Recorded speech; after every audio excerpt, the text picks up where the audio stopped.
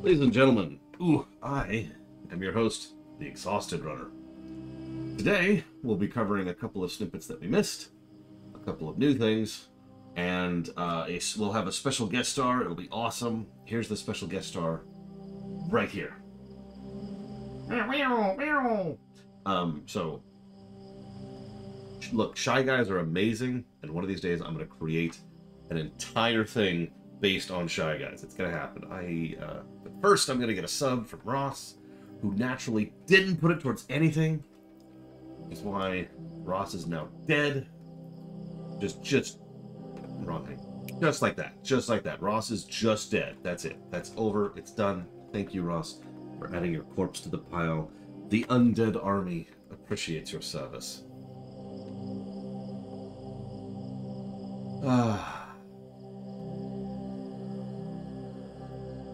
Okay, so talking about FF16 right now, Zeiss, just for you.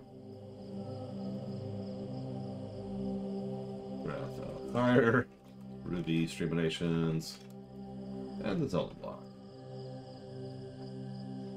And Zeiss, thank you, Zeiss. New room, kind of, technically. I mean, it's the room I've been in for a few weeks at this point. Don't worry, it's not the final room. We won't have to live with these level of acoustics. Very long.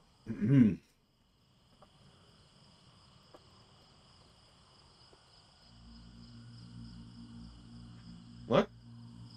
Oh, sorry. The chat was being weird. I saw a special message from you, Zeiss, and I'm like, oh, Zeiss clearly subbed. Obviously, that's what that means, right? And, well, it's still a little swollen, it's still a little bruised, but all the drywall's cut now. So, that's done. I don't have to do any more of that nonsense. And nobody wants to hear about my adventures of cutting drywall. So instead, we're going to talk about something else. We're going to talk about... I'm going to pause this. Nobody likes hearing that. We're going to talk about the drywall. We're gonna... This is just the drywall runner. That's it. You well know I'm the brick runner. But no, it just really quick. So, all the drywall is now cut. And very soon, we're going to get rid of the love seat. That might actually happen today. Getting rid of the love seat means we'll have space to put the extra stuff from the bedroom, which means we will now be able to paint the bedroom. Once the bedroom is painted and ready, the next step will be tiling, floor tiling and wall tiling, which is happening tomorrow regardless. So that's where we're at with that. You're probably wondering, why did I have to cut the drywall? So I'm going to explain this for people who do understand first. The drywall was installed flush to the floor. So when I say cut the drywall, I mean it kind of literally. I had to cut away a good quarter/half an inch off of the bottom. Those of you who do not understand, drywall is porous. Concrete is porous. Two porous things plus occasional humidity and water equals bad. Anyways, so let's go ahead and just have money dumped on my face. Which is not what I was expecting to happen today. That's not what we're about here at the Lore Runner.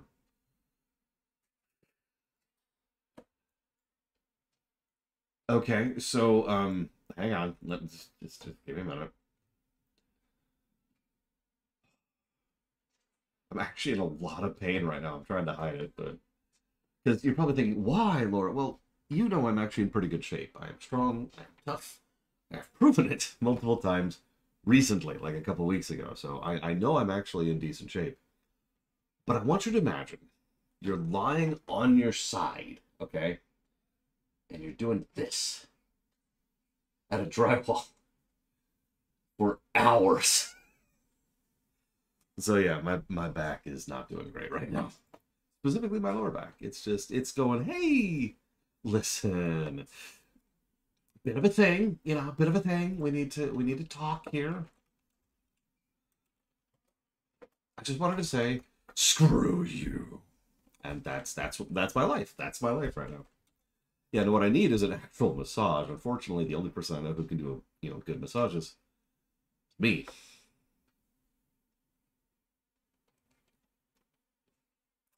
Anyways,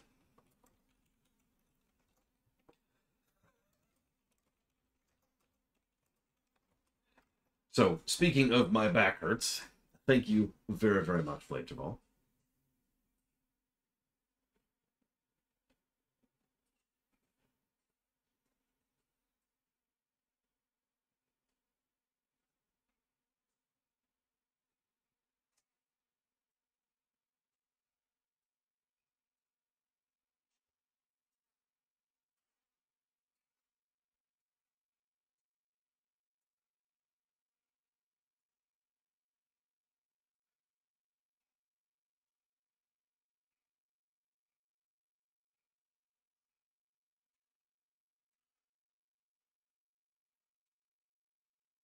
I do always very, very much appreciate. Thank you. Ooh. And I will put that towards Stranger of Paradise to the Dragon Age block and Ace Combat 5. Let's cover the little stuff first, shall we? So, several people very upset at me because I didn't cover Fable. That wasn't on purpose, to be very clear. That was literally just I didn't have a chance to see the Fable thing. That's all it was. So, same thing with Avowed, apparently, because I apparently missed like the beginning of the Xbox conference. So, per request, that might be too loud. Oh, we're finally doing this, are we? Because I was going to make a sandwich. I know that voice. I know that voice. That's from the IT crowd.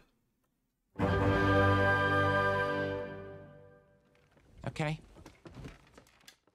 Let's do it. Yeah, him. That's Richard. What do I think about Hero? Ayoade. Well, we've all seen them, haven't we? Swanning about the place with their disproportionately high cheekbones and comically massive weapons. Wanker. Roughing up bandits, because they like to rough up bandits, don't they? Living it up with the common folk every single night. On a day-to-day basis, I'd say the true hero is me, someone who's breaking new ground with fruit, with veg, on the agricultural side of things. Just look at them. Not wafting around mythical creatures. I mean, we all know that Chicken Kicker is the best Fable title. And that's what they are. Wait, I'm sorry. He's in The Mandalorian? I did not know that.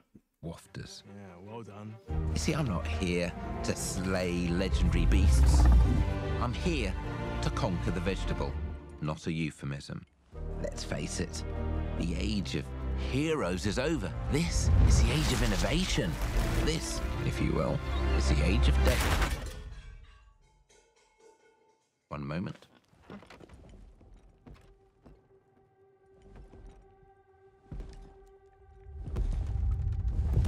I mean, okay. This is awkward. It's nice seeing him. He's awesome. And, you know, this is just a CGI trailer. Are you going to show me any gameplay? Yeah.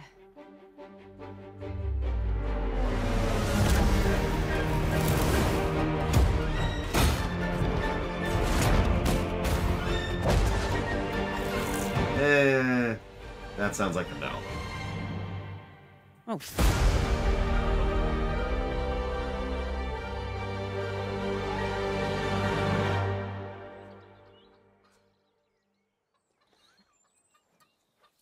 Richard! No!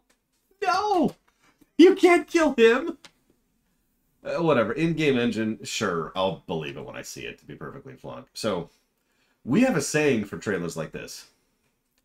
No info. Alright, next.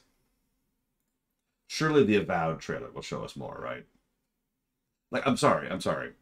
I could talk a little bit more about that, but all that's showcasing is tone, which is fine.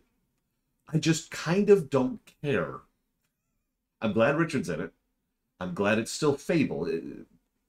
Fable has a very, for those of you who aren't familiar with it, Fable has a very unique tone to it. And what you just saw is kind of that tone. It's not quite parody, but it's definitely leaning into the traditional definition of a subversion. It is a subversive tale. I actually talked about this because I've done a rumination on this game as well as several streams on it back before we were archiving those streams. The idea is that it is hero is a job. If you think of the word adventurer or pathfinder or freelancer or whatever, that's the way they use the word hero. And so they kind of lean into that as part of the kitsch. There is a world there, there is a setting there, there's story and back world, and there's something there. But the word hero is just a job description. And they kind of lean into that pretty hard. I will say I have never been a big fan of Fable. Fable 1 is inoffensive to me. Fable 2 I've never played because it's never left the Xbox. And Fable 3 can suck a lemon. So that's... I'm not trying to be negative towards the franchise. It's just, it's never really been my thing. So, shrug. Oh, I should also mention, because I've told the story 50,000 times. So forgive me for the repetition. Fable 1, I had to work my way up to the point. Actually, so does my niece. Sweet gravy. I had to work my way up to the point where I consider Fable 1 to be a decent game. And you're probably thinking, why, Lore? Well, because I remember the Molyneux ad campaign that came out before Fable came out. I remember when Morrowind was being touted as... when Fable was being touted as the Morrowind killer. I remember when Fable was being told that you would have choices everywhere, and everything you would do would have consequences, and you could plant a tree, and blah, blah, blah, blah. You get it. I remember all that crap. So when I walked into Fable, I was massively disappointed, to the point where I put down the game after like an hour and a half. When I got to the point where I could go back and ignore all the marketing hype, I was like, oh, okay, yeah, it's a decent game. And it is. I wouldn't overpraise it, but it is a decent game, and it's enjoyable for what it is. You can see why I had to work over that to get to that point.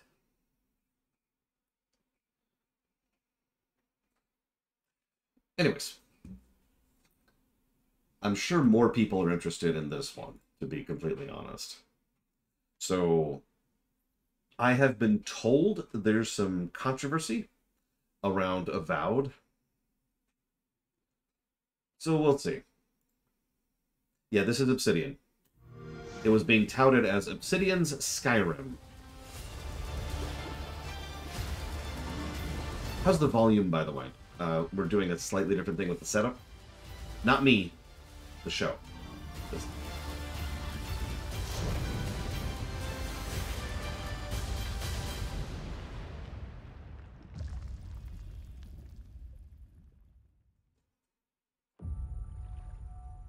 In-game footage. Yeah, I'd believe that. That looks like Assassin's Creed. So, I'd believe that.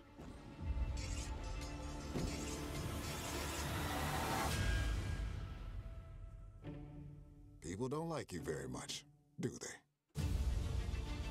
Already, the lip sync is better than Starfield. To the living lands. By an emperor who couldn't bother to come himself.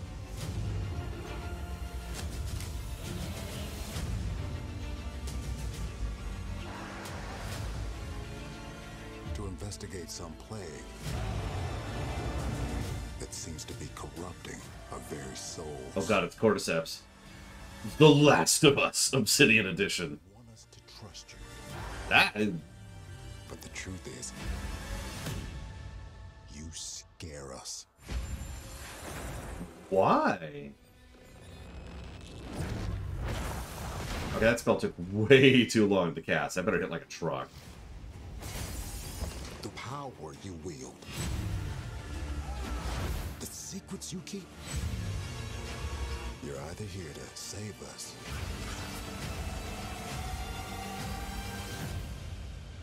or destroy us.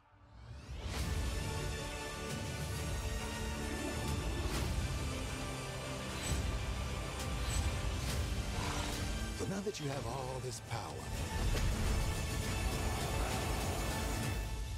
what are you gonna do with it?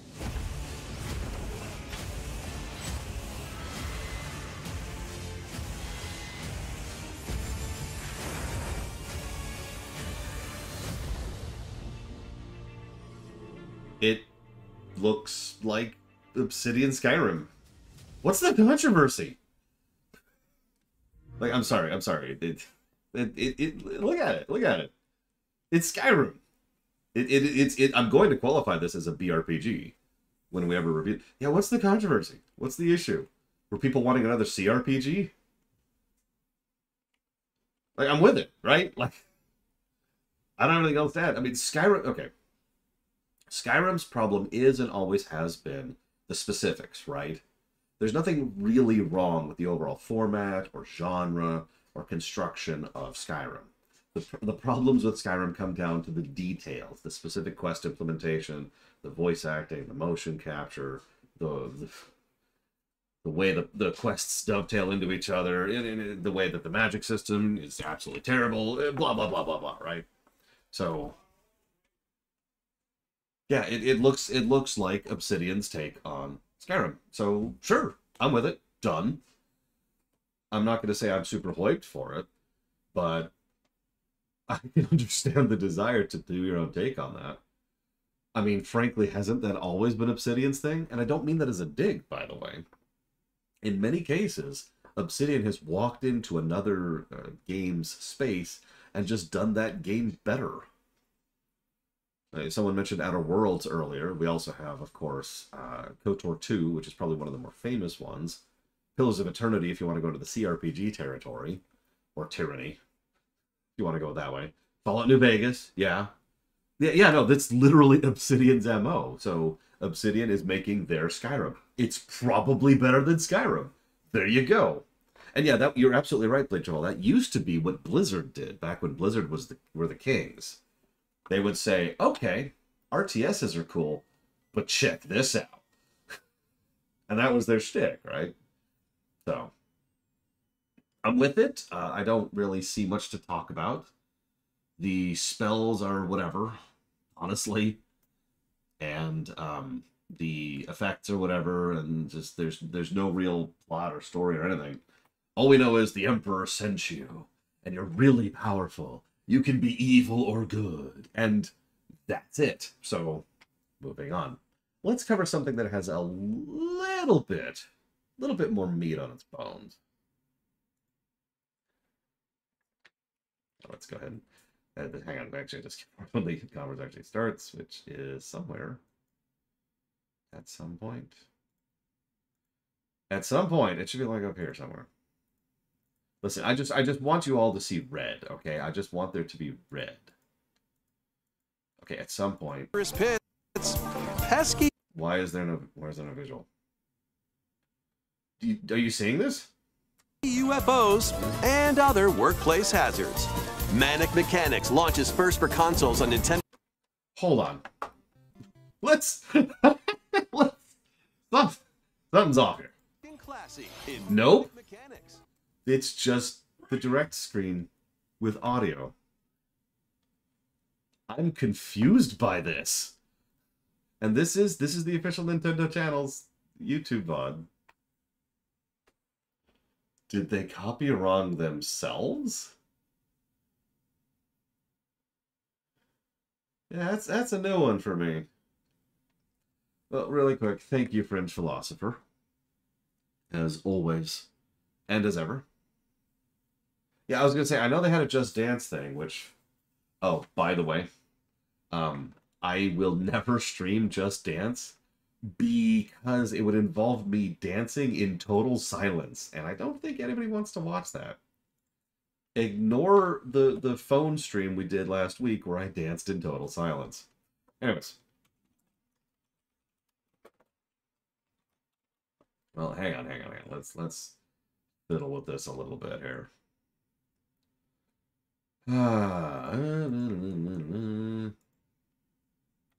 Put this here, get this over here.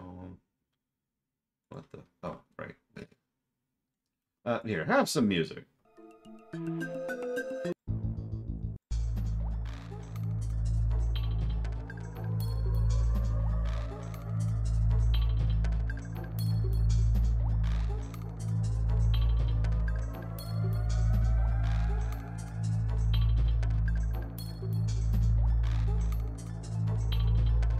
What is Dungeon Synth?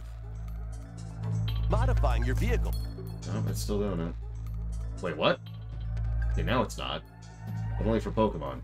Chests from What?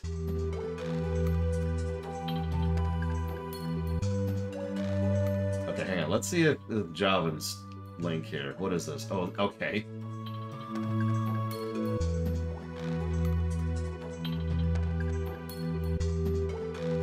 Okay, Javan's link worked. Thank you, Javan. Okay. Okay. Take two. Make sure the audio's good. Okay.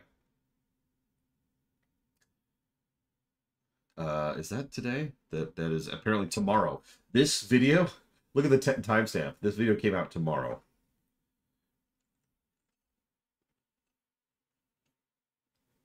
I think I do Sweet Gravy. If it's what I'm thinking of, I think I do like it.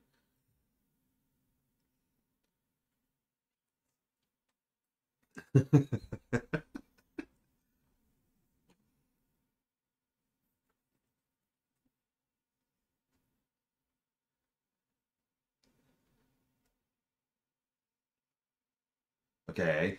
Can we... Thank you. Do they speak English? Oh, God. That just occurred to me. That might actually be a problem.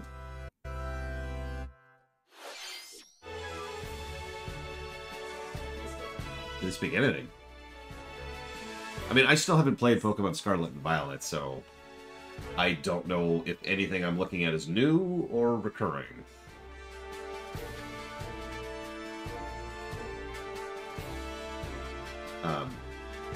Is anybody going to speak? Is it John? God. Hi. Happy lunch. Thank you for lunch. You should eat it while it's warm. Not very warm. Yeah, so I missed that. The hidden area of treasure area of Area 0. Okay. Game footage is not final. Okay, I'm with it. I'm with it. Loving it. In all honesty, so I've actually seen my niece play maybe Where's the bike? I don't know. Maybe like 40 minutes of this game. And there's the bike. And everything I've seen actually looked really good. Like, it did have the performance issues, which I will absolutely give negatives for. But the core gameplay and the way they designed their loops is kind of awesome. And it's the most realistic hair I've seen in a Pokemon yet. That's true. Right there. Which, of course, means it looks entirely unrealistic. But they have more strands now. Yeah, the Pokemon Company needs to poor Snorlax. They need to grow a spine. And start telling the other companies that are forcing them to have release dates to go suck 11, basically. Like, yeah, no. We'll release the game when it's done. Peace. Right? You chilling? This is ball chain and stuff, by the way. I don't know what to do with that. Good one. If they like sucking on lemons, then we shoot them in the face. Alright, so... I shouldn't say that. That's so awful. Are they ever going to say anything? Like, I'm not really complaining. It's just getting weird.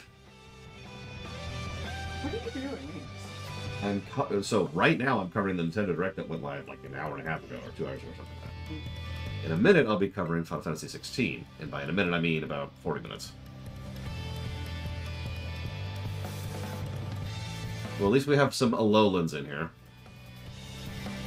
Yeah, apparently there's nothing to say about Pokemon. You know what it is. Don't front. Sorry. They had a melodic. I don't know if melodic's in Scarlet and Violet default, but...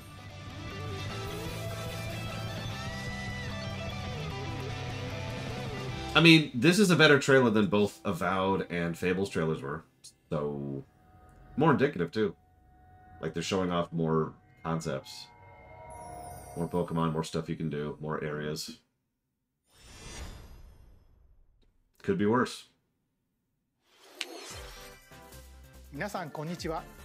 任天堂ダイレクトの案内役を務めます。 Okay, so we're stuck with subtitles. 案内役を務めます。I will read these out loud. 最初にご覧いただい That た was the latest trailer for the paid DLC for Pokemon Scarlet and Pokemon 有 Violet, 料追加コンテンツゼロの秘 the 宝 hidden treasure of Area Zero. 前編では The first half of the trailer took place at a festival in the 言い countryside. ましたね 後編では The second half seemed to be in a completely different 的 location, な学園が舞台のよう a です futuristic academy in the middle of the ocean. どちらも気になる More details on this DLC will be available in the お待ち future. くださいそして Is this your Japanese American accent? Shut up. And after today's Nintendo Direct, I missed it. A Seriously? special event will be held Why are you? with Pokemon Scarlet. It's a habit. I don't mean to. I don't do it on purpose. No, you're doing it. ご覧のイベントが始まりますのでよろしけれ You ば got ご参加くだ exaggerated さい with it. それではヘッドラインをご覧ください So, first, let's see our first batch of headlines. Yes, this is my real voice. This is how I really spa. Stars. Oh, now there's an English voice. Sonic and friends are spin dashing into a brand new. I mean, I 2D want this in side-scrolling my face, Sonic so... Superstars. 12 brand new zones await. As Rax can attest, I literally was more excited about Amy being in this game than an entire another game release. Skies as Tails. Scale walls and glide as Knuckles. Or swing a powerful hammer as Amy Rose. By harnessing the incredible power of the Chaos Emeralds, you can summon a storm of clones. That Uncover sounds hidden evil. secrets, and so much more. I'm gonna summon a bunch of my own clones to die killing the enemy. In the series, local co-op is available. Go, my for minions! 4 players. Suicide Bomb. So it says 4-player local co-op. Combine your powers and Which, take on the usually when they clarify local means sucks to be me. Sonic Superstars launches on Nintendo Switch Yeah, you this can play with autumn. your niece. That's true. And probably will. Cozy life is just around the corner. Welcome to Palia.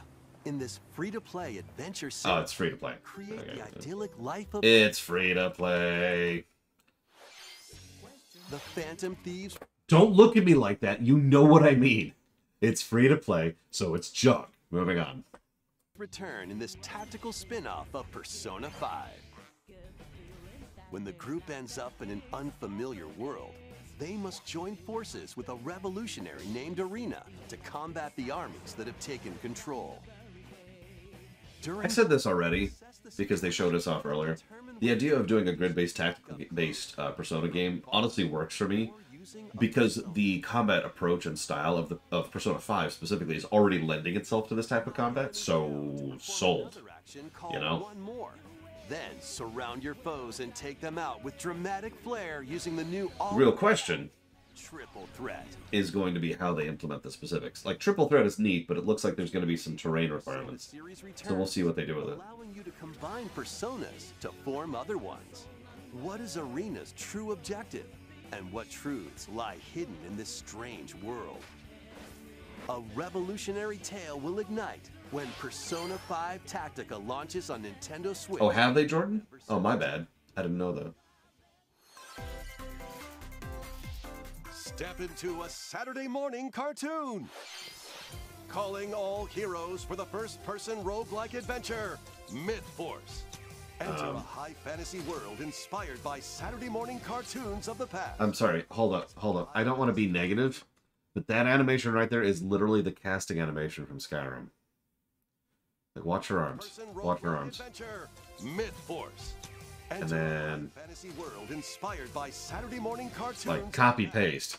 It's up to you to stop the evil Daedalus from taking over, but it won't be easy. Treacherous tombs and cryptic castles threaten your survival. So, Wield medieval weapons and legendary hang on. That's not necessarily a bad thing. I'm just wondering, You can find treasure to help boost your character's abilities. Weapons. is a Skyrim game a BRPG that has this aesthetical style? Something that we've always wanted in our lives and never really knew? By the power. Yeah, no, exactly, Blade Jamal. This looks like a game being made in the Creation Engine. I'm sure it's not, This year. but look at it. This Blackfest is going to be pretty sweet. All right, what are the two sides?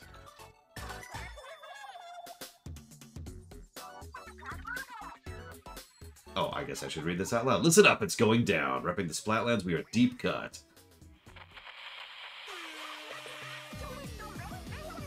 You gotta know it's that time. I can't. Splatfest for Splatoon 3 has been confirmed. Okay, Squids, here's the theme. Which flavor of ice cream is best? All right, everyone in chat, and you. Vanilla, strawberry, or mint chip ice cream? Strawberry. Okay. So, hang on. Hang on, let's do a vote right now. We're going to do it. I guess I can't do that, can I? We'll do this.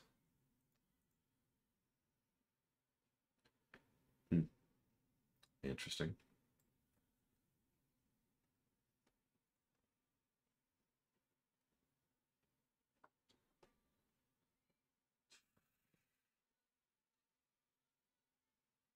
How do I... Twitch changed the layout on me again. Sorry.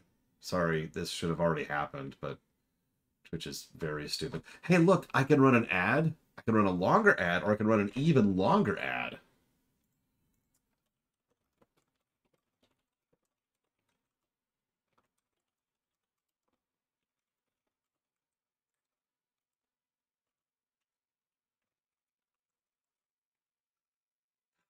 Oh, that's even better. Okay, there we go. I started a poll. Took me a minute. Good vote. I will vote for my sister here. There we go. And we'll let that run for a minute. Vanilla, strawberry, or mint chip? This Splatfest will be held during the dates shown on screen. Ooh. Oh, you got to take pictures of that, Bragman. These choices are delicious. Guide your favorite flavor to victory. Please. Plus, I'm going to be honest, I have no real interest in Splatfests. But this is one of those situations where just because I'm not into it doesn't mean I don't support it. I'm actually really happy that they continue to support the Splatoon scene and have for some time. So, hell yes. Okay, so this is Pokemon.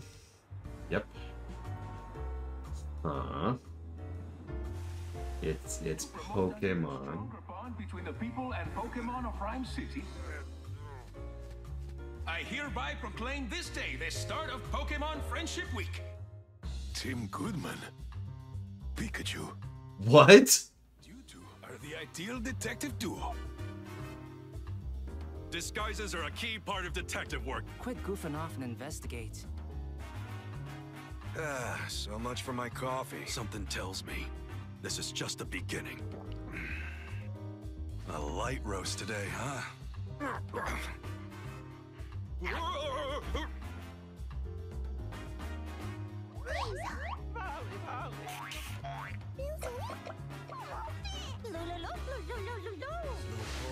I mean, they couldn't possibly get Ryan Reynolds for this, Rax. Though I agree. Based on our deductions, the culprit is clear, isn't it? A bolt of brilliance! The name's Pikachu. And I'm what you might call a great detective. Okay, so I've been told that Detective Pikachu, the 3DS game specifically, is actually pretty good. I've never played it. Obviously, I have seen the movie. But I'm actually kind of down for a continuation of that. So, yeah, awesome. I sure wish somebody would bring me some coffee. That was Detective Pikachu Returns. It looks like I still loves coffee. What classes will Tim and the stop-talking Pikachu solve together? More info will be revealed in the future. Next, please look at this. There, I'm not using an accent this time. Yeah, so this was spoiled by the entire internet, like 8 times for me. But I haven't actually seen it for myself. Like, I found out about this like a couple minutes later from literally 3 separate sources. Pause. So before we go any further, let me go ahead and admit that I am not as much of a fan of Super Mario RPG as most people are. I've actually done a modern review of it, and it has several substantial flaws, and several sections of it which honestly kind of suck. However, I do still enjoy it. It was still a net positive game by quite a bit, and it kickstarted a genre and a franchise I have loved for years, the Mario RPGs, both the Paper Marios and the Mario and Luigi series. So let me go ahead and say that while I'm not losing my mind over this, hell yes. And now we'll actually watch it. I hope they brought Shimomura back to do the music.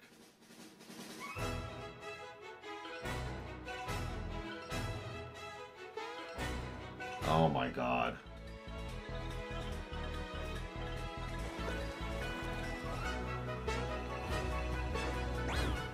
That's true. The Paper Mario series literally kickstarted the theater project, which led directly to the rewrite project. Hang on. I'm gonna look at that HUD a little bit more. Interesting. So, what's the percentage thing in the lower left?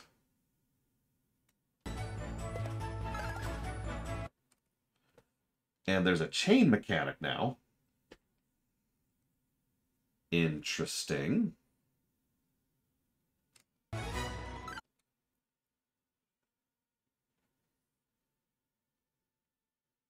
Huh.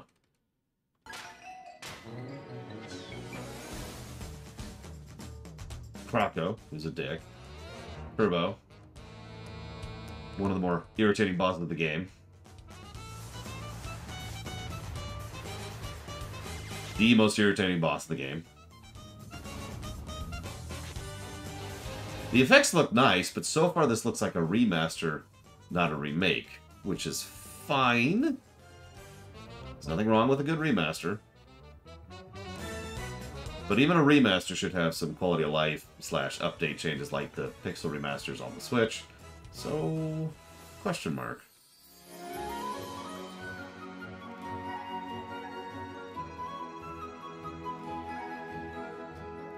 Is it sad that I can recognize every single cutscene that they're showcasing?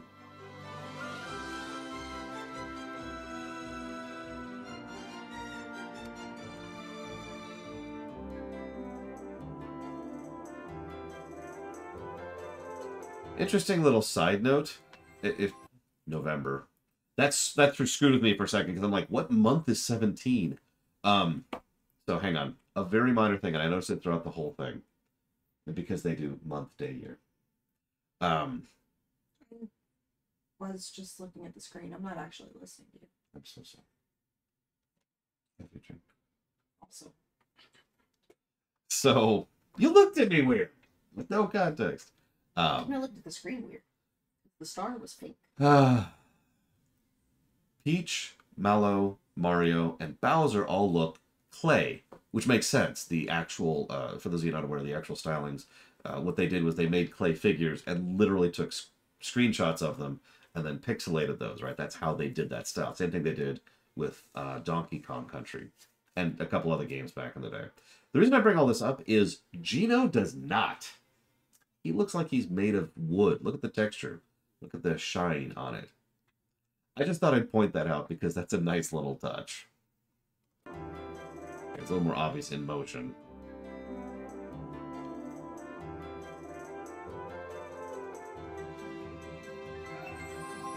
Also, Geno has finally returned to gaming in the game that he launched.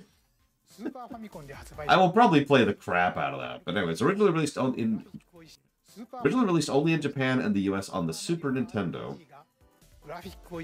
Super Mario RPG returns with brand new graphics. Whether you played the original game or not, why not take the opportunity to jump into the very first RPG in the Mario series? Mr. Bob, that last trailer featured Mario, but he's not the only one getting a game. Huh? What do you mean? Let's take a peek, and then bow and say thank you to Narset. Thank you, Narset. As always, give me one moment and I'll jot that down.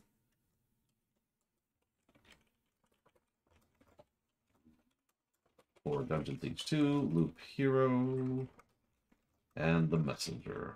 Thank you, as always.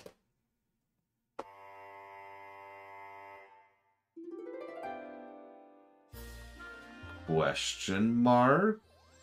ご覧いただいているのは That's right, Princess Peach will star as the main character in a brand new game. ステージにある When she steps onto this particular spot on the stage... おやあらどうなっちゃうんですか 今回はここまでです That's all we'll show for now. Oh, god damn it. I was just about to say, genre? Like, I have never played all the way through Super Princess Peach, or Super Peach, or whatever it is. But I have not heard good things about it. It is apparently a fairly below-average platformer. So, a lot of that's going to depend on the specifics. I'd love to have a good Peach game. We'll see. Because apparently that's all they got for me. これだけじゃないんですよ So, I actually heard about this one too. 任天堂 3DS A visually enhanced version of Luigi's Mansion 2, which has been 3DS locked, is currently in development. ようなルイージの再びの活躍 Bet に you money it'll come out on the Switch too. どちら Oh yeah, real quick. So far, as of this exact moment in time, I still have seen nothing that indicates that the Switch 2 will not come out next March. That's still my current prediction, and so far I'm still completely on track for that being correct. タイトルも2024年に Both games will launch next year. マリオリンピーチ姫そしてルイージとマリオファミリー Vanilla? What? Vanilla won the best flavor? What is wrong with you? いろいろ出るんですねこれらのタイトルにぜひご期待くださいそれではヘッドラインをご覧ください Become Gotham City's ultimate protector.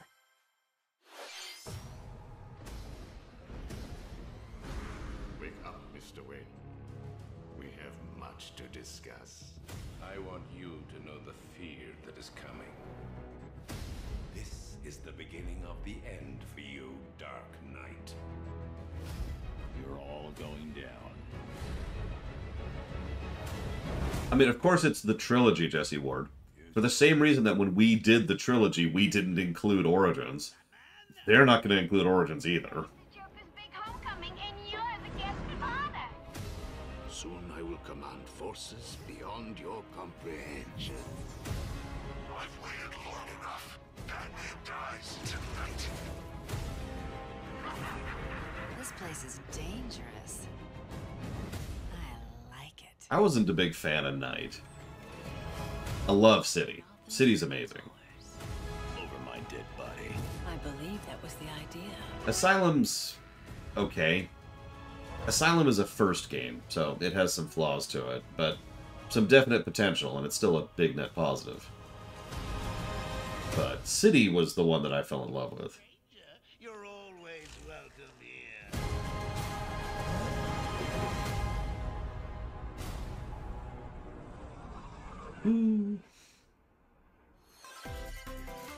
I know, right, Uthor? Play your cards right, mercenary. Okay. Lead your mercenaries through cursed dungeons in the lands of Gloomhaven. Your tactical prowess is all that stands between riches and certain death. I was about to say, is this just Gloomhaven? I shouldn't say just, so dismissively. Is this Gloomhaven? Deadly combos and bring doom upon your foes. But Because beware, I've played Gloomhaven, obviously. is close at hand. Choose from 17 different mercenaries, brave over 260 grueling missions, and master over 1,000 abilities. Hone your deck, set up synergies, and gain every advantage. So, I'm going to interrupt right now. What do you want to bet they don't even mention the thing I care most about this? To survive, grit your teeth and earn your keep when Gloomhaven launches on Nintendo Switch September 18th. Pre-orders for the Mercenaries and Gold Editions begin today on Nintendo eShop. Yep. So all I care about for that is online co-op. Oh, okay. So, and then there's some copy wrong. Copy wrong. Okay. Without words. One day, a once peaceful realm was silenced by its king. Now, 7 wordless warriors will rise. In this action RPG, These heroes bound by fate must work together to explore the abyss and find the secluded king. Okay. However, with its ever-changing dungeons and powerful foes, conquering the abyss will be no easy feat. Hold up. Look at the HUD for just a second here. So, attack, cooldown attack on Zabi, or excuse me, X, B, and Y over there on the left.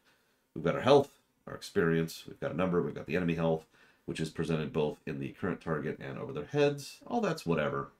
But look on the right there. That's what's catching me over there.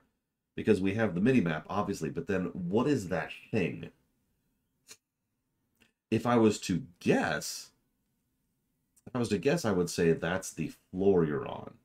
And the little icons probably indicate something, but I have no idea what or how. And also 4 of 12, which also makes me wonder as well. Wield weapons like swords, bows, magic, and more to survive this deadly chasm. After you return to base... What's really strange, if I might be so bold, check this out. So watch the right side for a second. Watch which floor is flashing. The secluded king. However, so it's the second one down. Second one down. And now it's the first one. The abyss will be no easy feat. Wield weapons now it's the like first one. Swords, bows, first one. Magic. First one. More first one. To survive this fourth one. First one. Why is that not standardized? You would think it would always be either the middle one or the top one that's flashing, indicating where you are. Why the variance? After you return to base, materials you've collected will help you cultivate resources and forge new items. See, the reason I'm wondering is I wonder if that's not the floor you're on. Or maybe that's something significant. Maybe that's another thing, right?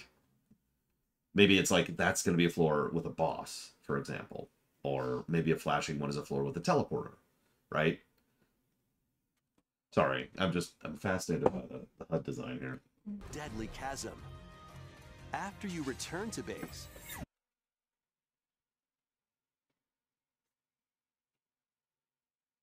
Would you like help?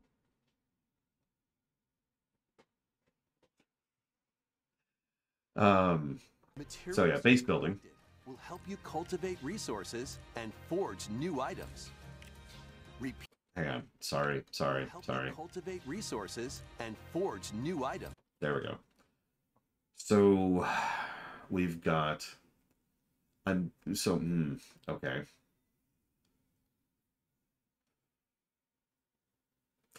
Obvious color coordination, stat variance, strength, attack speed, rune gain. Yeah, I'm sorry, Java, I keep forgetting. I was actually just thinking about that. We can also add a filter. I know it's kind of hard to see. It's right here. There's a filter option. It shows how much we have and how much how much it needs and how much we have in the inventory, how much currency it takes in order to make it. Repeated forays into the abyss will enable you to grow stronger and dive deeper. I mean, it sounds like an interesting roguelike concept. Your guide on this journey is the kingdom's sorrowful princess, encased in a crystal of her own tears. Now give this co-op, online co-op, and yeah, her voice sold. Reverberates in the hearts of the silent warriors. Why did the king steal the world's words? And what awaits the warriors in the depths of the abyss? Silent Hope dives onto Nintendo October Switch 3rd. October 3rd. Sparks will fly in these Nintendo Switch games. Yeah, I know, right, Rex? Cast spells and cultivate your best life in Fae Farm. Okay. Make use of magic to complete tasks and fend off mischievous foes. Enrich your farm to help your character flourish. Decorate your space to improve your stats for the day ahead. And enchant your friends locally or online in 4-player co-op. Fae Farm launches. I do like online 4-player co-op. Nintendo Switch, September 8th. Pre-orders, including an in-game bonus, are available now on Nintendo eShop. Yeah, I was about to say, John. Wild racing action with Hot Wheels. Unleashed 2. Real quick, I've heard really good things about the Hot Wheels series, the games specifically. I've talked before about how there's three broad categories of racing games. There's simulators, there's arcades, and then there's bonkers. And the Hot Wheels games are actually leaning a bit towards arcades, but you know they're still bonkers racers, and they're pretty good from what I've heard. They're pretty good from what I've seen. I have not actually played them, however. Turbocharged. Choose from over 130 vehicles and pull off outrageous stunts to avoid obstacles, find shortcuts, and knock your rivals out of the way. Unleash your creativity by modifying your vehicle. I should mention, I am a bit of a car person, and I also used to like Hot Wheels, so... Players can hit the track online. Like, the physical ones. Grab the wheel when this game speeds onto Nintendo Switch October 19th. My niece has Hot Wheels. Get your chassis looking classy in Manic Mechanics. Okay, so, real talk, I like these genres of games. I don't know what these are called officially. If anybody knows the official name for these, it's a good time to tell me so I can lock it into my brain, because I enjoy these. I enjoyed Overcooked. I enjoyed Outfueled or whatever. What's the name of it? Underfueled? Literally just playing it with PAX like a few weeks ago. No. These aren't Mario Party games. That's actually a different thing. Come on, Steam. Steam's like, hang on, I need to do an update. Give me a second. We need to update the terrible new interface. It's actually not that bad. I'm just not a huge fan of it. Okay, here we go. Where is it? I should still have it installed. Fueled Up. Fueled Up is the other one that I've been playing. I don't know. Like, what would be a good genre name for this? Because you know what I'm talking about. It is a very specific genre. You have a timer. You're going for completion, but you can also go for additional points. And then there's usually bonus objectives, which are hard mode. It's designed to be played with a friend, up to 4 friends usually. And the stages get more and more bonkers and crazy, but not just for the sake of fun, but also for the sake of challenge. These types of games are usually very hard. And coordination between players is key, unless you're just playing to have fun, in which case coordination is the worst thing ever. These are great games. I love playing these. Multitask sim. I like that. Because you're right, it's all about multitasking. You know, it's like, okay, you handle getting the lettuce and the tomato. I'll handle cooking the meat and grabbing the buns. Multitasking sim. I think I'm going to stick with that for the time being. Over.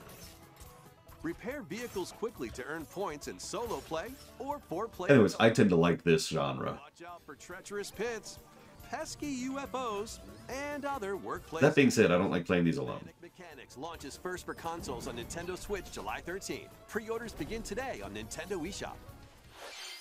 Introducing the second paid DLC for Mario plus Rabbids Sparks of Hope. Exactly, Blade Triple. Mario and friends journey to a musical planet. What, the Trolls world? New areas to explore and new enemies to battle. Think about it. What else will they find in this world of melodies?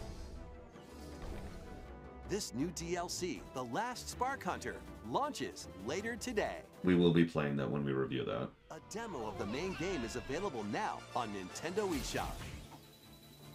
Oh, by the way, if you don't know what that is, it's Mario XCOM. It's almost as good as it should be, and it's much better than it really has any right to be. Monsters! You really think you stand a chance against us? So this is Dragon Quest.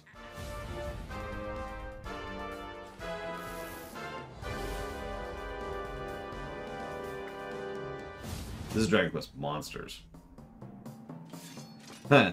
You intend to take arms against me? Okay.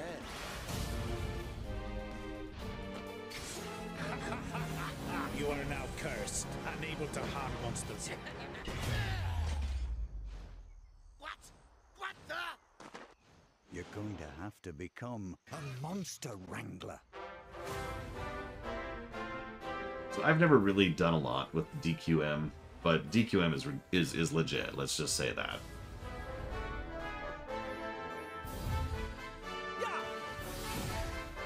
One of us. Let's go!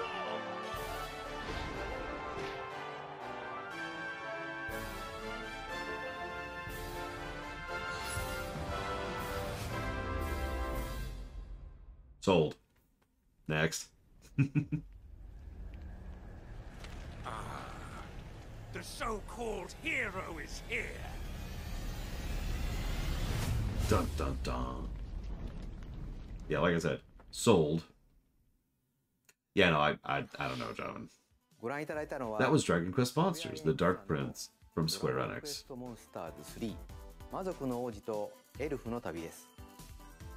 What kind of journey will you take to become the master of monsterkind? Please look forward to more information in the future. Next, we have more news on a certain game with plant-like creatures. Is this finally Pikmin 4? Which I'm buying the snot out of. Yes! Yes! Welcome to the Rescue Corps. As its newest recruit, you'll venture to a mysterious planet with all sorts of life forms. There, indoors, you'll meet plant-like creatures called Pikmin. Ironically, Nero's, so I've actually seen this. I watched this with my sister earlier. Good boy. Very white. Should you choose to accept it, repair the damaged Rescue Corps spaceship, and save any castaways you find. So, each Pikmin game has been only a slight variance on the previous one, but each new iteration, each thing they add, each game, has been a surprisingly large game changer into how the games play. So I can say pretty definitively that Pikmin 3 is better than Pikmin 2 is better than Pikmin 1. So you can see why I'm excited for 4.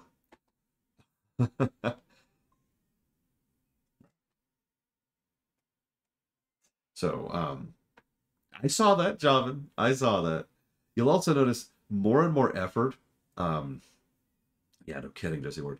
More and more effort has been put into making the backgrounds and areas look realistic in direct contrast to the sprites and characters, which weirdly works for it. It adds to the aesthetic of it.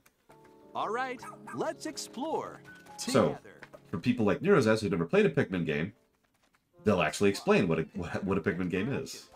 Blow your whistle to gather them and have them follow you. Throw your little buds at things, and they'll start working for you.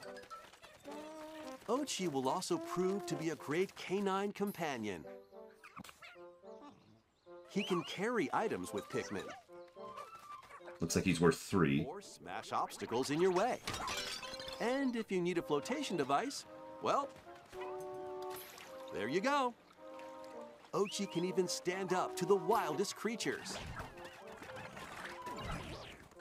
Collect lots of treasures. I still have one of those. It still works even. So describing the genre of Pikmin is difficult because it's kind of its own thing. It's part puzzle. It's like an RTS puzzler. It's an indirect RTS puzzler is what I would call it if you put a gun to my head. Because you don't really have direct control over your units. That's the indirect. It functions like an RTS. You gather the resources, you gather and that lets you build your units, and those units have different specializations. But the primary focus is kind of being a puzzler. You're trying to puzzle your way through the situations. Now there are, of course, boss fights and stuff like that, but you get it. It works weirdly well. Radar and open up new areas to explore. Again, indoors. Exploration isn't limited to the surface, though. Why not take the plunge underground? Here, a completely different environment awaits. Unusual contraptions, native creatures, and even more treasures are around every corner.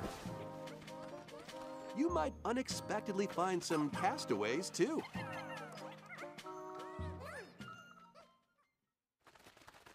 Hey, wait a minute.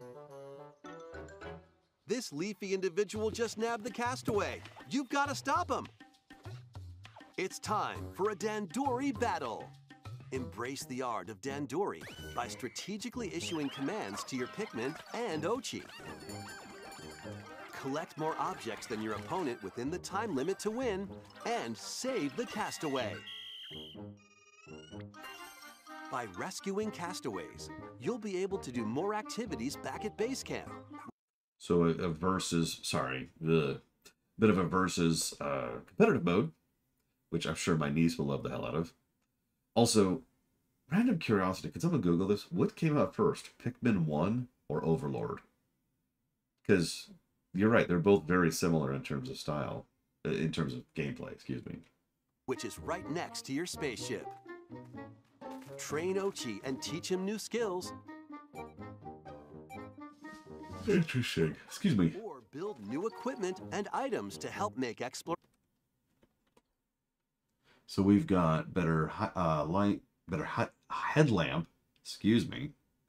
See, that's what I thought, Rax. I was pretty sure Pikmin was the beginning of this genre, but I didn't want to 100% that.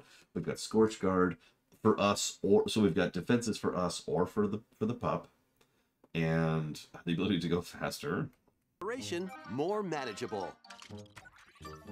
For the first time in the Pikmin series, you can eventually set out for night expeditions. I like how they're like, here's this new feature. They've already shown us 2 brand new features to the franchise.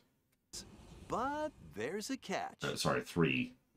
Nightfall sends creatures into a frenzy, so stay alert. Thankfully, you'll come across the new Glow Pikmin, which only appear at night. Aww. Find luminals that produce valuable glow sap. These mounds also attract various wildlife, so use Glow Pikmin to drive them away and protect the luminals. Different HUD at night. Many more surprises await in this uncharted planet. Inside. With the Pikmin and Ochi by your side, no challenge is too big or too small.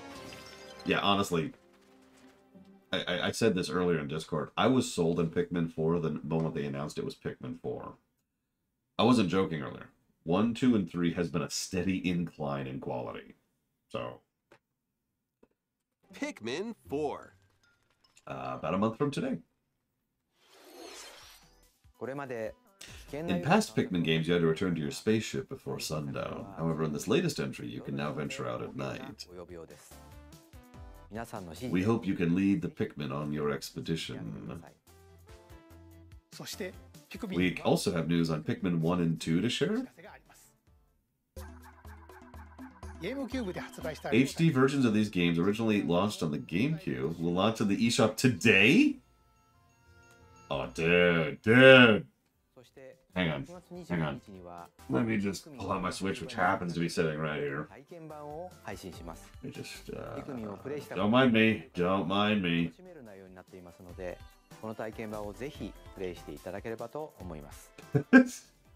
Don't mind me. Definitely not buying that this very second. Okay, so there's a Metal Gear Solid thing, but hang on. Let's see if I can find it before my battery dies.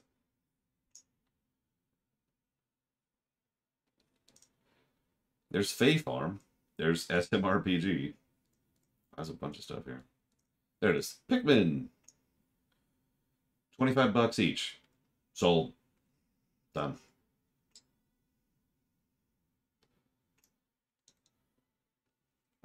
Hang on one second, guys.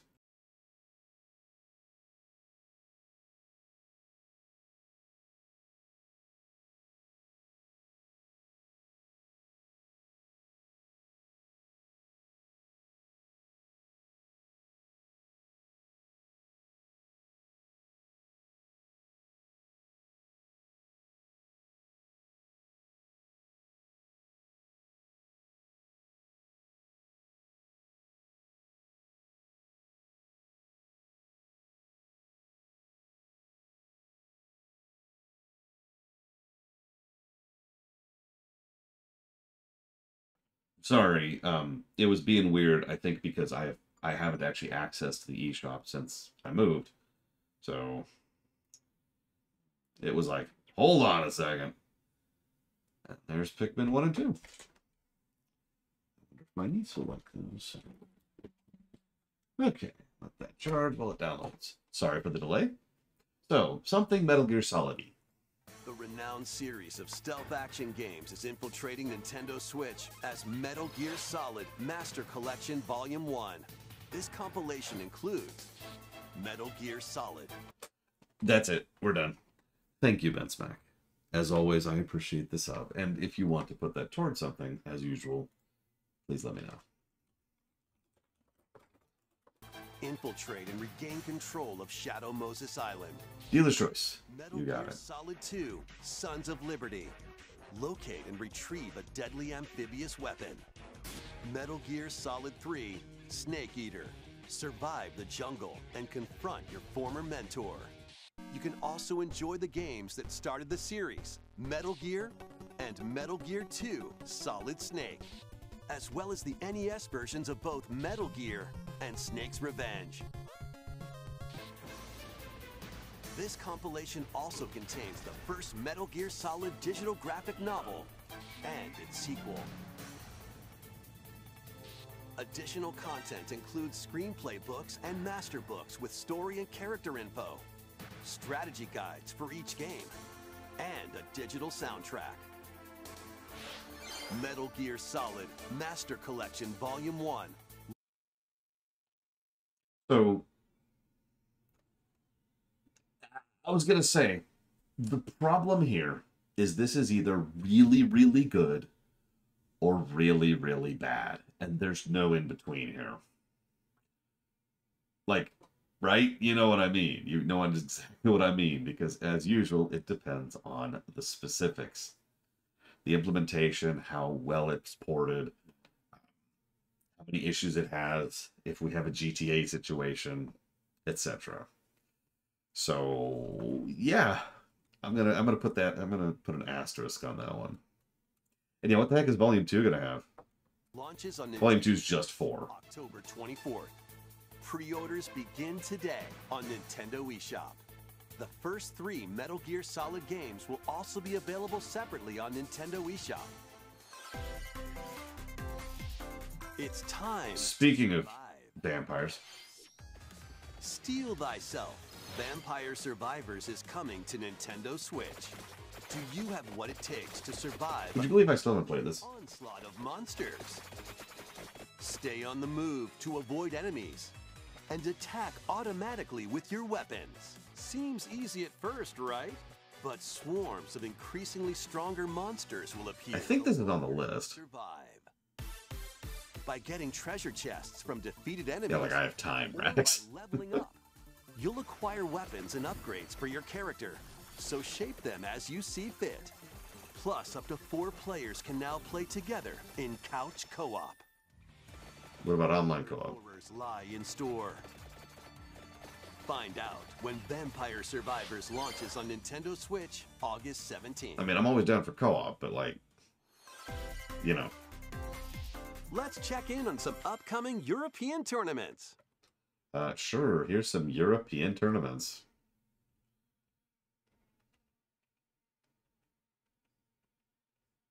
It might be safe then. Oh! Penny is on the run, entangled in a chaotic audition that veered way off script. She's managed to make some powerful enemies and a newly animated friend. In this 3D platforming adventure from the team behind Sonic Mania, you'll explore the bright and colorful world of Macaroon and help Penny and Yo-Yo escape the clutches of the grouchy Emperor Eddie. Perform stylish and his penguin army tricks to avoid Eddie's massive horde of pushy penguins, and power up Yo-Yo to protect Penny from foul play. You can also put your speedrunning skills to the test in time attack mode to unlock special items, complete secret stages, and more. This is your big break, after all. Take the stage when that's Penny's probably going to be a good game, launches on Nintendo honestly. Switch early next year. I mean, it's the Mania team, first and foremost. And it looks like a, I don't know what to call it, a 3D platformer that understands what context-sensitive lock-on means. You probably know what I mean, and if you don't worry about it. But yeah, looks all right. Looks all right. I have to admit, I'm kind of with Javan though, because the visuals bother me. Like, here, look at that. Look at this. Like, just, I don't know. Power up Yo-Yo to protect.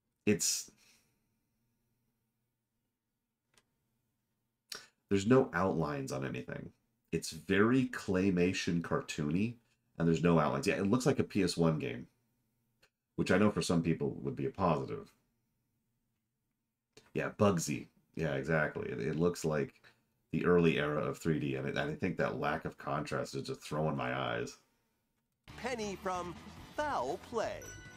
You can also put your speedrunning skills to the test in Time Attack mode to unlock special items, Yeah. secret stages. Like I said, if you pay attention, they actually show a lot of actual gameplay here. So, yeah. Take the stage when Kinda Penny's with Big it. Breakaway launches on Nintendo Switch early next year. Hey, Colgrim. Thank you.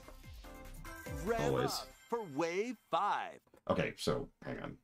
First of all, I'm going to put Colgrims towards whatever Colgrim was putting towards. Because Colgrim's awesome, thank you. So I know a lot of people hate this, and by a lot of people I mean Joven. And by Joven, I mean Joven's Scarf. But I've already bought all of this. Of course I freaking have. I haven't played all of the new courses, but Mario Kart 8 is a really freaking good game that I imagine we'll review very well when we get there. And I've actually really been liking the new courses I've played. Even the seemingly simple ones, which is the real life ones, the whatever they call it, the real life course things, they're legit. Like, they're very well designed from a purely gameplay perspective. It's not just, hey, you're going through Berlin or whatever, or Singapore. They really think about how it's structured. They do this wonderful thing, which is really cool. So imagine you're going through the track, and you go through your first lap, but your second lap actually goes a different route through basically the same area. And then your third lap, same area, but now a third different route, and ends up back at the same thing. And it's a neat way to add a little bit of flavor and dynamicness to the nature of how the courses work. Colgrim, you got it. Dragonade, sorry. You got it, Colgrim. Thank you again. But yeah, so the new courses are, you've got the World Tour courses, you've got brand new courses, and then you've got retro remix courses. And all of them are really freaking good.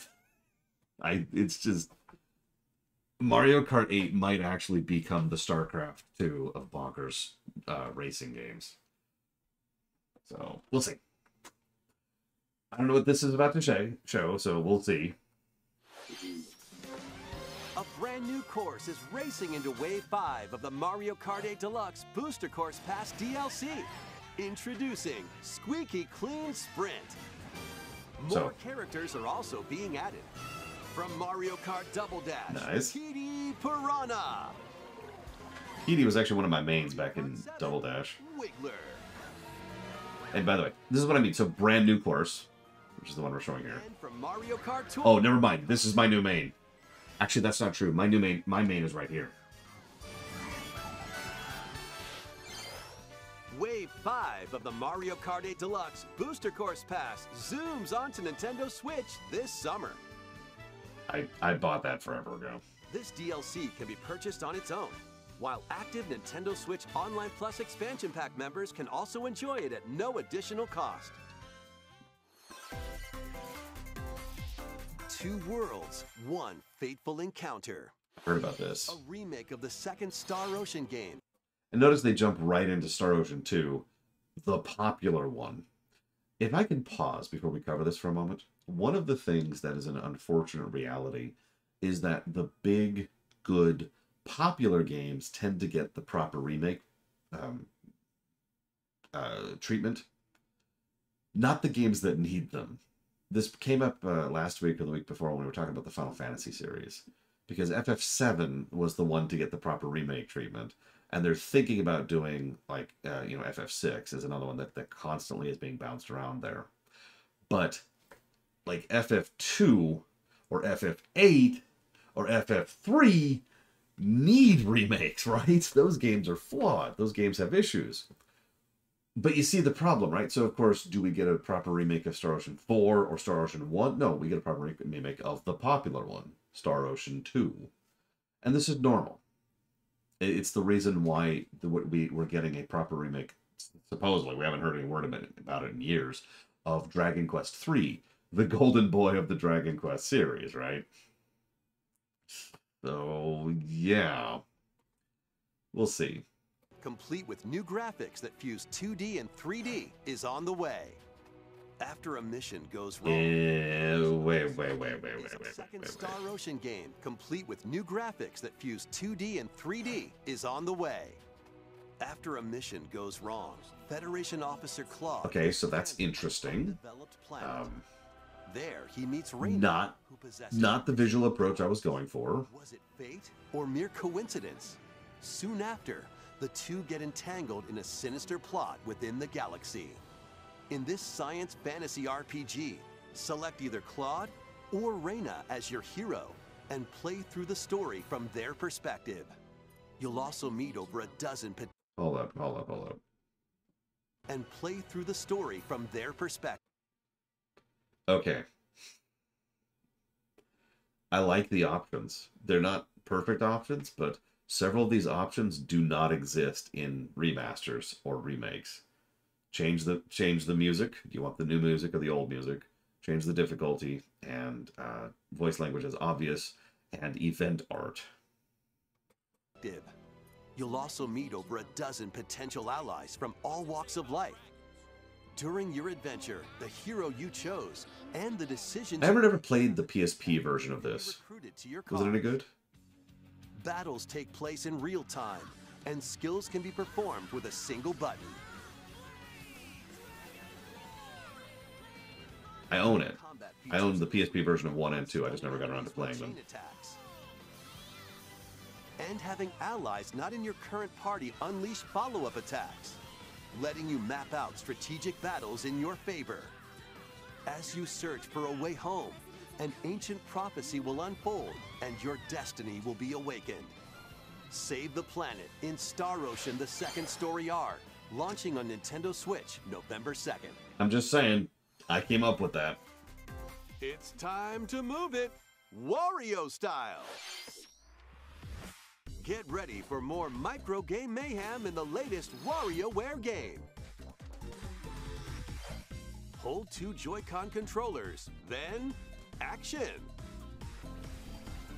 Move your body to take on a flurry of lightning-fast micro games.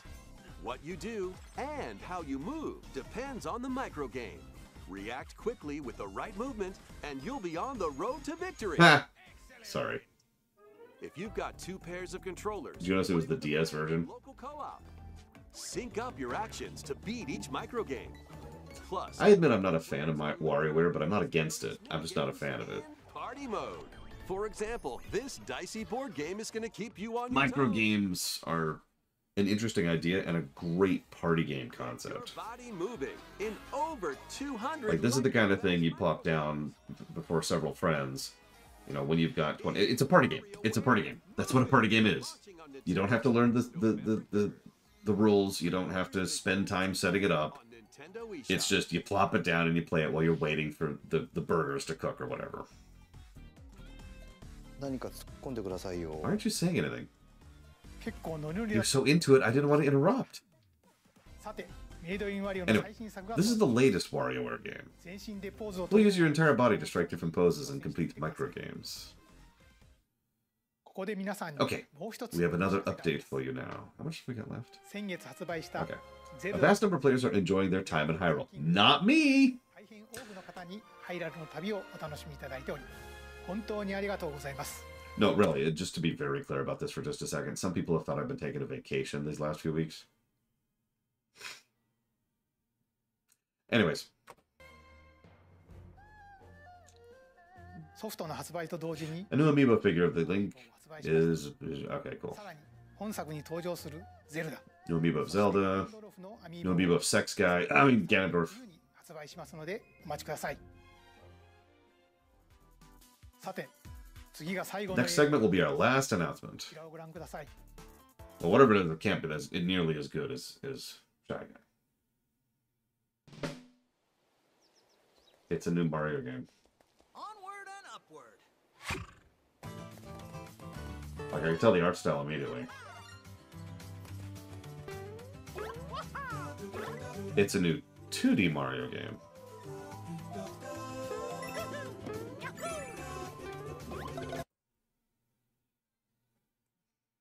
So we're reviewing the 2D Mario block in a few months. Once we get back to streaming, it's on the queue. It's something we're hitting.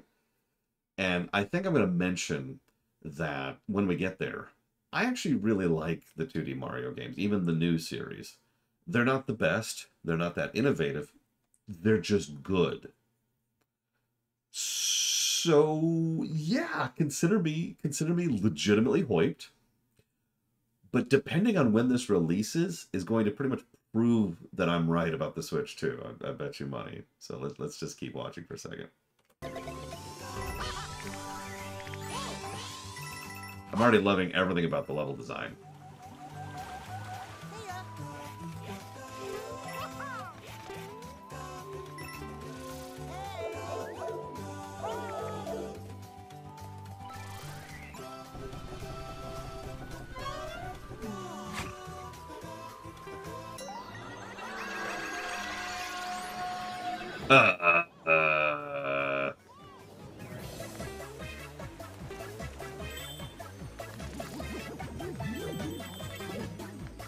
What?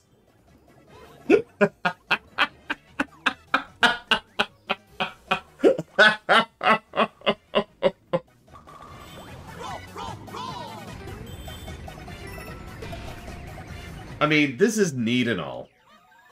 And you and I, we've talked many times about how visual design matters, and aesthetic matters, and style matters. But did you notice the level design as they were going through that? There was some really cool stuff being presented there.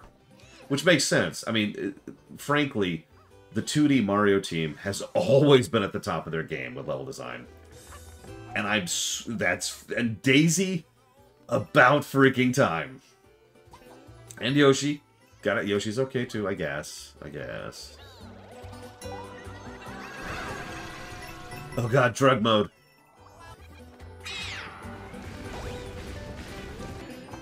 So it looks like 4-player co-op, more than 4 players choosable. Because there's the 2 Toads, there's Mario, there's Luigi, there's Peach, there's Daisy, and there's Yoshi.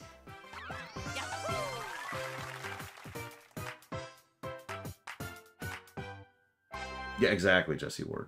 Exactly. Wait, what was that? October.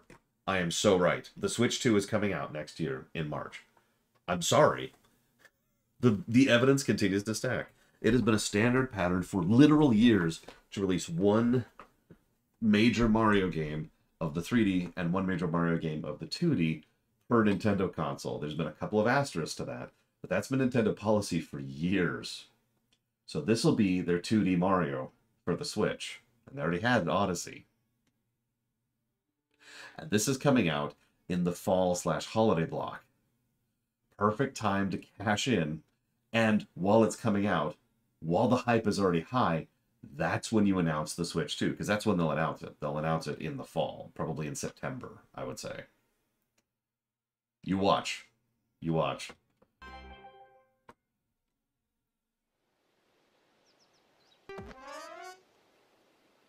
What the hell is that? Whoa, Zowie! That Goomba looks so well then. What? What?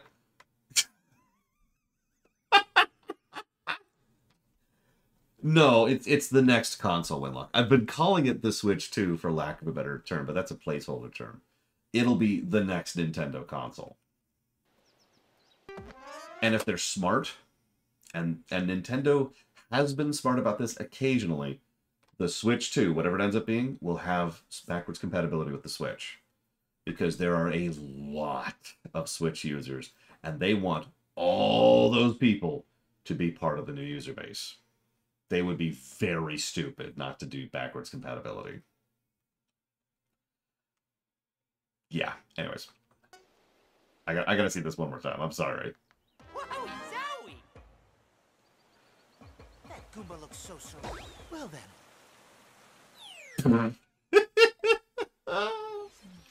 ご覧いただいたのは That was a brand new 2D side-scrolling Mario game. New Super Mario Brothers. Sorry, Super Mario Brothers Wonder. I was just adding new to the top of it. When you touch a Wonder Flower, the ground could start moving, or might turn into something different. The unexpected. There were also talking flowers.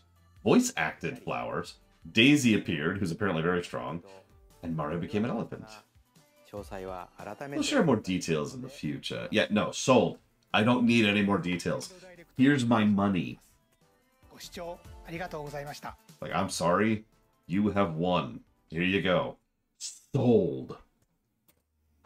And that was the Nintendo Direct. A lot of people speak negatively about Nintendo for good reason. Nintendo, especially corporate Nintendo, does a lot of very, very stupid things. A lot of frustrating things. And it's very irritating dealing with them, especially since they kind of do whatever the hell they want to. But I continue to be a Nintendo fan because of the fact that they keep putting out good damned games. And at the end of the day, that's what I care about most. So, that was just all kinds of awesome, and I'm looking forward to like half of what was just showcased, so yeah. Now I have to do a couple things. Let's get rid of this. Yeah, Sega, who? Oh, there's a list here. Hang on, so what do we have here? So yeah, we had Pokemon Scarlet and Violet DLC, we had Sonic Superstars, we had Persona 5 Tactica, the Super Mario RPG thing, Detective Pikachu. There's gonna be a new Princess Peach game, which we know nothing about. The Arkham Trilogy is coming out. Gloomhaven is coming out. The Mario plus Rabbids DLC, Dragon Quest Monsters, Pikmin 4, Pikmin 1 and 2, which I literally just bought. Vampire Survivors is coming to the Switch. Mario Kart 8, I've already purchased that. Star Ocean Second Story R coming out of the Wii. And New Super Mario Bros. Wonder. That is 11? No, sorry, that's 16 games. No, that can't be right. 1, 2, 3, 4, 5, 6, 7. Apparently I can't count today. I'm really tired. 8, 9, 10, 11, 12, 13, 14, 15, 16. Never mind. That's 16 games, which I either have already bought or plan to buy.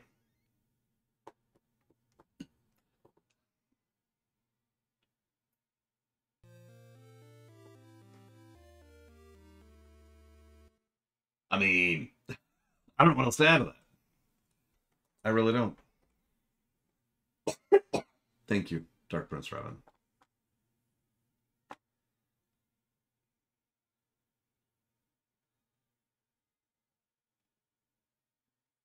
I do always appreciate very much. Thank you.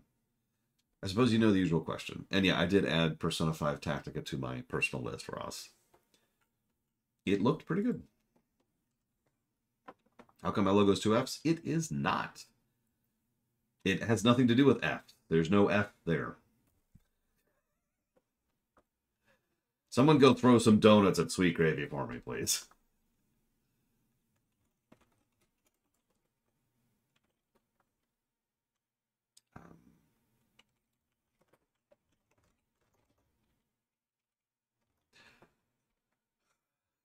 Look, all I'm saying, we've got good donuts. It's cool. It's cool. So now let's see if Rax. I heard Rax hates me and violently hates me. So we'll see which variant of hatred he has for me today. Looks like he might violently hate me today.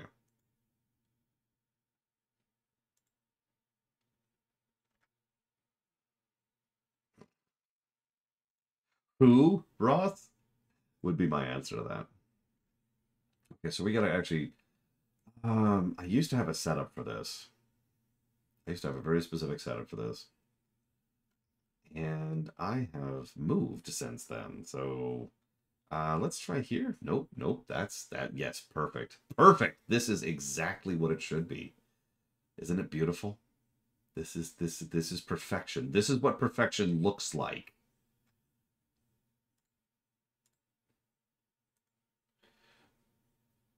Or I could claim that this is a black painting on black of a starry night. Welcome to the void. Okay, hang on. So we've got... which one am I doing first, Rack? Not that you are here. Behold the... It's a picture. It's a picture on obsidian at night, painted with oil.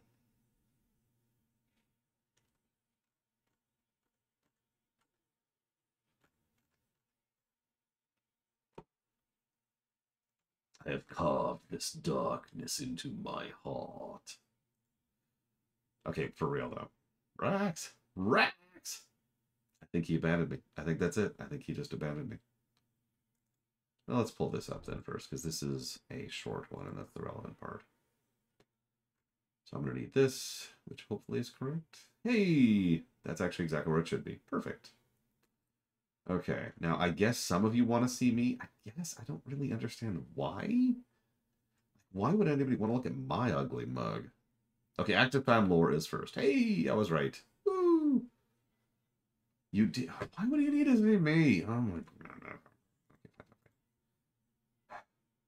Fine. You can now see a corner of the ugly mug. Where am I? There we go. I'm up here. I'm up here. I'm up here. Here, you know what? I'll do it like this so all you can see is the mural. Perfect. Hang on. Let's get some like perfect music going here. You know what? Actually, let's get some indicative music going. How does that sound? I don't think I have any locally, actually. So we'll go with...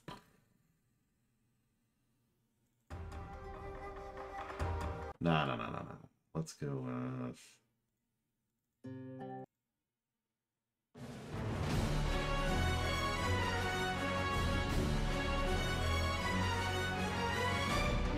Bonus points if you can figure out what it's from.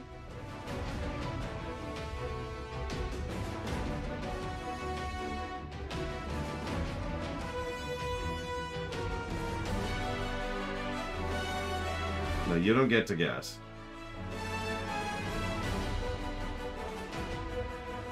Zaz still got it. I suppose I should actually pull myself up here. There, is this acceptable? Is this good? Although I suppose I should talk like this.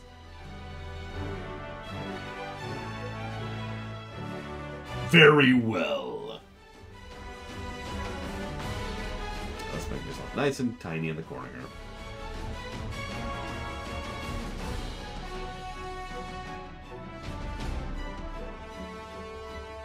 So now I'm just waiting on Rax at this point.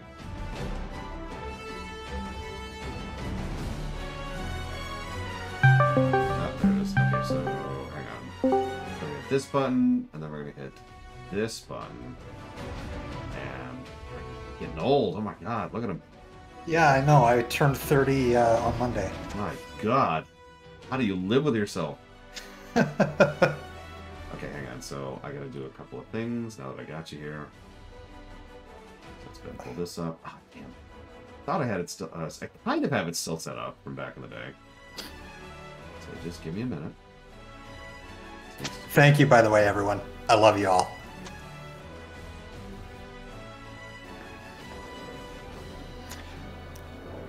Oh, and if you hear any fighter jets outside my window, I live near an Air Force base. Just gonna have to deal with it.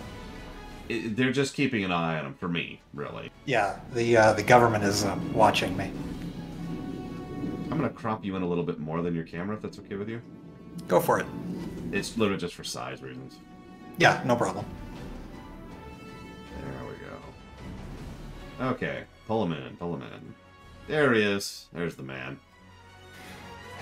Alright, so I'm told you have a preamble. Yeah, I have a whole thing. Wait. What background music do you want while you're talking? Oh my god. Left isn't a song. I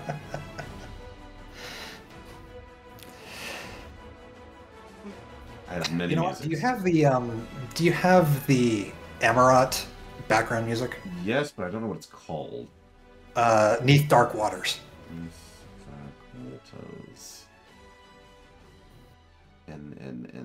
N. Okay, hang on. Let's try just pulling it up on YouTube, because that might. Do we have a lengthy version of this? Hey! And I found an extended version. Booyaka. Excellent. So, if you guys don't mind indulging me, I have a few notes here about... I want to go over the history of the development team, a little bit into the story, and a little bit into the combat, as well as a tiny brief aside that just kind of comes up every time a new Final Fantasy gets released. I just want you guys to indulge me on something. But we're going to start out with the development team, because, at least in my opinion, talking about the development team when it comes to FF16 is actually really important.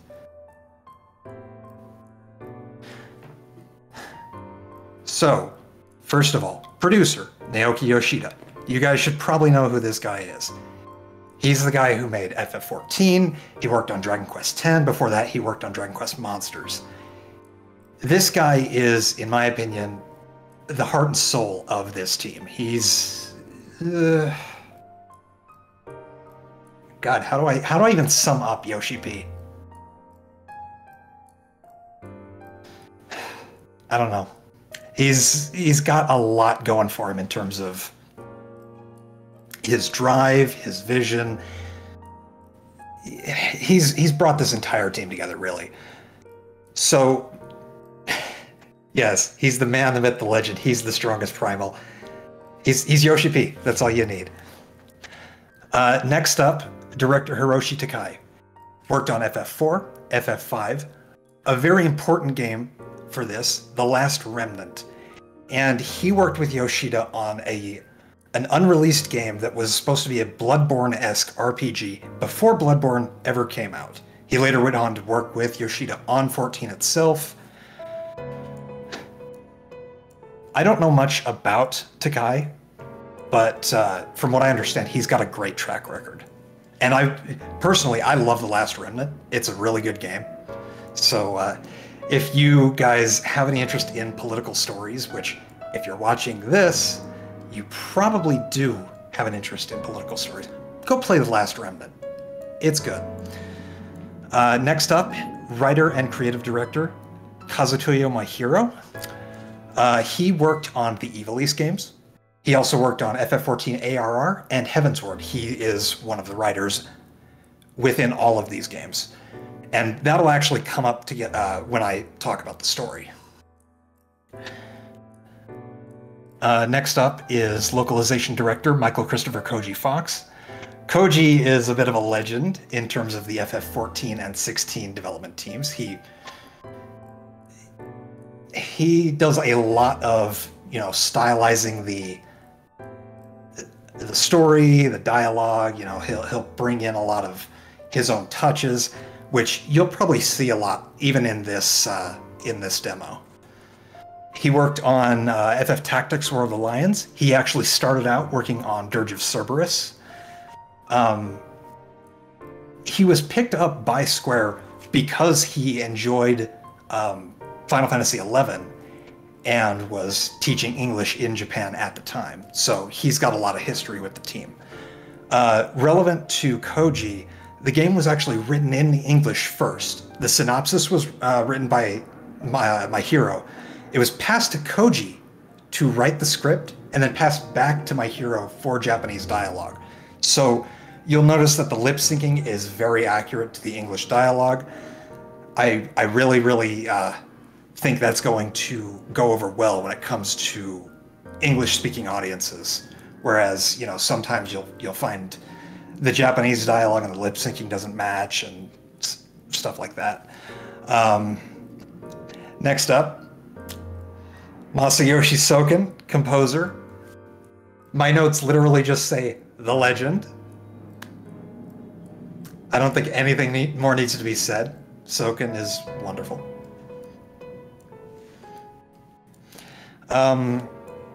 Combat director, Ryota Suzuki. Now this guy's interesting.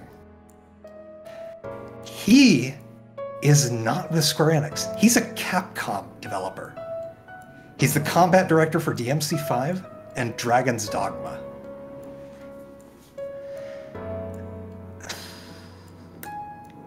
At first, I didn't know how to feel about that. Because,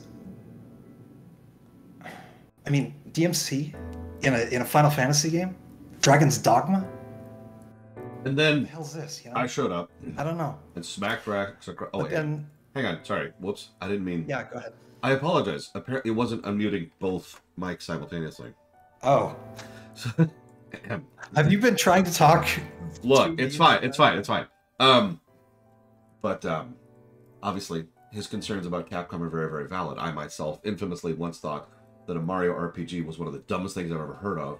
That you could never do an FPS with Metroid, and that any kind of attempt to have a Zelda game that looks like a cartoon was just insulting. I'm actually going to get into this a little bit later, but I do think that experimenting with other combat directors, other teams, is actually a very, very bold and valid approach for Final Fantasy in particular. As an aside, I have played DMC5. I love it. I've played one playthrough of Dragon's Dogma, so I'm not too familiar with that, but I also really liked that.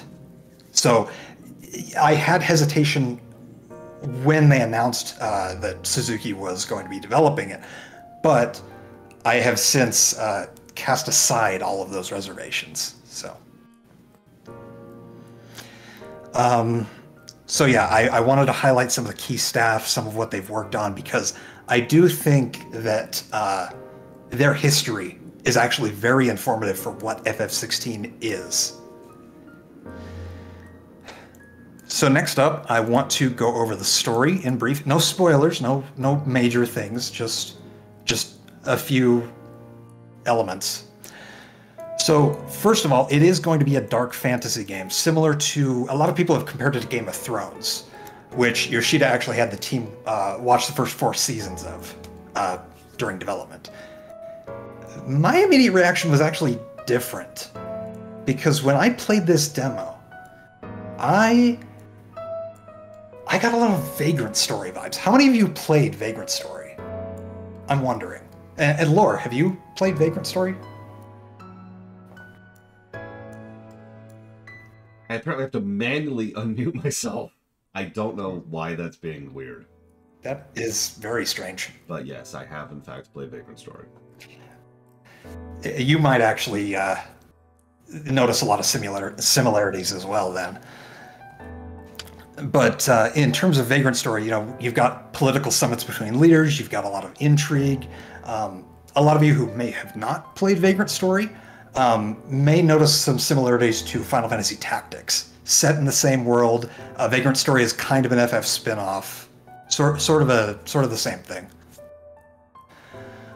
So this is fundamentally going to be a revenge tale amongst a political world. It seems to involve themes of redemption for one's family name,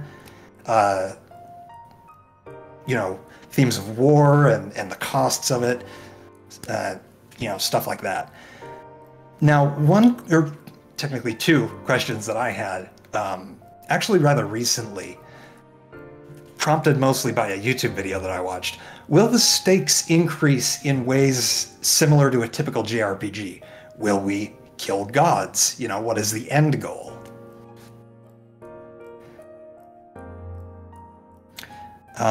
Next up, I want to touch on the dominance and the icons. This game's usage of FF summons is a little bit different from most FF games. Most FF games, you have a summoner, they summon, there you go. Here, though, you've got icons, which find their souls intertwined with a mortal host at that host's birth.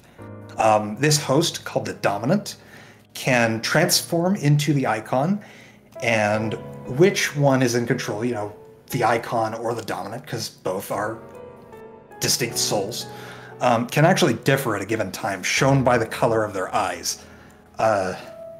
red for the icon and blue for the dominant, I believe. If you've played Final Fantasy XIV, this should all sound kind of familiar. It's very reminiscent of Yzael housing Shiva's soul in, Heavensward, for example. And yeah, Casual makes a great comparison. It's kind of Attack on Titan with FF iconography. Hopefully less gross, but this is dark fantasy, so... I mean, I've played Dragon Age Origins. I know how they like to lean on the gross button. Right. Next up is actually a feature that I sent Lore a separate video for.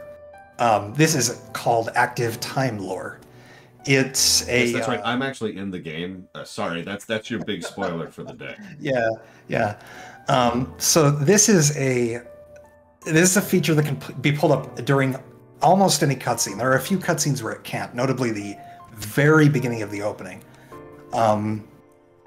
When you press the touchpad, you'll be given a spread of effectively codex entries. These will give only relevant info to the scene at hand: locations, characters, background info, relevant terms. These can change mid-scene. Entries can be added at the exact second a term gets used in the story. Now this, to me, is honestly the biggest news for FF16 ever. Because, I mean, can you imagine if this had existed during Final Fantasy XIII? Or if this was in Kingdom Hearts, a story that many find confusing? And honestly, to me, this will likely make the game perfect for an eventual lore run. Please fund the game for a lore run. It looks really good.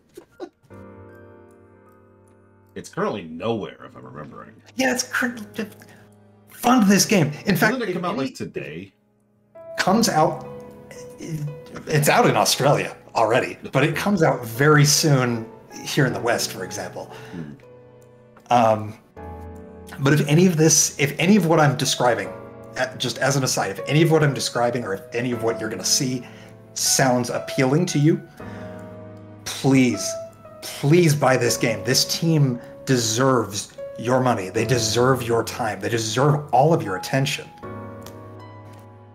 If you haven't played FF14, for example, and have no exposure to this team, maybe this will sell you on them.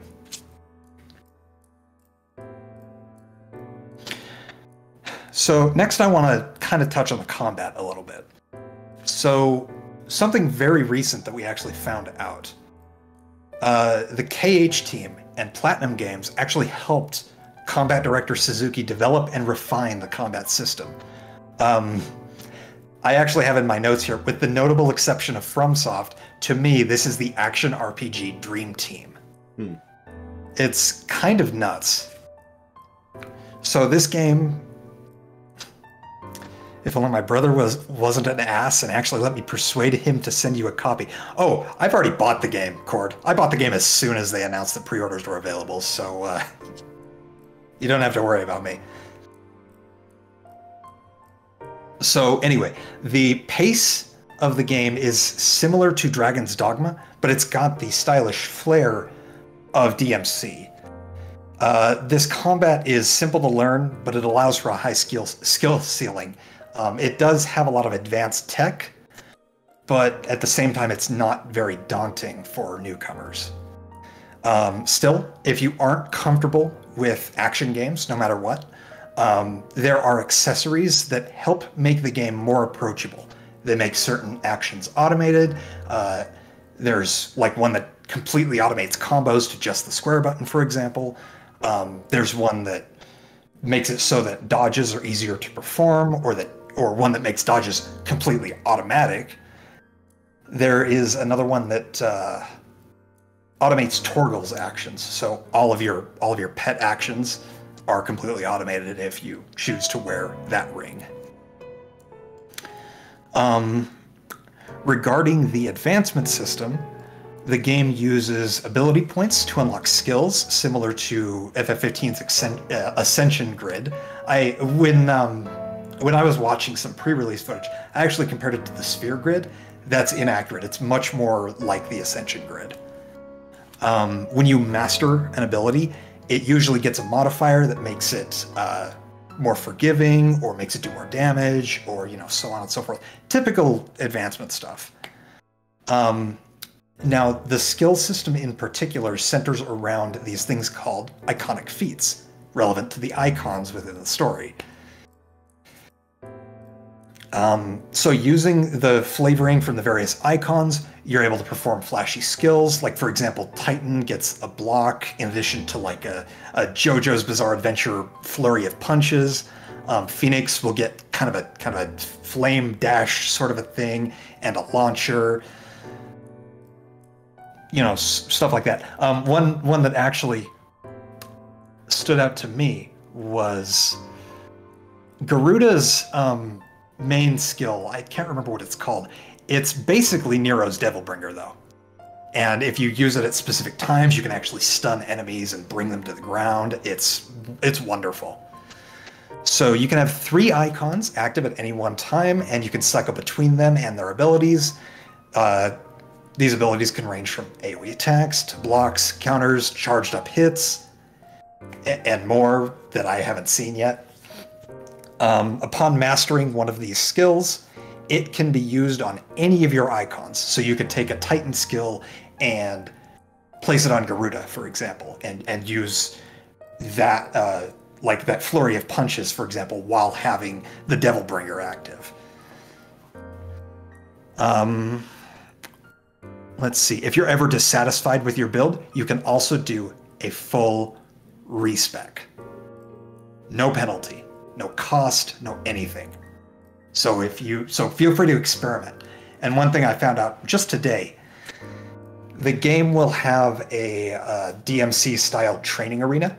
So if you ever need to practice, or if you ever just want to try something out, then you have the ability to do that. Now, some things that you're probably wanting to see in this demo, but that you're not really going to see because I'm an idiot. There's a feature, it's kind of basic, called Magic Burst. Magic Burst is kind of a combo modifier sort of a thing. You can do a melee attack and then follow it up with magic very quickly, and then a melee attack and then follow it up with magic, melee attack, follow it up with magic. I misread the tooltip on this and thought that it was only applicable to the combo finisher. I'm stupid. Let it be known. Let's see. We've also got a couple of DMC staples. Enemy Step. Wonderful. You can do jump canceling, relevant to the advanced tech I mentioned. And then you've also got a taunt button. I never used the taunt button because, to me, in a Devil May Cry game, a taunt button is used to maintain your style meter. There's no style meter in this game. So, I just kind of went with the flow. I played this, honestly, I played this a little more like Dragon's Dogma than I did Devil May Cry. But rest assured, you can play this similar to Devil May Cry if you want to. And now we get to the point where I'm on a soapbox. We get to my brief aside. What makes a Final Fantasy? Kingdom Hearts. I mean, it is a Final Fantasy game. It's a double joke if you think about it. Yeah, exactly. So this comes up every single time a Final Fantasy game comes out. It came up with 13, came up with 15, came up with 7 Remake. We've got a lot of backlash. We've got a lot of, this isn't what Final Fantasy is. I want Final Fantasy, not Devil May Cry. I want Final Fantasy, not Kingdom Hearts. I want Final Fantasy, not Final Fantasy XII. This is a long-running, common sentiment among the fan base. They want what they first played, what defined their childhoods. Any deviation is sacrilege. See, this is why I Even prefer I every follow FF to be FF1. Because FF1 was the first and the best. I can't even come. I was trying to come up with something that it does that like makes it the best, and on the fly I couldn't come up with anything. Wait. FF1, as of this exact moment in time, has the best rewrite. You know, you're right. I am. I'm looking forward to FF2, by the way. Oh man. So even I've fallen victim to this sort of thing. You know, when I first played Final Fantasy VII I think I was 15 at that time, back in 2008. You know, I loved it. I went to Final Fantasy VIII, and it was not that. And then I went to Final Fantasy IX, and it became my favorite game of all time. Funny how that works. So, you know, even I have history with this sort of, you know, tribalism, so to speak. But at the same time, you know, you got to think about, where do we sit now? Final Fantasy XII is beloved.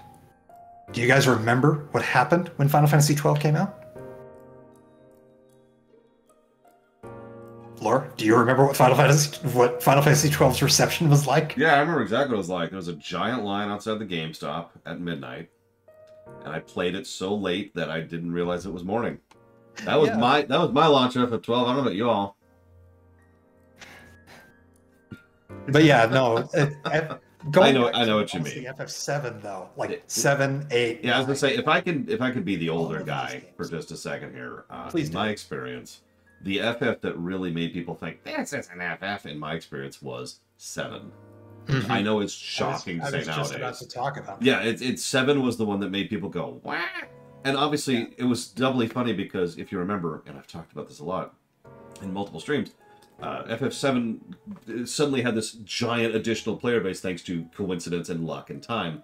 And so there were the FF fans who were like, this isn't FF. And then there was everyone else who was like, this is the only FF. Because it was their first entrance into the franchise and in gaming in several cases. But yeah, no, it is funny to think about in hindsight because it is 7, 8, 9, 10, 10-2, and 12, and arguably 11 and 14 all had this to a T. The only, and if I might be so bold, the only reason they didn't have it before this is because FF just wasn't that big in the West. Yep. So I actually wanted to pull up a quote. I have a link to my Twitter bio, or my Twitter post. Wait, you use Twitter? Hang on. I need to cancel this guy right now. Give me a sec. I'm releasing all your opinions on. Sis, quick! I need like a fake opinion of something that would be terrible. Like a fake opinion, not a real one. Not pineapple on pizza. That's old and tired. I was gonna say porcupines. I hate pineapple. Porcupines on pizza. Rax is in favor of porcupines on pizza. There you go. That's actually what I was going to say. Was porcupines on pizza. Oh, and we killed him. Sure. We did it. Tell your sister you're about to kill me. Yep, we killed him. I'm sorry, Rax. I didn't mean to kill you. Oh. It's all right.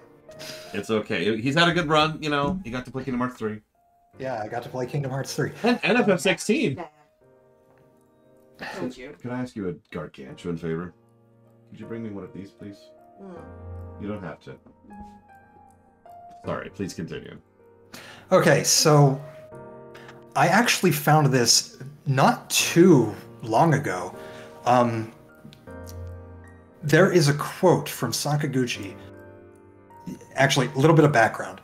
I witnessed an argument between the community manager for Square Enix Japan and a fan who said, you know, the community manager said that he disagreed with the idea that Final Fantasy not being turn-based is a mortal sin.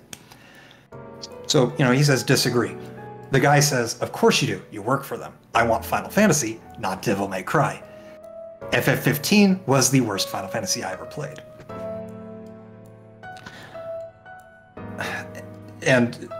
Sunil, the guy is wonderful. I've met him at the KH3 event. He is a great guy.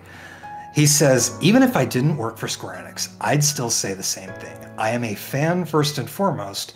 I absolutely love turn-based combat, but I don't think Final Fantasy has to be anything. That's kind of the point. So, on my Twitter post, I actually followed this up by finding a quote from Sakaguchi about a conversation that he had with Yoshinori Kitase. So, back during Final Fantasy V's development, these two had dinner, during which Kitase posed the question to Sakaguchi of, what makes a Final Fantasy? The same question that I posed to you guys at the beginning of this little soapbox of mine. And Sakaguchi initially said, Final Fantasy is if it has a blue window with text in it. Now, Sakaguchi was drunk when he said this. It's a knee-jerk reaction. So he said, he just kind of rattled off a response, but he regretted it the next day and wrote a proper response that he sent to Kitase via email. Looking back, Sakaguchi said, with Final Fantasy V, Kitase and I tried to change Final Fantasy and didn't hold back on our ideas. Even if we emptied ourselves, we'd pour out as many ideas as we could the next time around and change everything. Basically, so long as the blue window is there, you can do anything you want with that. And even then, Sakaguchi doesn't necessarily have a blue window in some of his later FF games. Final Fantasy X is completely different to what came before it, for example. Anyway, that's all I've got on that little soapbox. So I have actually prepared 3 videos for you guys. I've prepared a demonstration of active time lore. I've prepared a playthrough of the main portion of the demo, which is the intro for the game. And I've prepared a playthrough of the Iconic Challenge. Now I'm going to leave this up to Lore for however he wants to do this. I personally, take pride in a lot of my my gameplay therein. I think the story is very interesting to take a look at. I had a bit of a problem with one boss because I was very focused on trying to parry him, and to put it as nicely as I can, I ate shit. Right. Fresh reminder. I actually forgot about this. Fresh reminder. Anybody who isn't me, PG-13 warning on my show. Yeah, I'm sorry. Honestly, PG-13 warning for this demo and this game. It does not shy away from coarse language. It does not shy away from graphic scenes. It is... Get your kids out of the room, to be quite honest with you. Yeah, if you like, for the very very small bit I saw, Geneva Convention violations being caused. That's the scene I saw. Pretty much. I would say go ahead and do not engage. Yeah, I don't blame anyone if, for example, I said, this isn't Final Fantasy, this is Devil May Cry. If you aren't necessarily into this kind of tone when it comes to Final Fantasy, no judgment, to be quite honest with you. Wenlock asks, is this the highest rated FF game? No. I'm not sure. This has gotten a 90 on Metacritic. I think some games have got... Actually, no. I can attest, some FF14 expansions have gotten higher scores than this. So yeah, that's all I've got. Laura, if you'd like me to stick around for the demo playthrough for commentating... I thought you were going to anyways, but you don't have to. Yeah, I don't mind. Stormblood has rated higher than this. That's...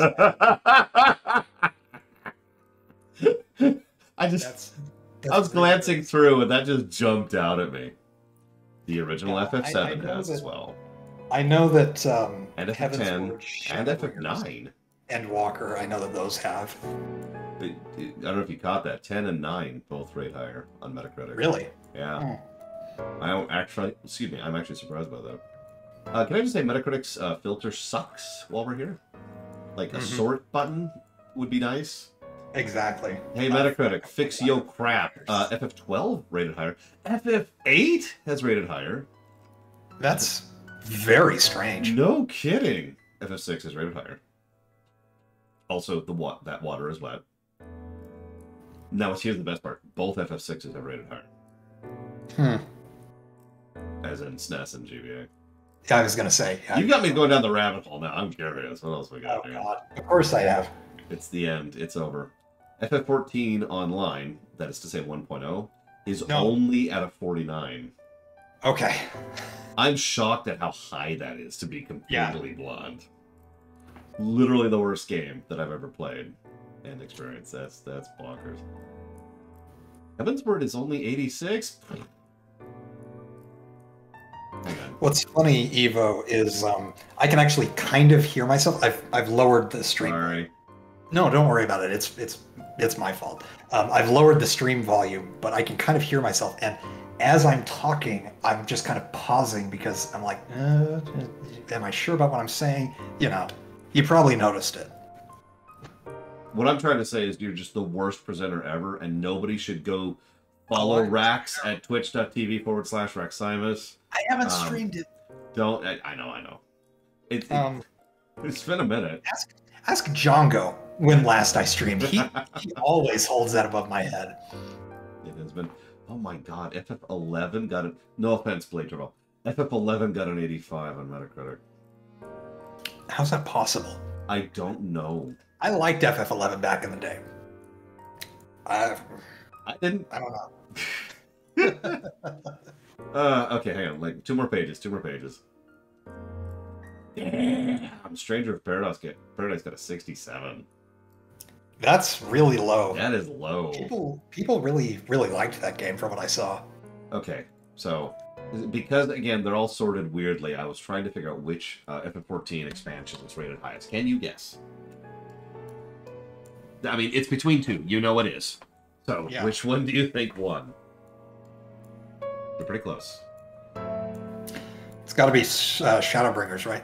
Shadowbringers got a 90. Endwalker got a 92. Endwalker got 92. Yeah, I remember that. Yeah, I remember that. Okay, so I'm gonna take a nap really quick. Okay, I'm good. Let's do this. Let's go ahead and settle in, people. This demo's good.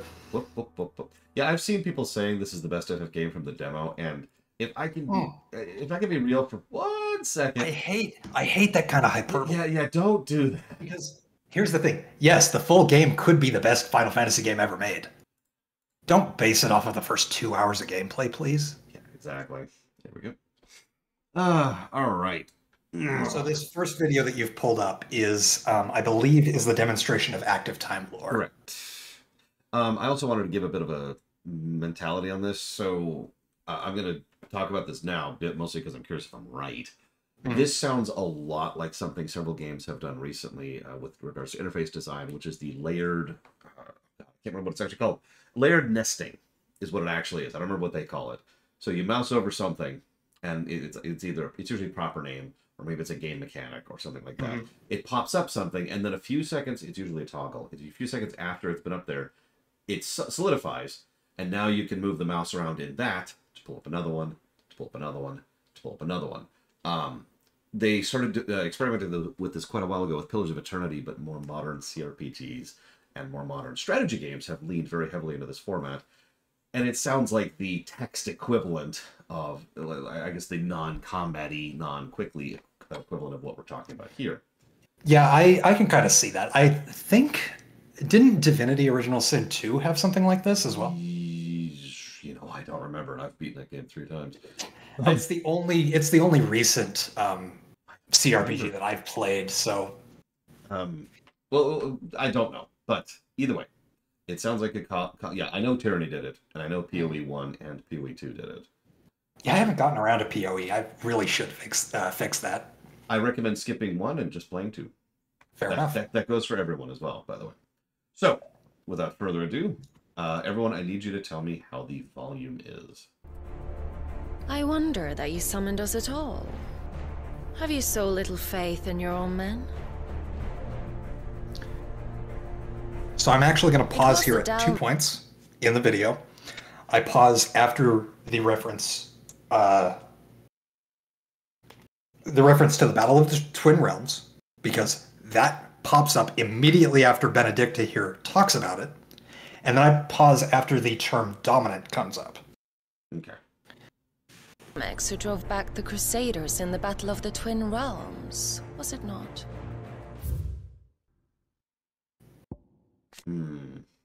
Interesting. Excuse me. Okay, I don't mean to immediately get negative, but this could be better designed, and I can tell it within seconds. Oh, do you just mean the UI? Yeah, just the UI. Just the UI. I get the idea. I like the concept. This, like, for example, this window right here that's currently on the screen is taking up far too little of the real estate of the overall screen. You could fit a lot more text in there, which would also allow you to make the text larger and more readable and more parsable. Very, very minor complaint, but it's just something worth noting immediately. It's just first thing that jumped out at me. I do kind of like the visual presentation, the fact that each one of these, well, 3 of these, has a thing. I really like that thing in the upper left. I don't know if you can see it on stream, but it says current location for Vort Zernitra, and that's nice. Absolutely love that. Anything that allows the player or the viewer or the reader or whatever to have a little bit more, I call it, you have a term for it, visual continuity is what I call that, to understand where they are. We were actually talking about this on Discord recently.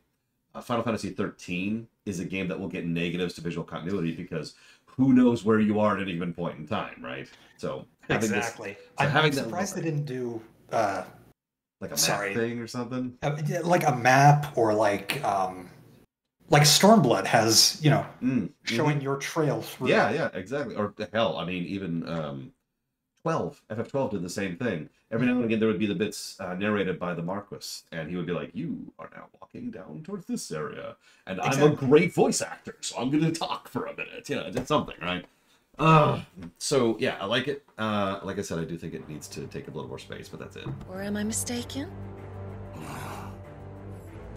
Besides, your dominant has yet to take the field. What's a dominant? And now we can see what a dominant is. Woo! Oh god, when I stream this, I'm gonna have to read all these, aren't I? Considering they pop in and out at various moments, I don't think that's going to be a reliable strategy. Not heard, but the Ironblood now have I think if anyone needs clarification, then maybe pull it up. What I might do too is just read at my pace and pull out anything significant. And the story is presented in a way that you don't necessarily have to be quick on the uptake. They'll you know, say things aloud if they need to. Yeah. But it's just there in case you need additional context. Yeah, I'm with it. All right, so let's pull this up here. This game is for the record, I did not do any active time or anything when it comes to. Welcome to. Sorry, your freaking stream is. I may or may not be doing a joke here. I apologize. Yeah, I know. Yeah. Plug for something that's coming out soon. I assume we want to do part 1 first. Yes. So I did not do any active time lore during this demo. I wanted the pacing and the plot to speak for itself. So just be aware of that. Right. So real quick thing. This is a 2-hour video. Yeah, it's long. Is it too long? We'll see. So, okay. We might have to fast forward a few times or finish it tomorrow. Fair enough. This demo features several chapters of Final Fantasy. Okay, we can skip through. Skip. Okay, so options: screen brightness, subtitles, vibration, language, voiceover, game performance. Okay. Yeah, I didn't change it from graphics to performance mode, but it prioritizes frame rate during combat, for example. Story focused or action focused. Oh, this is the accessory thing, which hopefully are, of course, obvious. And by obvious, I mean optional. I missed a step. Oh, there's the step. Very optional, yes. Visual alerts? Yeah, so Final Fantasy XIV actually did something like this, where on the borders of your screen, when it comes to important sound effects, they'll actually pulse a waveform so that you can, if you're deaf, you can get some of that feedback. I'm sorry, that's actually kind of cool because... Oh, it's amazing. I know I'm going to get flack for this, but WoW actually invented that several years ago, and it is a great feature for exactly the reason you mentioned. It is, as it says, it's an accessibility setting. Yeah, Minecraft does something similar. I haven't seen it in very many games, but anytime I see it, I'm always jazzed. Yeah, always into accessibility features. It was Moss the Chronicler who said that the land of Valisthea is blessed in the light of the Mother Crystals. Well, hopefully the Mother Crystals aren't like they are in FF14. Which finally led our Well, these ones are the size of mountains. out of the darkness. So... Jesus. Yet, what they saw in the light gave rise to temptation. Temptation that ever lures us back into the crystal shadow. And thus did our journey begin. Why is it always on fire? Ah, so I've actually seen a little bit of this too. Enjoy the music, by the way, guys. I think this is Silken's Macromomus.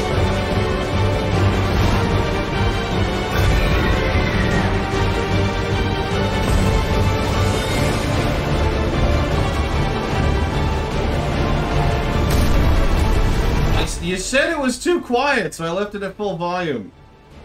I have not altered the volume in any way from my recording, by the way, so... This is 50% now. Now we're playing Lord of the Rings. Literally. That's actually straight out of the Two Towers. Oh, hey, gameplay.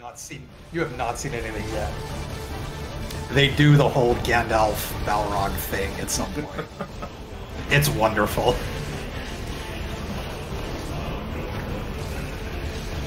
Interesting way to start. I wonder if the game starts this way. Yes, this is the actual opening for the game. That is a very strange intro. So I talk so much about the importance of intros. This is a very unusual intro for a Final Fantasy game. The very start is, but in my opinion, it settles into a good rhythm once this segment is over. Yeah. Sorry. It's just... Yeah, there it is. Yeah. There it is.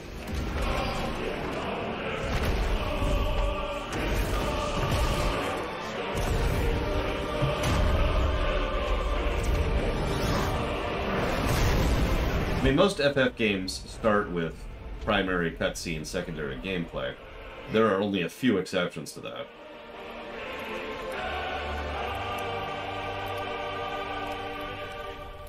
Like FF6. Excuse me.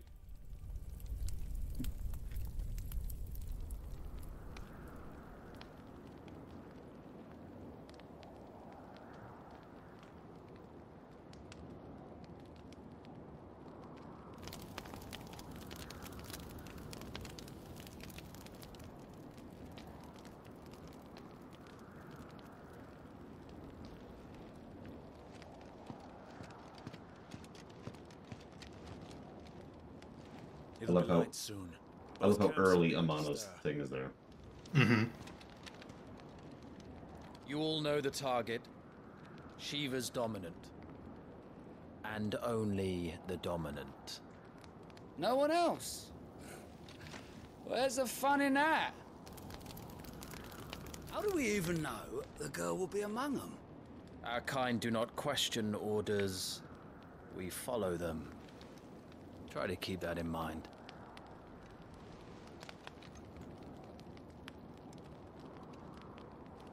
Let's get this done. I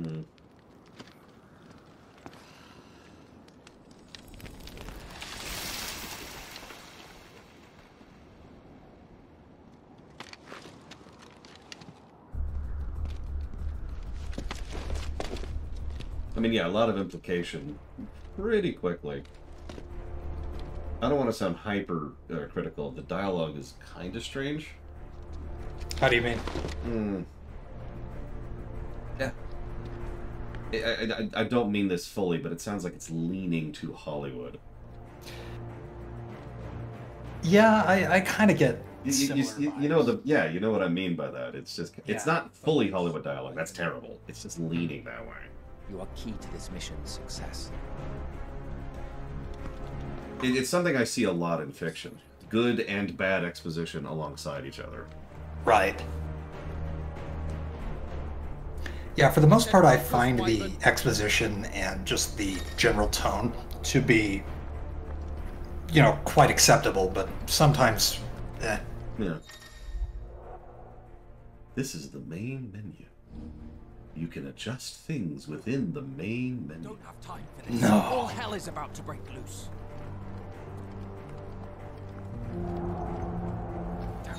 Time to move. As an aside, I think it's hilarious that you came up with the idea of an arcane spec ops in this game. I know, right? I know. With an arcane spec ops. I need to sue, clearly. As I said, this is for those of you who watched RFF1. This is ASO. Second of all, if you haven't watched RFF1, go watch RFF1. Seriously, it's amazing. I'm not even biased. I didn't put much into that. Yeah, no, Rax thought the whole RFF project would suck. I don't blame him. I don't blame him. I hadn't proven myself yet. Yeah, now I'm fully on board. Yeah, Maverick actually voices Jackson, who is a First Lance, I think, of ASO. Does a very good job of it. Excellent job.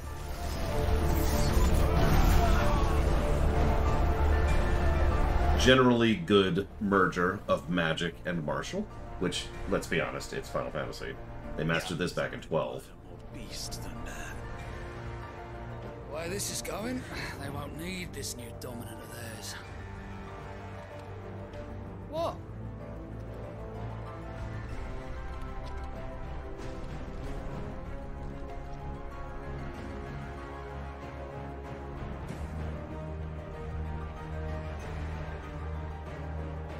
Main character hasn't talked yet. Excuse me, Viewpoint character hasn't talked yet. Yeah, give him a bit. He's... Quickly! Yeah. What do you mean you refuse? Did you not pledge your swords to our cause? Come now. He is not evil. Marshal, the King of Waloed is our guest.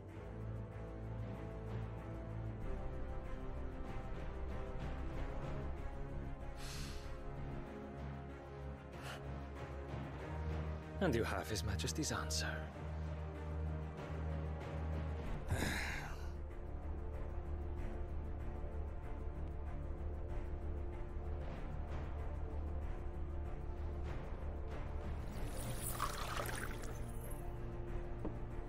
What if they have alcohol crystals? I'm not sure. They're showing off a lot of casual magic replacing tech use, which I do like. Mhm. That's another thing FF12 did a lot of. So the distinction between the magic is pretty interesting in terms of the world building. So you have they're called bearers, natural magic users, whereas everybody else uses crystals as, ways to extract magic. Yeah. Which is funny because that's also FF8, among others. Yeah. 6 also. Your dominant Mhm. has yet to Arguably take 7. the field. And when he does, our knights would only get in the way. Perhaps you have not heard, but the Ironblood now have their own dominant. We would be fools to underestimate. I haven't played the Gothic series, so I have no idea. What did you say? Should this citadel be allowed to fall, the capital will lie exposed. And I doubt the Crusaders will wait for the good king's pawns to line up before taking to the board. Yeah, he's big. No points for guessing whose icon he is. Carbuncle. Yes. I knew it! Just leaves me. The Iron Blood will rule the day they set foot on Storm. Great King Mugglemon.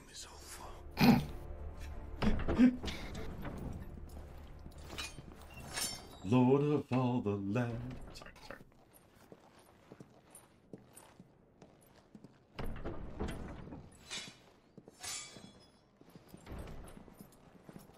Actually, I could see Susano. You cock.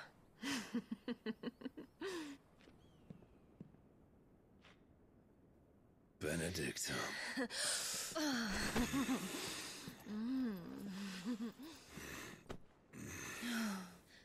Take care.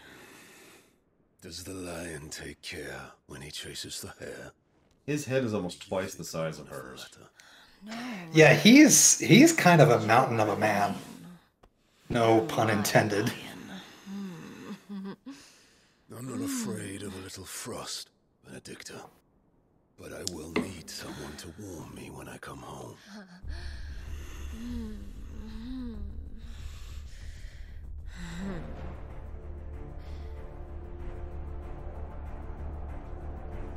That's the presumption, Detective Rarity. There's a lot of context clues here. Right. The front lines are gone. This is our chance. The chaos will conceal us.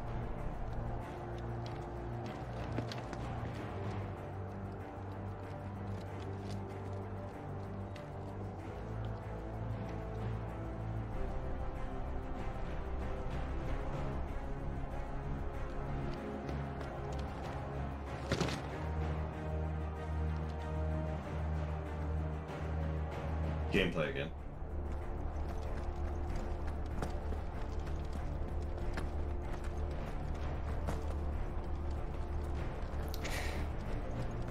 One thing that I found really interesting was I haven't noticed any pre-rendered cutscenes. It feels like they've just kind of done away with them because the fidelity is just that good now. I mean, honestly, they've been on that road since 10, and I think they could have committed to it even back then. Absolutely. Take the van. Wait, the van? Oh, sorry. Yeah, Nico just shows up. Yeah, Nico just blasts through the rock wall there. Something's not right.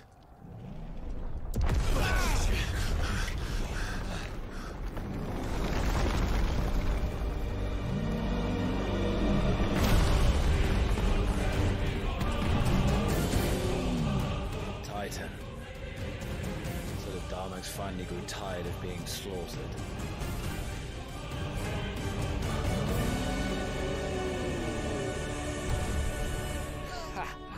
Actually, Javan, take the van is it's short for Vanguard. It's actually yeah. Yeah, no, it's funny because I knew immediately what it meant, but then I'd already seen the meme, so. Mm-hmm. Wait a minute, that's not Yzael. No, and I'm disappointed. My day is ruined. Not gonna lie, I do like that she's wearing clothing. I have not liked most of the Shiva designs in this franchise. I'm sorry. The only one that really bugs me is 13 for Oh, his God. Yeah, no, we're not gonna talk about that.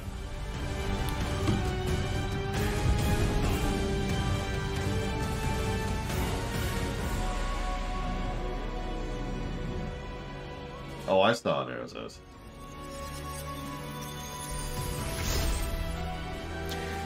Yeah, from what I understand, the icons are meant to be allegories for weapons of mass destruction, so little care for the ground soldiers. Yep. It is fascinating that we're, God, what, 80 years out now? And WMDs are still a big deal in Japanese culture. Yep. As they should be, if I'm being honest. I'm not trying to absolutely. cast any shade, it's just interesting.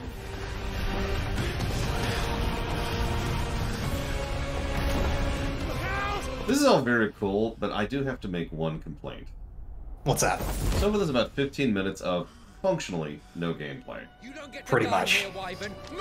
I get it. I do. It's a bit of a slow burn. But yeah, this Jesus Christ, let me get to. You know me. You know me. I live and breathe gameplay, and so I'm just. If I was playing this, I'd be sitting here like, can I find something, please? So, fun fact: this was actually my third playthrough. And I was just itching. You know, I want to get to the gameplay. I want to get to the gameplay.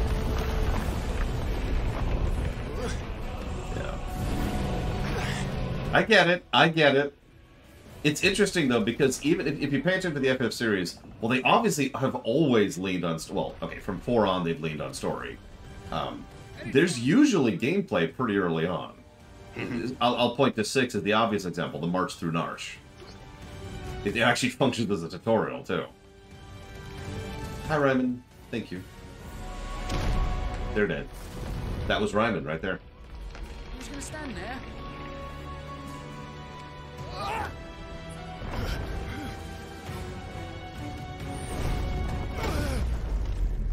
Hell, even FF10 jumped in pretty early with the initial fights against the Sin Spawn.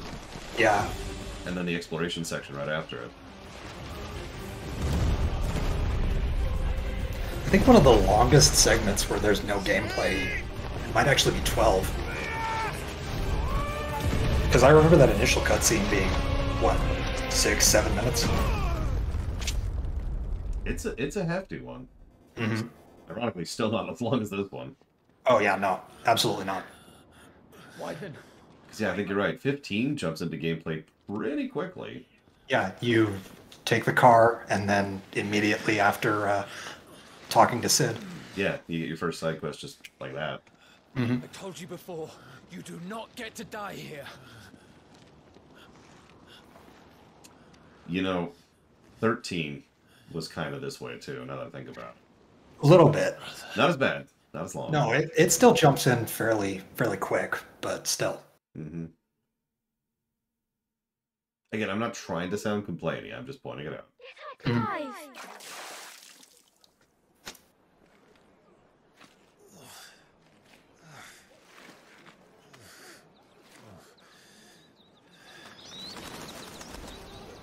Hello, Anateophobia.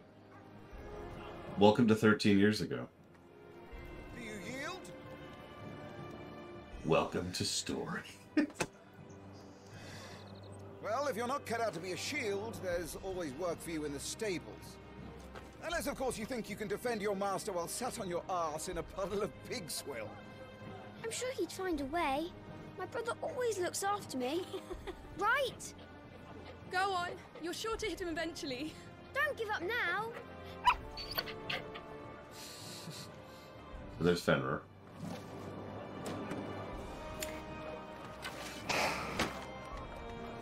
You know, I hope so, but at the same time,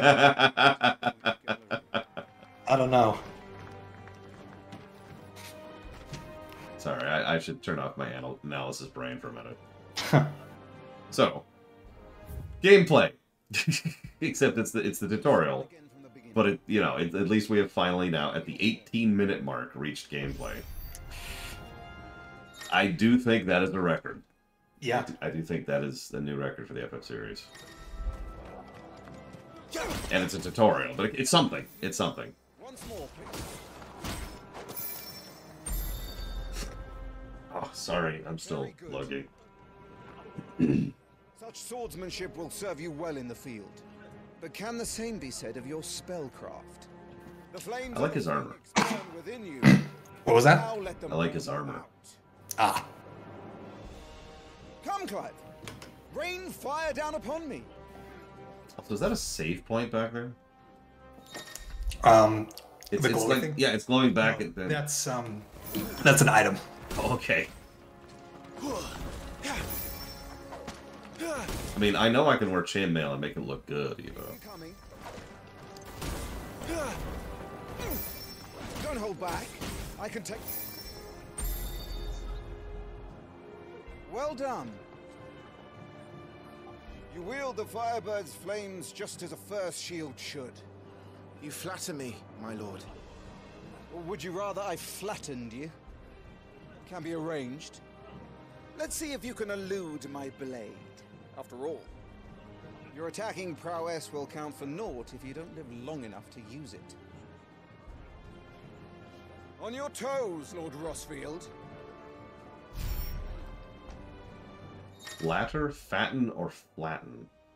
Take your pick. It's the new smash or pass.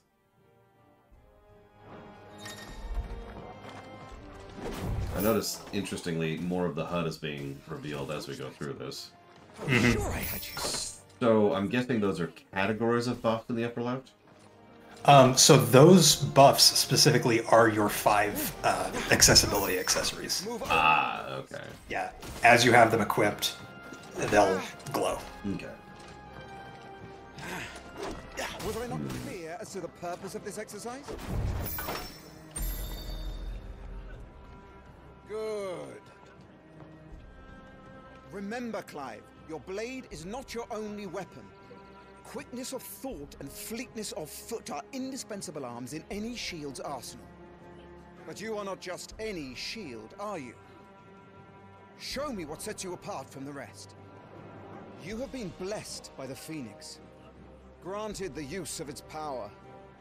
Call upon that power. You see what I mean? If I could pause for just a second. This is literally what I'm talking about with the exposition. On the one hand, you're not just any shield, are you? Show me what sets you apart from the rest. If the sentence ended there, that's good.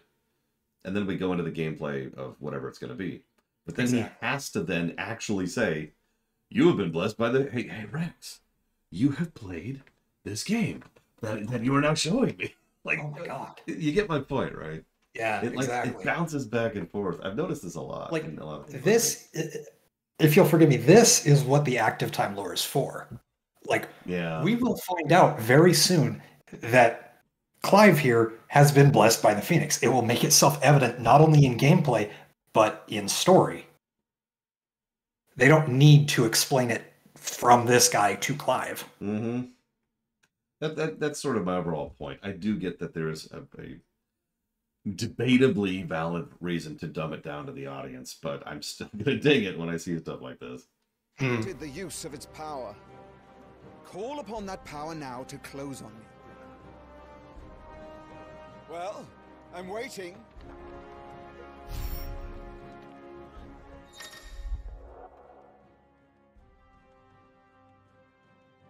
This is sort of exactly what I meant. They really, really don't need the dialogue, because this says very clearly what it was.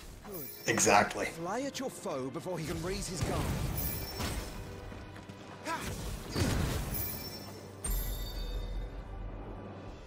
Impressive. But even the most agile shield cannot hope to escape every blow. And death may come by a handful of cuts as easily as it comes by 1,000. There is only one way to ensure that you do not fall. Keep your wounds mended and your energies replenished.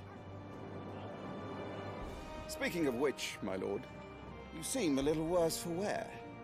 Now that won't do at all.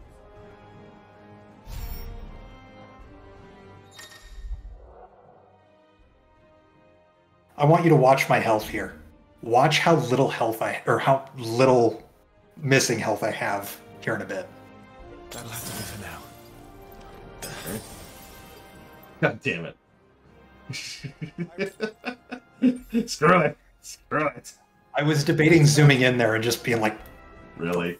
Really? Session of pivotal moments, wherein life and death can be decided at a single stroke. Yeah, again, I'm trying not to be too harsh about the dialogue, but at the same time, the intro is critical for a reason. This is when you need the dialogue to truly pop. And I'm a fan of slow burns. I love Kingdom Hearts 2. I love, Final Fantasy 14. Get on with it. Yeah, the problem, I've talked about this so many times, a slow burn doesn't mean nothing happens. Yeah. Come then, Lord Rosfield. Spar with me. If you believe yourself worthy to be called Shield of the Flame, then prove it. Yes, Detective Rarity, this is a playable demo. This was released, I want to say, a week and a half ago on the PlayStation Store. Yeah, it's been a minute, yeah. How that, me boy? Thursday? 2 Thursdays ago, I think? Something like that. Doesn't matter. Point is, my good friend Rax here is the one. Game is out. Yeah, this is his recording. Yeah. So, red stagger? No, red health, yellow stagger. Ah, okay. That is not how I would have done that, personally. Yeah. And then that little line in the Yeah. partial stagger. Yeah, I noticed that his stagger started taking more damage at half stagger. And, yeah, And he that. gets a brief stun as well. This is what stagger is! Okay, thanks, game. I've played FF13. I've played this before. 7 remake. So one thing I noticed is, and I noticed this earlier, you're getting stars and combos from doing stuff. Is that pure style points, or is it irrelevant? Yeah, no, that's just a visual feedback thing. Okay. It's not like going to grade you or anything. Okay. Clive, keep pressing. Just a little more. I think 13.3 did that too. One of the 13s did that. I think it was 3. Did what? Just visual feedback, no grading? Just like, you accomplished this and this, and there was a such and such attack. Effective Must have been 13.3, because I remember the first two actually giving you rewards and stuff. For... Oh yeah, 13.1 I know. You wanted to get 5-star and everything, and there was a benefit to that. Yep. Now for 30 minutes of story. You know, that's funny, because it's not really... No! If you do want to skip forward, you're more than I might start scooching a bit, if everyone's okay with that. Well, don't worry, when we actually do a review of this, I will not. It's just... Yeah. Let's see what our next scene is. Let's see where they go with this. Back to your drills.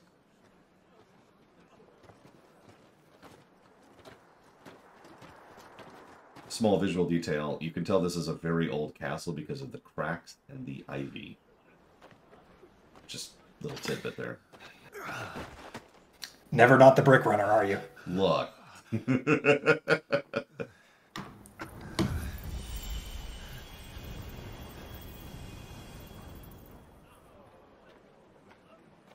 Joshua. I was just tired. The Phoenix's flames are a gift. You mustn't waste them. It isn't a waste. My shields look after me. Why shouldn't I? Uh-oh. Oh no! Okay, for those of you not aware, in fiction land, the cough is the sign of sickness. You might have cancer, you might have AIDS, you might have leukemia, but it's all a cough. Oh no, rats! Rats! No! I'm not actually joking. The cough, I've talked about this before. Fiction likes to, it doesn't know how to present I'm sick, so they have people cough. Yeah. And you so couldn't just have Joshua here be sickly or you know, frail a little bit. Nope. And that's how you know he's sure. Anyways. This morning too. It's like forehead veins in Star Trek, for those of you familiar with it. Just a cold. I understood that reference. Yeah, it is a very old trope. That goes back to the 60s. Yeah.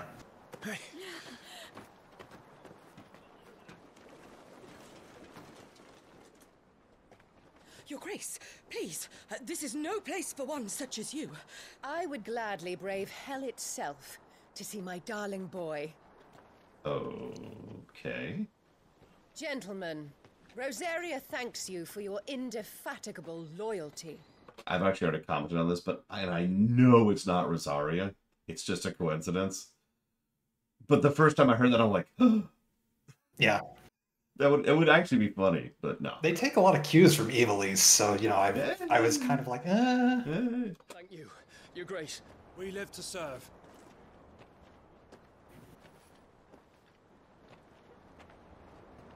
Joshua. You should not be out of doors. We have discussed this. I'm sorry.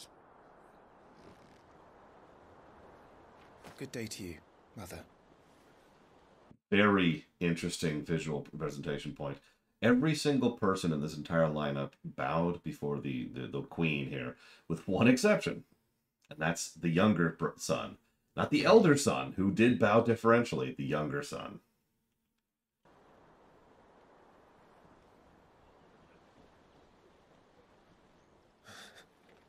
Come, Joshua. Your father will be expecting us.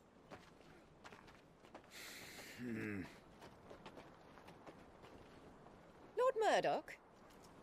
Your Grace.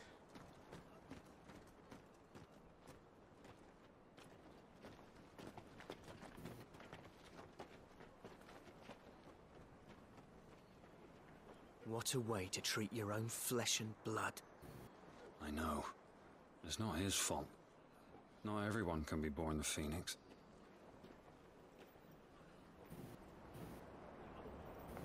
We should join them.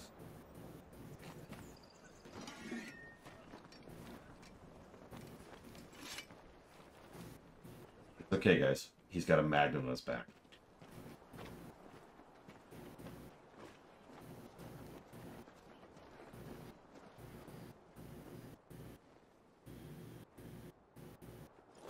Was that me? No, it's you. Okay. What's up? Sorry, like a fan turned on at your place or something, and I was trying to identify where it came from. It's not a big deal. I couldn't even hear it. You know my ears. Yeah. Chocobos, so we know it's a Final Fantasy now. Just like Mystic Quest. White chocobos. I'm really appreciative of that, because my chocobo in 14 is white. Rise, my friends. Much more affable than the lady. Welcome home, Father. I really like him. Yeah, immediate contrast. You are well, I trust. So, I know you aren't going to do this for this video. Can you pause cutscenes in this game? Yes. Okay. If you couldn't, that would be weird. Can you skip cutscenes in this game? Yes. Okay. If you couldn't, that would be weird. That would be very weird, but, you know, worth asking. Father. No, I can line this all up immediately. That's the father. She's the breeder. Your Grace. I don't mean to sound that so cruelly, but that's exactly what this dynamic is. Yeah, pretty much. Yeah. Rejoices at your safe return, Your Grace. War is coming, my boy. We must make ready. Is the situation truly so grave? Come to the throne room. We will talk there. Yes, Father. Your Grace.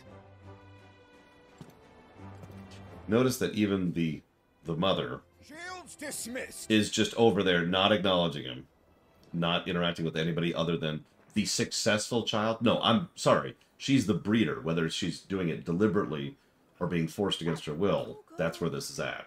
This will come up in just a couple of scenes, but the Phoenix actually descends from her family line, so okay. Quite literally. Clive here is off to see the Archduke. Right.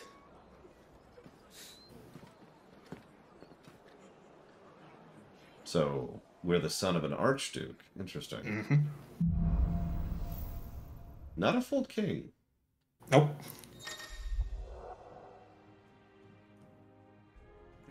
Trust your animal instinct. Trouble brewing. Or, according to something that a friend of mine said, if you press R3, it'll point you in the direction you're facing. I'm not saying who said that or anything, it's just something I heard from someone. So there's the auto loop. Which, honestly, that might be a plus to gameplay, but you know what is a plus to something? I think we'll go with gameplay. The dialogue popping up in the lower left. They've actually done that before, but... They did that with 13 and 7 Remake, Yep. and I really like it in both. Agreed. It's a good feature. It's a nice way to do subtitles for background dialogue. Is the mother the queen? Well, in this case, the Duchess, but not Yeah, sure. should be the Duchess. So this is why... This is actually good exposition, really. Forgive me, Lord Marquess, pray do not concern yourself with this bungling cur. Bow to him, you fool. Did I say to speak? Okay, that's not. You see, it just keeps doing it. It gets you bouncing back and forth between good and bad exposition. It was no trouble. Really. The guy doing the hard labor, having the mark on his cheek. Stand in your lordship's presence. Like, that by itself answered a question I had when I first... Yeah, just immediately. Immediately. We don't need this slave master to come here and say... And he's still yammering. He's still yammering. Shut up. What is this, Persona 5?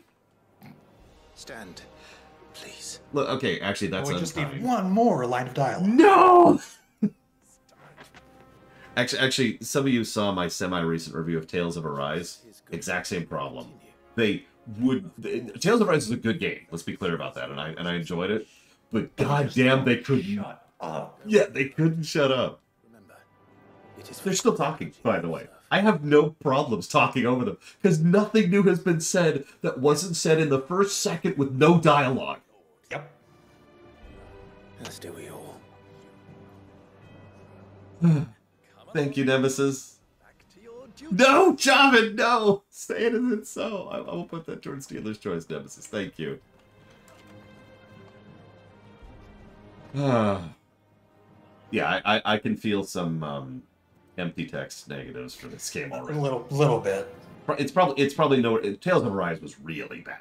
I don't think it's going to be that bad. Oh, I know, Blanchard. That was a new thing. No, I don't want to pay money to learn about how to pay money. Thank you. Ready for supper. I think someone's hungry. Real quick, let's get this out of the way. Brilliant doodads, bricks, visual layout and presentation, lighting effects, textures. And that almost feels silly to say it, but this looks legit. The interesting thing about the lighting effects, when you go from an outdoor area to an indoor area, or an indoor area to an outdoor area, it will transition very naturally between lighting scenarios, I suppose is the good way to call it. I'm going to leave the screen paused here for a second. Can anyone else notice what I just noticed? Now, while you're all looking, very quickly, I did get several donations. I want to acknowledge verbally really quick. Thank you, Justin. I did get your donation. I put that towards FF16, STO, The Terran Gambit, and Star Trek Resurgence. Thank you, Venters. I've put that towards Wildermyth, The Winged Metablock, and FF7R1. Thank you, Lord Harrimont, very, very much. I put that towards FF16, The Ratchet and Clank Trilogy, and Wildcat to Legion. And thank you, Ryman. I put that to KOTOR 2. If I had to guess, you noticed the motion blur. No, I noticed that earlier, unfortunately. Good guess. Very good guess. Evo got it. So the castle looks basically better kept. Either because it's newer. The keep itself. Yeah, the keep itself does not. The keep itself, like, look in the far lower right, you'll see a bit of wall where the there's actually a term for that, but essentially the mortar is exposed. Right. The stuff underneath the bricks is now actually exposed just by time and by the elements. And that was true earlier too. You could, if you just look around, you'll see what I'm talking about. Also, there's a lot more vines and cracks in the fort. Down again, apparently. If this war ends up dragging on, we'll starve. Best fill our bellies while we can, then, eh? What's really funny is it was a Final Fantasy game where I first got the title of the Brick Runner. 6. Yeah, that was 6. Yeah. That was a while ago. Nice and quiet in here. I stopped at the very beginning of Narsh to just gush about it. And it's a great game to do that with too, because holy crap. Yeah, no, 6's brickwork is fantastic. Are you worried about the war? The soldiers will expect the Phoenix to help them, but I don't know if I can. Don't worry, Joshua. Father will guide you. And I will protect you. See, no vines on the castle walls at all. No cracks. I know. Clearly polished. Thank you, Chloe. Washed. Also, the audio is a little bit different, a little more muffled, muted, in terms of the background noise. Yeah, there's not as much chatter. The voice acting is so far what I would call good. I know that sounds pathetic, but at my point, at this point in my career, I've encountered so much voice acting that I have to start slicing it into gradients of good. Yeah. So this is merely good. I think that there are parts of particularly this demo that that will kind of shine, but otherwise, you know, it's kind of passable in my opinion. Yeah, yeah. No complaints. Absolutely no complaints so far. No FF10 problems. No, a lot of game problems, really.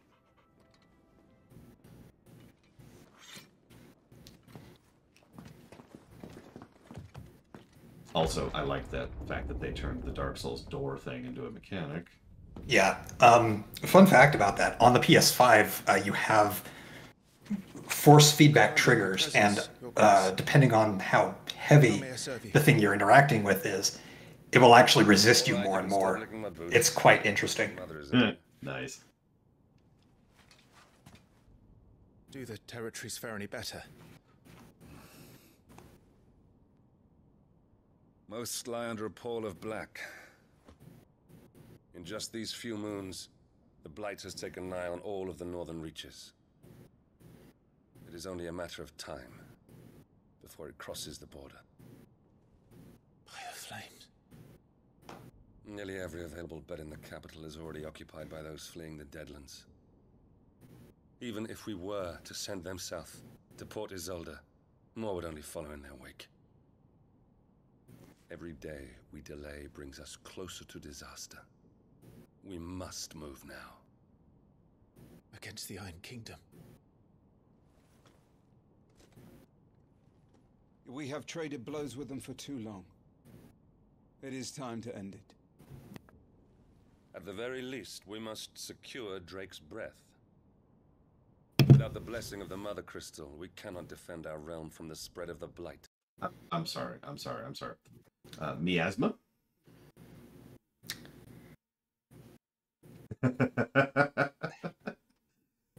For those of you who are not familiar with it, because it's kind of a more esoteric series, Final Fantasy Crystal Chronicles has this concept called the miasma. And that's all I'll say for the moment.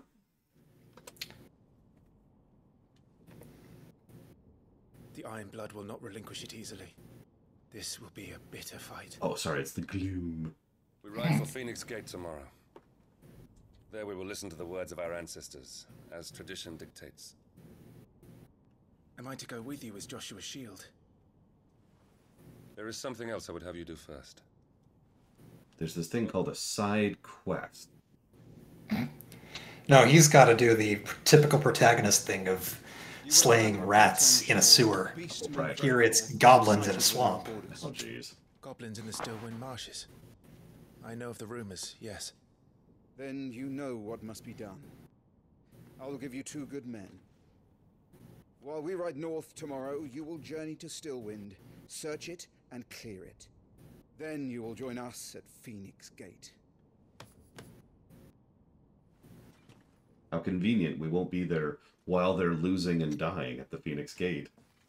It is time to prove your strength. And shut up your mother for good.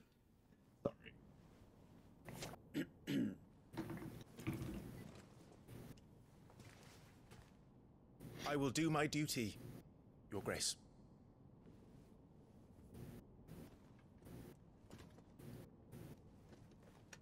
For those of you who don't really know me, I know I'm being kind of snarky, but that's because I'm in a good mood. So far, I'm liking what I'm saying. Yeah. Yes, Your Grace. Other than nitpicks, my only real complaint so far is the ratio of gameplay to story is wonky. And that's kind of why they included the iconic challenge, is because that's much more gameplay focused. Yeah. Intro. Because this is, I mean, I kind of get it. This is the story demo, and there's a validity to that. Yeah. Exactly, Blade Chaval. Anybody who knows me knows this is not me being actually bothered by the game. Yeah, exactly. Messages, my lord. Yeah, I'm soaking up the terrain.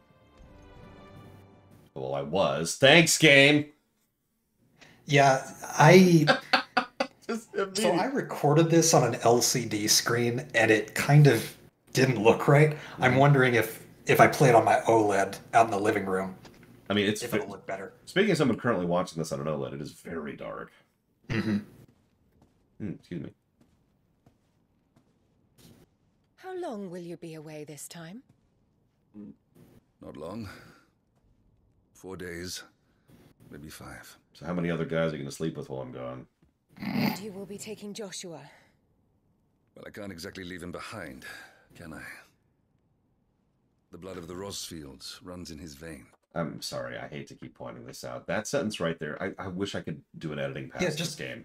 Chop the latter sentence. It doesn't need to be there. I can't exactly leave him behind, can I? In his vein. That's like saying, he is my son. Yeah, yeah, exactly. It's like, what? What? just chop the latter sentence off, and it works great.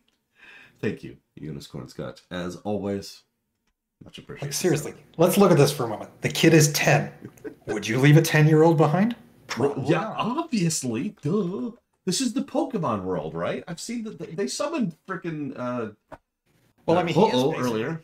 He is basically Moltres. Oh god. I like Kira White Noise's thought. He is my son. And she says, no, actually he's the milkman's. just lay that there. I would actually add a scene like that, because these two are obviously antagonistic to each other. So I would just have her do that to him and have him just be like, legally. Don't even say anything else. Just say that word. Legally. And she just kind of smirks. Before going to war, we perform the rite at Phoenix Gate. It's our way. You know that. And only the dominant can enter the apothecary, so yes, I'm taking Joshua. Thanks for that, as you know. Your way. The boy is ill. You think I don't know that? But the boy is also the Phoenix. Really? The heir to the throne. Really? You can't keep him in swaddling clothes all of his life. Elwyn! Don't worry. Clive will watch over him. Though he is a youth of but 15 years, he's already a fine soldier. He will make a splendid shield. That means he was 28 earlier. Interesting. Yes, he was 28 earlier. He was rejected, Elwyn. Our household has no place for such a failure. He is worthless, a man like any other. As am I, my dear. Nonsense. You are the Archduke of Rosaria. Oh, not this again. You know as well as I do that I only sit upon the throne because my father was taken before his time. I am merely warming the seat till Joshua comes of age. Okay, I'm sorry. This is really bad dialogue. They... Most of the game has been fine with a couple of nitpicks. This whole scene is just stumbling hard. Exactly. I was just about to mention, like, this scene is an outlier, at least to me. Yeah, this is just weird. I really wish I could take an editing pass over here. Like, for example, rewind for a bit. And so, you know, he's worthless like a man like any other. Okay, I'm with that. It verbalizes her earlier presentation of attitude. And like then his response, he just looks back and says, as am I, dear. And then she responds sarcastically, nonsense, you're the Archduke of Rosaria. And then have him turn away. No dialogue. Turns away. Sit down. I'm merely warming the seat. And that's it.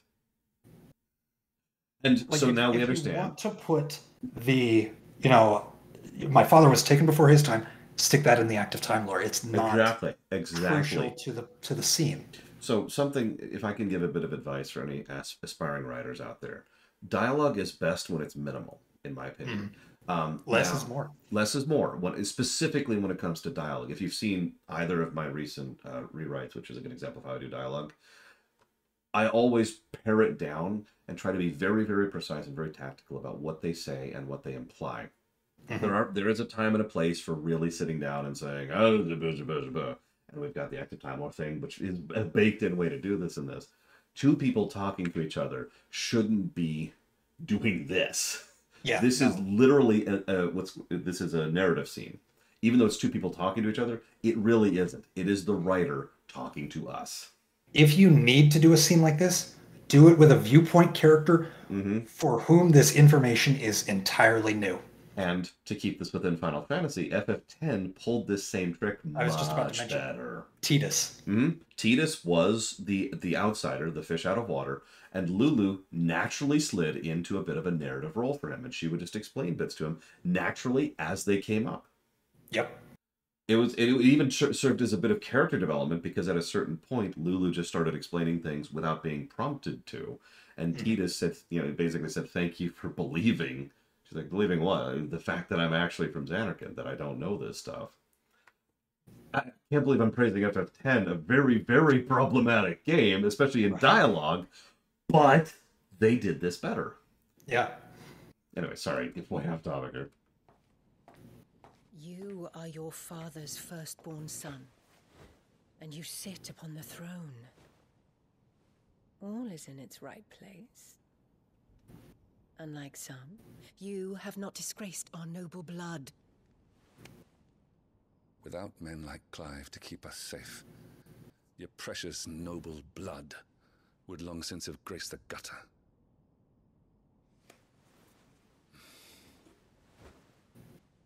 We have an early start.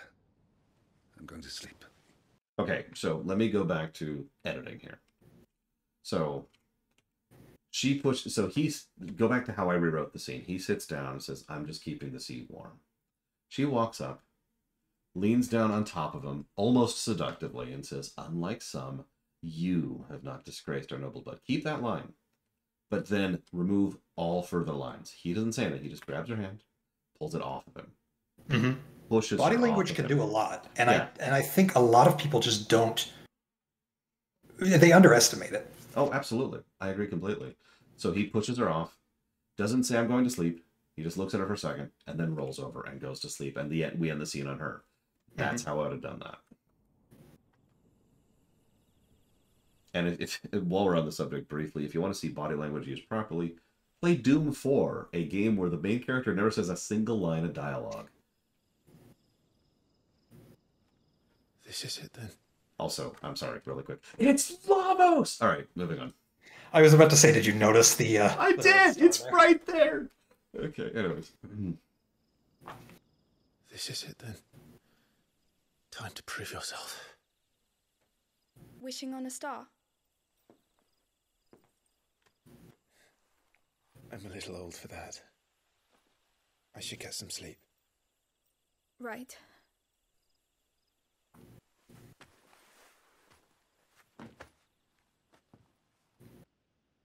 I mean, honestly, considering I'll be back in just a moment. Okay.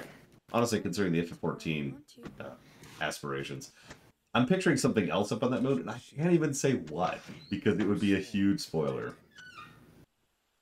Yeah, let me give Rax some privacy. He takes too many risks. I only wish I could save him from himself. Clive, you... I have another mission too. Father has given No, Equalitas. This is my first time. Well, if you're not going to pray to Metia for your safe return, I shall just have to do it for you. Wait, you called the moon Metia? Really?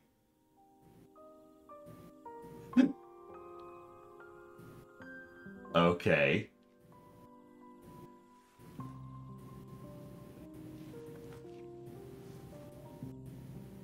Oh, the Red Star's Metia. That's even worse! That's actually worse! Since coming here, I've begun to take peace for granted. I assumed I the hit the war wrong between our button, didn't nations I? would be the last. But it never really ends, There we go. does it? No.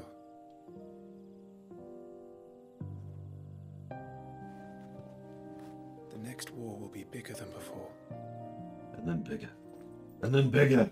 And then it'll all stop. You're a shield of We'll all Rosario, be dead. and blessed by the Phoenix.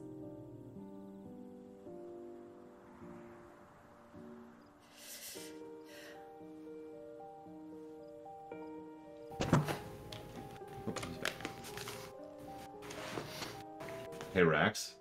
What's up? They named the Red Star Metia. Yeah, I noticed that as well.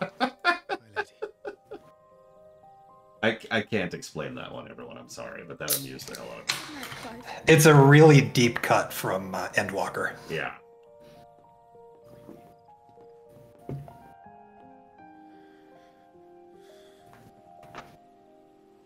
It's okay. She's just cold.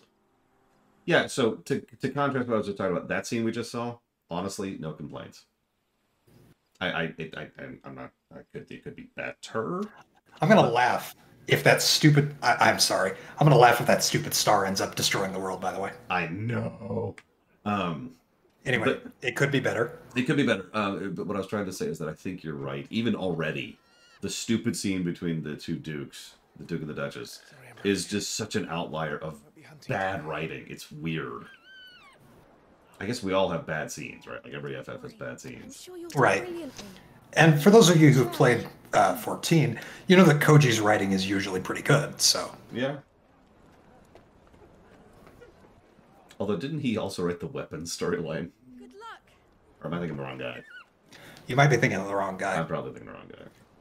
That's it. We'll go to the red star instead of the white star. I love it. Because it's all stars in Final Fantasy. No, I'll never stop making fun of that. I'm actually okay with it with Bugenhagen. That there's a logic there. Friends, we ride for Phoenix Gate. For death. May the blessing of the crystals go with us and shield the Firebird's flame forevermore. His grace departs. Open the gates.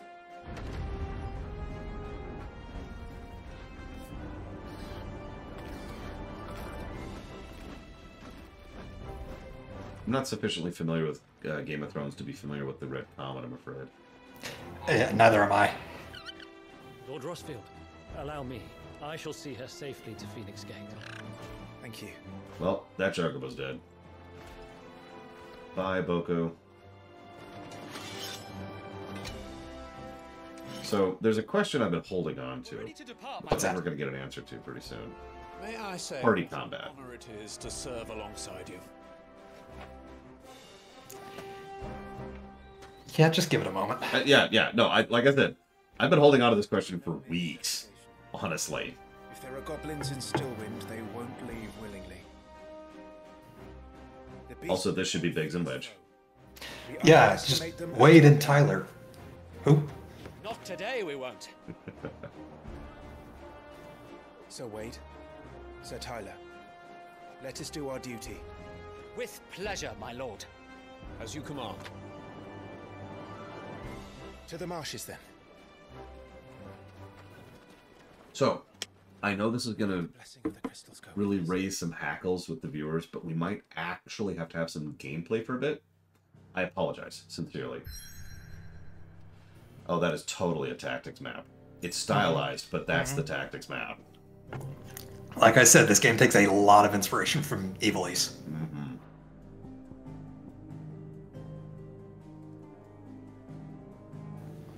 I like it, just at a glance, looking around. Yeah. What I want to know, pause. What I want to know, are we in the desert? No, so they do have a desert kingdom. I believe it's Sanbreque. Correct me if I'm wrong, viewers. I'm not sure. But I believe the Duchy of Rosaria is in a more temperate climate. Okay. So part of the reason I ask is there's this weird fabric pin fence going around here. And my first thought was it was actually a road, because that's what you use as roads in desert climates. Right. But I don't otherwise have any indication what that is. I suppose we'll find out. I think I have no idea, but if I had to hazard a guess, that's just their immediate border. That would be interesting then, because they could keep track of that as they go. Until, God invades and we have to kill God with friendship. I think you mentioned that, Rax. You have a question of where it's going to end like that. Because... Right. I said, how high are the stakes going to go? Is this going to stay a political story, or are they going to go kind of... If I might be Because even so Tactics did that. Well, yeah, no, I was about to say, if I might be so bold, even some of the more down-to-earth political stories had to fall into that trope at the end. 12 and Tactics being obvious examples. And... Keep your eyes open for those goblins. The reports place them... Can we not do that once? Just once. All swamps from here. What's your stick? Like, I get it. I watched that video. I did a whole summary on it. But yeah, can we just play it straight, please? Just for once. Okay, so... Lost in a fog. Question mark. Timely accessories. Oh, that's the cheat stuff. That's the accessibility stuff. I shouldn't say cheat. That's unkind. Menu. Screw you. Here's the tutorial. Okay, so pause. I want to look at this. Yeah, I went through everything, so. So, at a glance, obviously, level experience, AP, and Gil. I do like the sprites. I love the fact that the sprites are of the FF6 style. They can't see the sprites, by the way, you're covering them. I'm covering the sprites because I'm a jackass here. I'll push the camera forward temporarily for everybody. There you go. Thank you for pointing that out. So, lower right, sprites are FF6 style, which I will always appreciate, not just because I like FF6, but because I legitimately think that's the best sprite style they ever had. Yeah, when Record Keeper did that, I was really jazzed. Oh, yeah, absolutely. Gear, we've got weapon.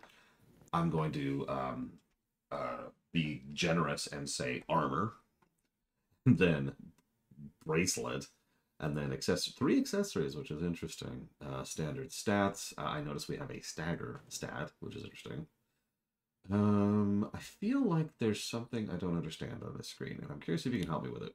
It's the the icon in the very lower left. It's red. That might just be an experience icon. That might be because yeah, I see red, blue, and yellow now. When they get through with important battles, they'll show a victory screen with spoils and everything like that, and they represent experience increases with a number, a bar, and an icon, just like they do ability points or Gil. Okay, I'm with it. Here's the this is items. Excuse me. Yeah, sorry, I went left first. That actually threw me for just a second. You did. I'll tell her. Very Kingdom Heartsy, which I'm in favor of. It's a good system. What I'm confused by... No, you didn't go there. Hang on, back. So, come on. So, you can hit R1 or L1 to swap between consumables, I don't know what, and I don't consumables, crafting, and key items. Okay. Sorry, I thought that I'd done that. That's all good. I was just curious. Apparently, you can also use in menu, which is good to know. Journal. Of course, there's side quests. See you around, Cord. Oh, wow, we're actually 4 quests in. How could you tell? We haven't done anything. Sorry. I do like how it's basically MSQ. Map, which we've actually already seen. Gear and icons. Please go away. Thank you. Okay. There's the stagger thing. I feel like I noticed that before. I do notice we have a little bit of lore on the icons, excuse me. Let me use a different word for that. On the tooltip here. What I also noticed, though, is interesting, the way they're lining this up. So obviously there's the cheat the accessibility accessory in the lower left. Are there other accessories? Yes. So, I don't think I get any in the first 2 hours of gameplay, but when I was playing the Iconic Challenge, there were accessories that enhanced, for example, some of my Phoenix abilities. There were your standard increases attack, increases defense. So, there are a wide variety of accessories. Okay. And of course, we've got basic stats. Everything shows a stagger thing and a bit of lore, which is always cool. Also shows how many of them we have in our inventory, which I always like that kind of at-a-glance information. And there's so what do we got here? The Ring of Timely Healing automatically uses a potion when HP falls below a threshold. Potions will be used before high potions. Interesting. And then that's actually the FF9 logic, now that I think about it. When equipped, complex abilities combinations can be simply executed by pressing goddammit, square. It's right in front of my face, and my brain kept retranslating it as Y, like over and over and over. And I'm like, why? No, why? No, why? No. So an interesting thing about the Ring of Timely Strikes, I don't know if I use it in the Iconic Challenge or not, but it will actually swap between your icons as you fight, which normally is bound to L2. So I don't know why they do that, but it makes it all fairly automated. Interesting. When equipped, Clive will automatically evade as long as the attack can be evaded. Interesting. Don't think I like that, but I like the option. When equipped, time slows before an evadable attack. Yeah, so they have a gradient on the available. Yeah. That's okay. You know what? I'm much more in favor of that. I still like both. I still like that being a thing. Habilitoires. And you kind of already talked about this, if memory serves. Yeah, I scrolled through all of these, but I did talk about them before. Oh, excuse me, they call it will instead of stagger. They bounce back and forth between terms. I don't like that they do that personally. That's whatever. Look, MTG used... Oh god, what do they call that system? They use a specific word, and that word always means that kind of mechanic. Keywords. Keywords, thank you. MTG champions the keyword system for a reason. Mm-hmm. So... I'm sorry, let me ask the relevant question. Is there no line, no prerequisite?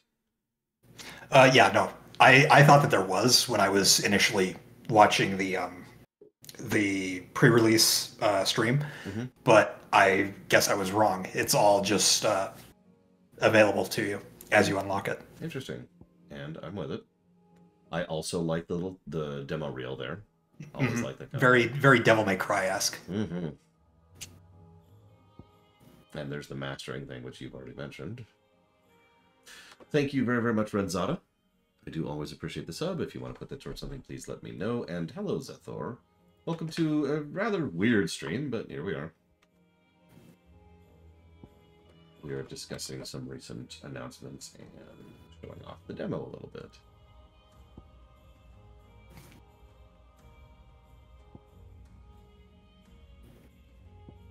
You got it, Renzada. Thank you again. I'm sorry, R2 plus what? R2 plus touchpad. Yeah, no, that always throws me for a loop. Just hold up. What does that mean? So what I did immediately was I got Burning Blade and Charged Magic because those kind of function a little bit like Nero's Red Queen and Blue Rose over in DMC. Okay. Not exactly the most well-maintained path. And who do you imagine would maintain it? There are buff potions, that's worth noting. It's hard to believe that anyone used to live here. The old village of Stillwind is ahead. Not that there's a lot left of it. Random banter. Well, okay, the fact that banter exists is a good sign. The quality of the banter, we'll see. Yeah, it varies in my opinion. I don't know, Melker Blade. Rax, could you field Melker Blade's question? Do we know if there's lore entries in the menu? I believe there are. I have not been able to access them, but there is a. There are two NPCs that you can also find that act as lore masters. That's interesting. So this is it. We're 54 minutes in. 54 minutes in, and we're finally at the first encounter. I rushed. I didn't go and visit all of the NPCs. No, I actually noticed that. The castle, because there's more dialogue. With me. Yeah, I noticed you were beelining, which I don't mind. It's just hilarious. Once again, comparing previous FFs, like imagine how long it takes you to get to the first goblin fight in FF5. Hey, Directy, thank you. As always. Much obliged. I will jot that down for the Dragon Age Origins, or excuse me, the Dragon Age block. Goblins. So the reports were true. We should press on. There may be more. Zelda block and the BRPG block. 3 very large blocks.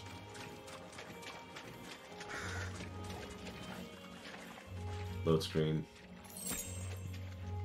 I don't know if that's true or not. Yeah, but historically, we're on the PS5, so they can be quicker now. That's true. That was pretty rapid fire. Unlike the FF15 load screens. Oh my god. Have care, my lord. I always felt bad for Gladio. How do you get through those? Good question. So, I have to listen to it more carefully, but it does sound like true Yoshi drums going on here. Yes. Not just... I say just. Dynamic music is still good, but I have a particular fondness for Yoshi drums because it's harder to do. As we get further into this, you'll probably notice that they do some really interesting things with the dynamic music in boss fights, because it seems like they sort of tailor it to peak at moments where you are triumphant. Yeah. But it's not noticeable at all. Yeah, Yoshi drums is when the song adds completely other layers and tracks to the song. Another good example of that that also comes from Square Enix would be Nier Automata. Yes, they do a lot of that there. Also, weirdly enough, the Crystal Tower from FF14. Mm-hmm.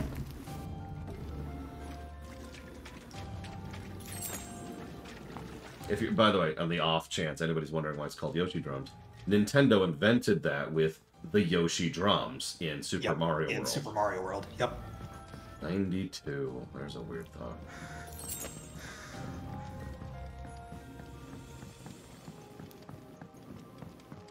Not that I feel old, it's just fascinating to think about.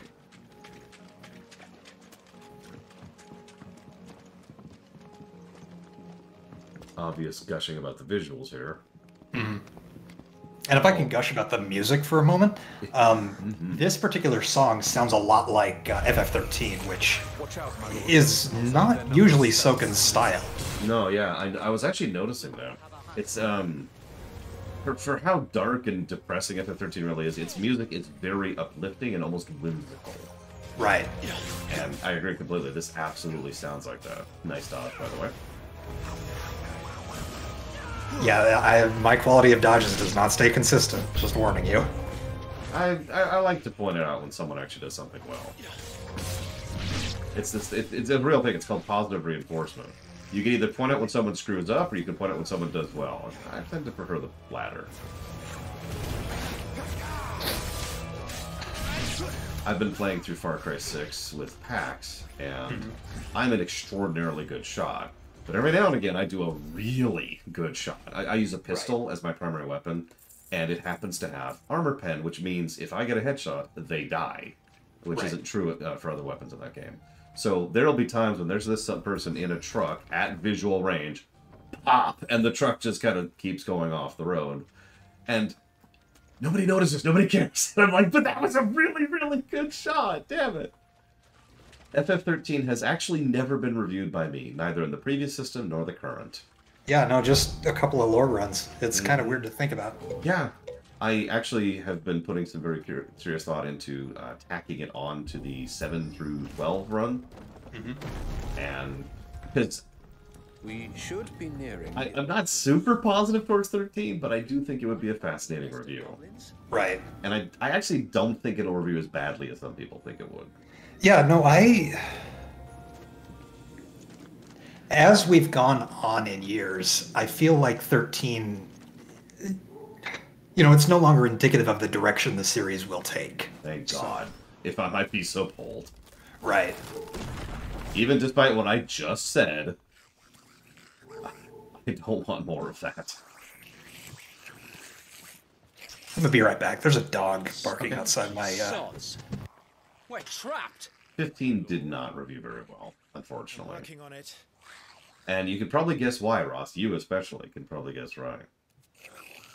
Yeah, 13 will have some specific pretty bad negatives. It'll have character negatives, cutscene negatives, dialogue negatives, visual continuity negatives, world building negatives, pacing negatives. Lots of bad stuff on the story axis. As if you have to ask. And gameplay-wise, you die, it's a game over. That's not great. The level design is actively terrible. That felt like a wrong input from Rex there. Music, yeah, music will absolutely score quite well. Visuals will score well, although I'm not sure what it'll get on like the visual, like the doodad visual storytelling side of things, because a lot of the visuals are just flashy with no substance to them. So we'll see how that goes. That's a question mark. And there was one. Thank you very, very much, Jesse's Mask. Shit! He He's invited a friend! Oh yeah, PG-13 warning. I feel like I already said that. On your feet, Sir Wade. Here it comes. I mean, the funny thing, Cashel, is I know the joke you're going for. But the truth is there is level design in FF13. That's the problem.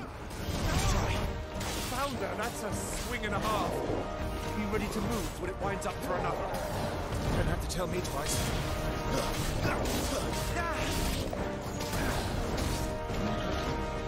I honestly have no interest in reviewing 13.2 and 13.3. If you guys want to make that happen, you'll have to do it individually.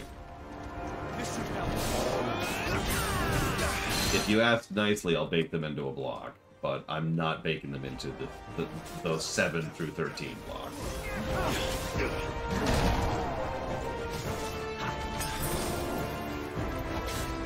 And I will put that towards FF1 comparison, FF4 comparison, and Avowed.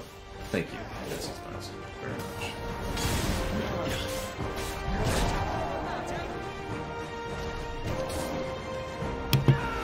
Welcome back. My apologies. Whoop, whoop. People exist. Yeah, I know.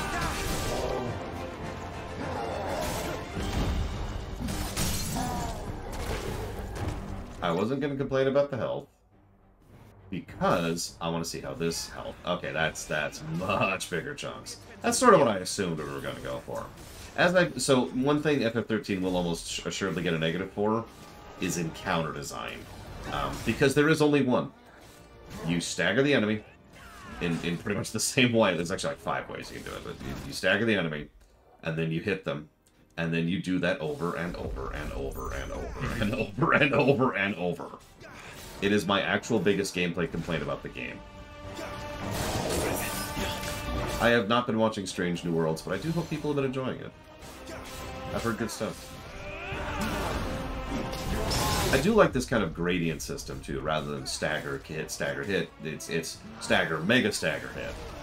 Which isn't much of additional gradient, but it is additional gradient, and I appreciate it. By the way, I haven't been mentioning it yet, but I kind of went heavy on the parries, which require you to strike with your weapon as the enemy strikes with their weapon. So it's very timing intensive.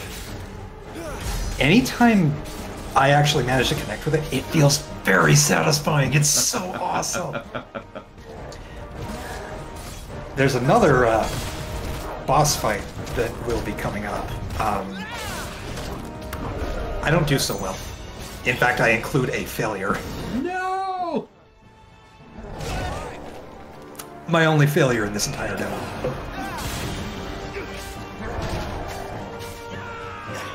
Let me pull up my own website here for a second, because I don't remember if 15 is a current review.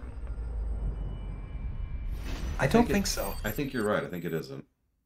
No, you, It is not. Yeah, the only Final Fantasy, not counting the MMO, that is a current review, interesting, is Mystic Quest. But I don't Yeah, it is ironic that I would fail against the next boss, isn't it? I went in trying to embarrass him, and he embarrassed me. Well, that's how that usually goes.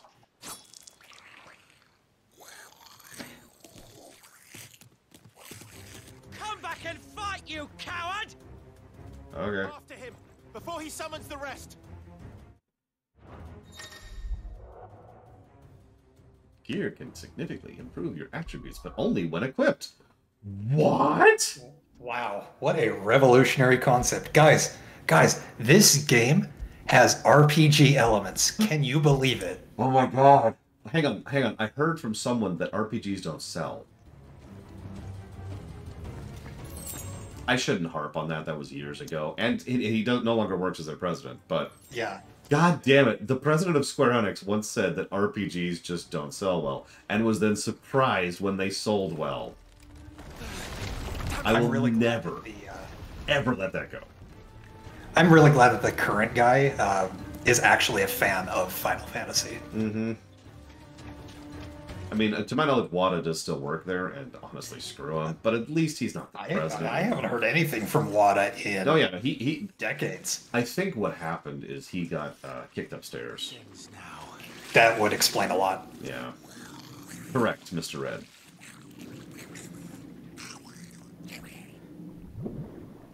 Uh-oh.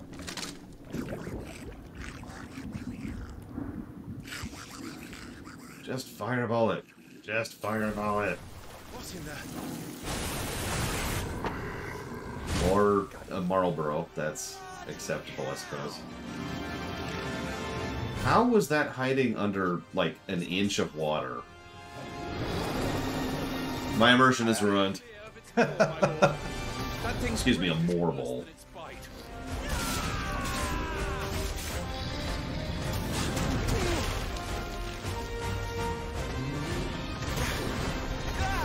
So I'm assuming you can only have 4 of something hotkeyed at a time?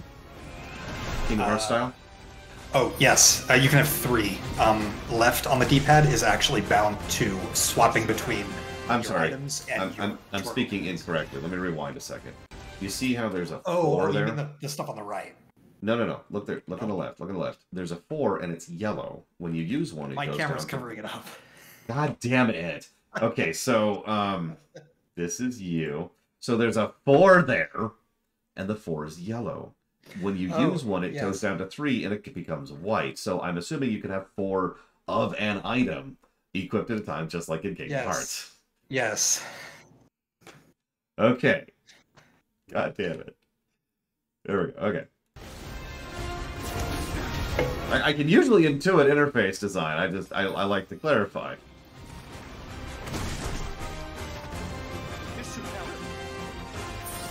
Also, apparently we have a Donald and a Goofy. So far, they have not been doing Jack, by the way. Nope. So, definitely Donald and Goofy. Yep. What's ironic is I actually installed a mod for Kingdom Hearts 3 that makes Donald and Goofy into absolute monsters. So Square can do it, they just don't. Well, we're clearly playing a Sora. I'm gonna, with your permission, can I scooch to this by a bit? Yeah. Oh, there it is. Okay, so. I went too far. Here we go. Well, that's actually terrifying. I do not want to experience that. Oh god, no. This is a cinematic strike. Thanks, game, for telling me that. QuickTime events totally haven't existed for 20 years. Yeah! I'm kind of with the idea. I mean, FF14 does exactly that. I forgot what they call active time it's maneuvers. Maneuvers, thank you. That was the word. We stagger, and we fight, we fight, we fight, we fight, we fight, we fight, we fight, we fight. Is it the same? It is not the same. Okay, so hang on. Yeah, so they have strikes and also evasion. I'm guessing these are manually designed per boss, which I'm with. Yes. And it looks like it's pure timing based, if I read that correctly. Now for the final push, my lord!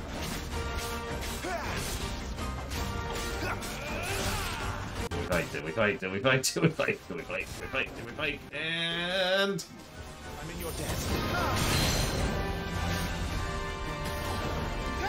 And eventually he'll die! Yeah, I tried, but when he's not staggered, he doesn't take much damage. No, I know. So yeah, you were right. Experience right there.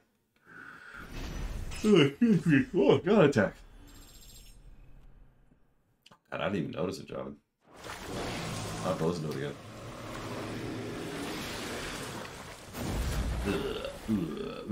I personally like the boss theme and the motif that they weave throughout a bunch of different songs, but I do think it can get a little repetitive. I mean, Soken's leans so hard on motifs. Not that it's a complaint, it's just he does.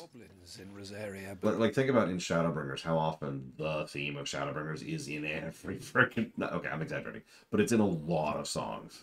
Yeah, it's in at least a dozen. Mm-hmm. More balls, too. I'll petition His Grace to send a detachment. If we don't stop them here, they'll be at our gates before long. So can we, like, burn it? We should get moving. We don't want to be caught out here after dark. If we set off now, we can still reach Phoenix Gate before nightfall. I think you're right, Mr. Red. Don't quote me on that, though. The main Shadowbringers theme? I don't believe so. Oh, you're right. No, it actually goes off in a different note. You're right. Mm-hmm. Never mind. It starts with the same two notes, but then it immediately diverges. Right. Which, knowing Soken, is probably deliberate. Do I think the slot machine motif for new stats is a Vagrant Story callback? No, I think that's actually pretty standard visual design nowadays for showing the increase of something.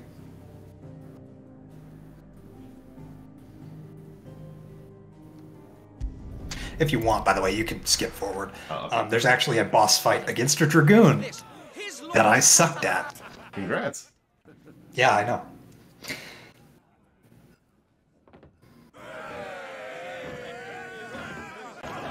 Hey, Father.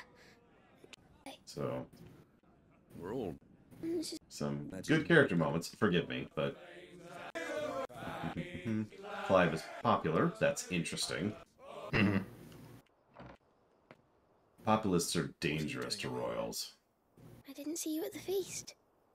in real life. The only time Right. shields are allowed to take their ease, and Okay, so we're good. Keep going for a minute. Keep going for a minute. Some good moments between these two. They obviously care about each other. Poor kid. Everything's cool. There's Fenrir. I'm just calling it right now. It's Fenrir. Yeah. I want you all to spoil one thing for me about this game, and that's Fenrir. Don't spoil it for me. Don't spoil it for him. Spoil it for me later. Yeah. And like the spoiler, I don't have the spoilers channel muted. I probably should actually, but because the moment it's all the demo stuff. I have Tears of the Kingdom muted. That's gonna be a minute. Supplies from the capital.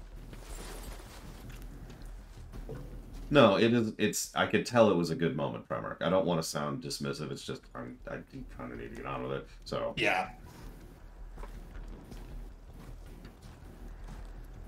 Yep, that's a great way to check a wagon. In the wearers, were you? Yeah, I also have no issue with you skipping forward, by the way. It's a good job the North is full of enterprising traders keen to keep us in wine. Spare a barrel for the boys on duty, eh? What in the... Yeah, by the way, a slight warning, they really like throat slitting, from what I've seen. Mm-hmm. So just heads up for anybody that bothers. They go right for the jugular. Literally. Actually, I guess not. That's not the jugular, is that? They go right up here. No, that would be the aorta. Yeah.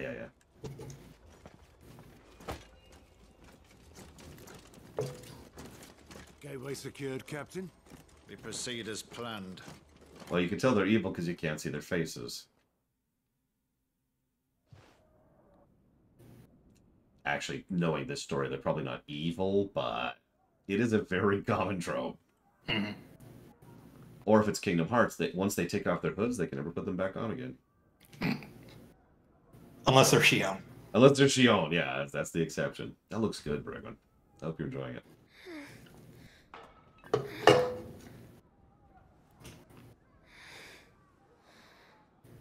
Poor kid.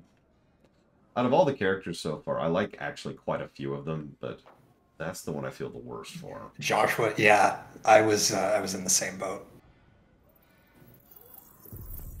Kid's got a lot of expectations thrust upon him, and he really shouldn't. Mm-hmm. Yeah, something I've often thought about is how awful it would be to be a regent kid. Is that? Not a regent kid, excuse me. A kid under a regent, right? Mm-hmm. A 4-year-old who is to be king. Right. And it's just, yeah. Forgive me, my prince. It's me, Wade. You probably don't remember me. I remember. What is it? We're under attack. I don't know who they are, but they've set light to half the castle. I must get you to safety, Your Highness. Very well. I'm ready. But yeah, so we've got the political requirements. Then you add the magical layer on top of that. I was going to say. Awful. And now we have a Princess Peach section? Mm-hmm. As a mage. Mm-hmm. Interesting. Now, what's doubly interesting is you're the same level that Clive was, at the exact same experience point. I'm afraid so, Your Highness. We must hurry. So, something I've theorized before, a lot of RPGs over the years have struggled with party members coming and going, because, Jesus Christ, that was a full heal. Yes, it was. I've struggled with party members coming and going. You have Kiraga, because of the story, right? Obviously, narratively, characters come and go. But there's so many issues with having to balance them properly, or how do you do the leveling, and what gear do they come with, and what abilities they come with. In some games, what builds do they have? An idea I've theorized about ever since I played FF8 is just setting the new character with the old character. Just exactly throw gameplay and story segregation out the window, and just make the party effectively have the level. So there's a party level, party equipment, party setup. Everything else is irrelevant for it. Mm-hmm. Yeah, possibly Trihexia. I wouldn't see it put it past her. Feast. They were laughing. Listen, we need the levels, Javan. How else will we show progression? So, very small bit of tiering knowledge for those of you who aren't into history and military and politics. It goes Empire, Kingdom, Dukedom, Princedom. Okay?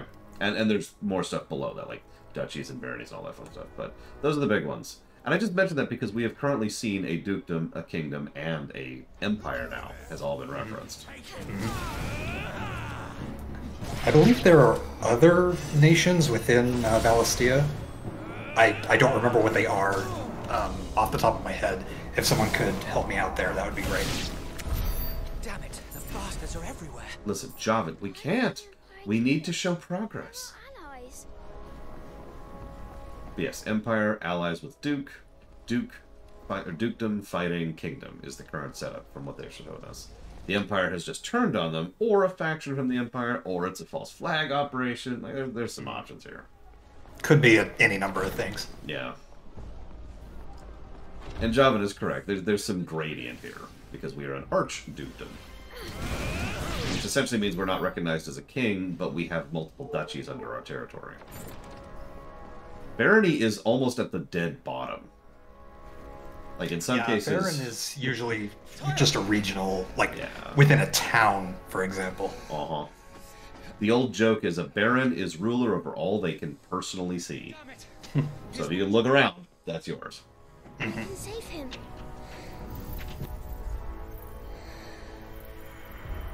Admittedly, of all the summons to be, merged with or whatever, Phoenix would be very high tier if you think about it.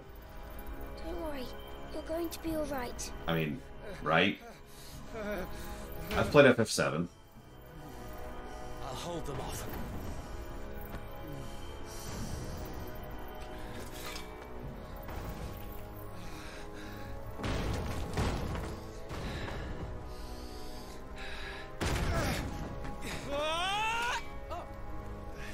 Yeah, I kind of figured it was Clive.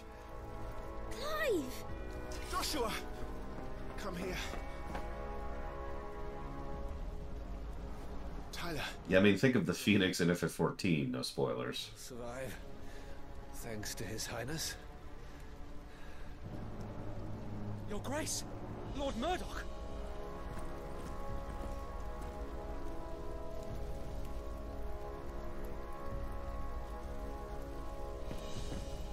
You rescued the young prince. Well done, Sir Wade. I'm in your debt, soldier. Don't. Thank you, Your Grace. We cannot stay here. We should make straight for the rear gate. Yeah, I was gonna say, can we not? Can we not? There's a time and a place for things. I happen to like mustard on crackers. This is not the time and place for pausing to have mustard on crackers.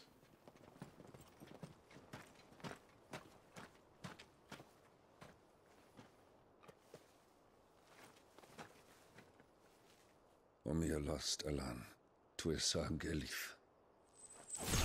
May the winds speed you to Rosalith. I prefer really sharp horseradishy mustard, Javin. Very spicy. I'm actually the only one who can eat the mustard I brought with me here. The north gate's up ahead. There are chocobos in the stables.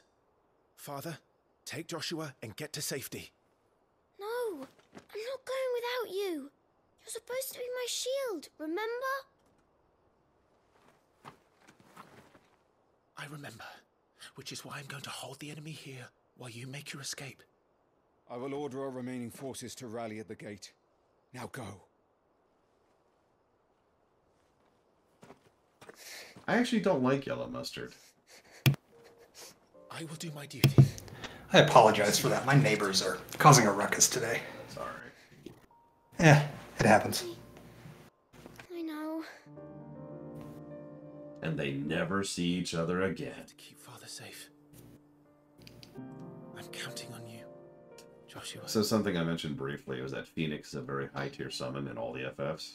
Mm-hmm. And for no reason, I'm going to mention that Ifrit is usually one of the lowest tier summons. And I find it kind of interesting that the Phoenix is in the body of a child in this game, so you've got that relative inexperience. Mm-hmm. Whereas I would assume, anyway, that Ifrit is maybe a general or something along those lines. Yeah.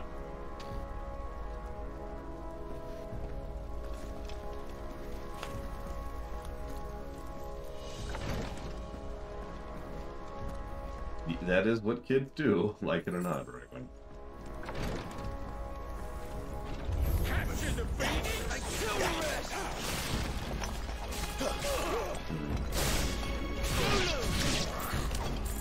So how do finishers work on trash? Near as I can tell, well, I can't tell. That is an honest answer. I'm with it. I find them to be kind of random, but I don't know. It is possible they're literally random, which would suck for speedrunners. I'm sure the code will come out at some point, and we'll figure it out. Yeah. Now that's interesting. Insufficient inventory space. Potion used. Mm-hmm. I'm sorry, Savacom. They must all die. So here we go. You guys get to see me suck at this game. It's okay. They're used to seeing me suck at this game. Or any game, really. Yeah. So, point of note, every single attack that comes at me, I'm trying to parry. I am not deliberately taking these attacks. Let none escape. Yeah, based on what I've already seen, you're probably going to see me evade more than parry in this one. Mm-hmm. Mm-hmm. You take care of that spellcaster. Much as I love parry game, you know I love Royal Guard over in DMC. Oh yeah. I feel like probably, when you get to this game, you're probably going to like Titanic Block because it functions a lot more like Royal Guard. Nice. Forevermore! Yeah, just random punish move. I noticed there were other punish moves you can do too, and I'm assuming they're just procs. I believe so, yeah. That's them done. Are you all right? I'm fine. It's my father and Joshua I'm worried about. We should head back. But first...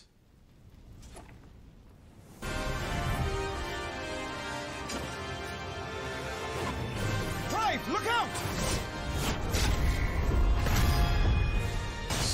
Nice way to start a fight. Mm-hmm. May I have this dance? He's an Imperial Dragoon. And you are the shield who was blessed by the Phoenix. I see what you mean already, because I can see you starting your swings. Mm-hmm. The timing is interesting. Yeah, I don't know what's up with it. This guy in particular has some weird timing. Yeah. That did sound like Estinian's voice actor. That is Estinian's voice actor. I believe Urianger's voice actor also is appearing in this game, so... I mean, something I've noticed recently is that Square is leaning hard on that acting studio. Not that I blame them. So it doesn't surprise me that we see some repeats. Right. I mean, I can hardly speak since I lean hard on my own acting team. Speaking of which, while we're fighting, if you don't mind me plugging RFF for just a second. Sorry. I tried. I know, I'm with it. I'm with it.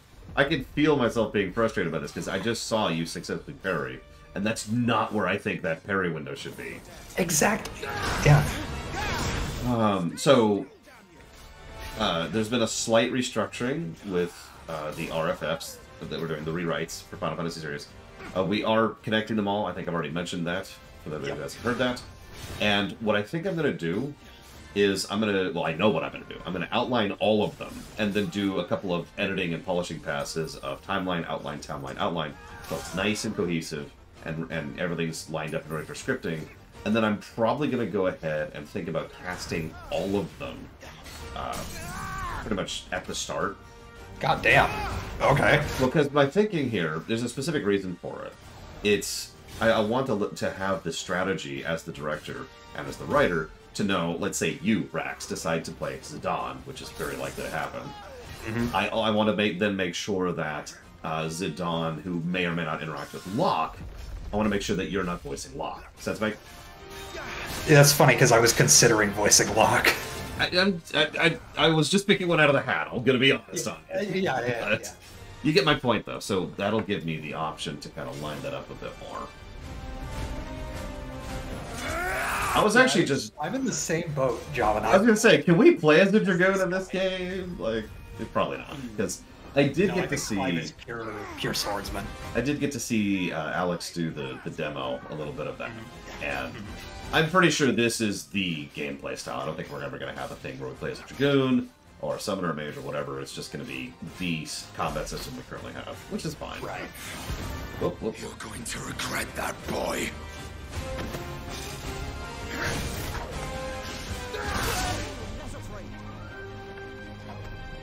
I mean, we've already had that happen, Braven. There will be times where people talk to each other. It's almost unavoidable. Back in the Undertale theater, Kitsune Baba played Toriel and Undyne, and they do talk to each other. Yeah, they have like 2 lines together. Yeah, it's not much, but they do talk to each other. And I'm not even going to mention how many times I talk to myself in FF9 theater. Nice parry.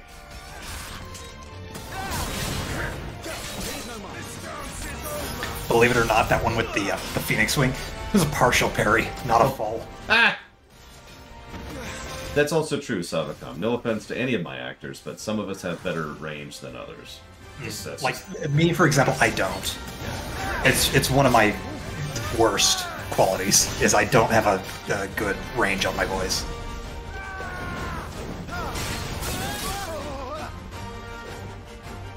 I can feel you trying to find the window. It's so freaking... It is. No, I feel your frustration. I really do. He knocked it out of the park with Zidane, but imagine if he played Zidane in Vivi. Yeah. That's the problem. Like, he would do a good job with both. My voice does not go higher than this, so I can't. Yeah. Yeah, I'm not knocking Rax's acting talent. That's not what's on the table here. Oh, you're out of potions. I am out of potions. Yeah, okay. It's...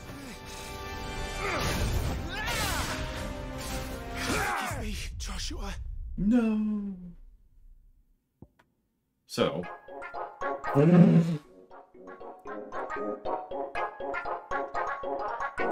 Speaking of Undertale... Nice edit. I was debating what I wanted to do with that. Like, do I want to do like a rewind, go back to the door opening, or... May I have this dance? But no, I just decided to play it for laughs. But no, you're quite right, Blade Jamal. I will almost assuredly have double ups on actors just in FF16. And by 16, I mean 6. Shut up! I'm already thinking about rewriting 16! Well, FF6 is about to be FF12, really. I mean, yeah. I thought about renaming the numbers, but the more I thought about it, the more I thought that would just make more confusion. Yeah, no, so I'm just going to keep them as is. For those of you who haven't heard, I'm not 100% on this, but I've been doing some mapping out and doing some outlining, mostly in my head, and I do firmly think the order should be 1, 2, 3, 4, 5, 7, 10, 10, 2, 8, 9, 12, 6. And you notice I paused there. That's because each of those is a bracket. Yeah, like an arc. Yeah, exactly. And 6 being the big conclusion.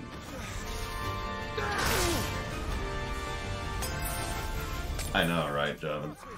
I mean, I've been wanting to play as Zaldin for... When did Kingdom Hearts 2 come out? 05. For, yeah, almost 20 years. About 18 years now.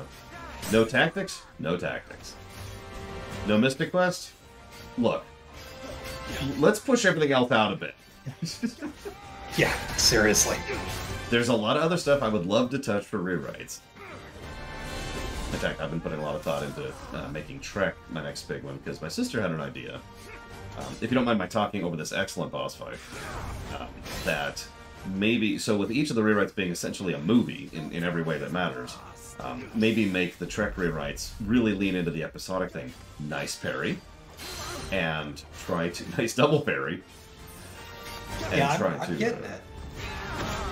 Go that way with it, and have little micro episodes come out periodically instead of, you know, nice big movies come out every now and again.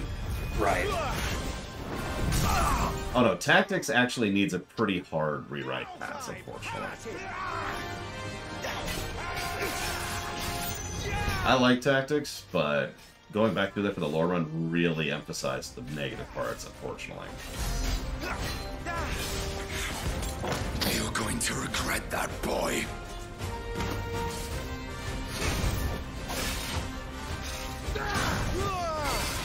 So, I know that it's dodge attack. Does the timing of the window change the counter? No. The counter, I believe, is always the same. Okay. Having said that, Ross, the thing that I would change the least about Tactics is the War of the Roses itself. The political story is essentially perfect. Nice parry. And that is, in my opinion, Tactics' core, so... Agreed. Kind of deviating from that isn't really... Yeah, no, the only thing I would really change with... Well, okay, there's actually something fairly large I would change with Tactics. Another nice parry, which is the Lucavi. Pretty much everything to do with Lucavi needs a polishing pass at best. At least, excuse me, at least.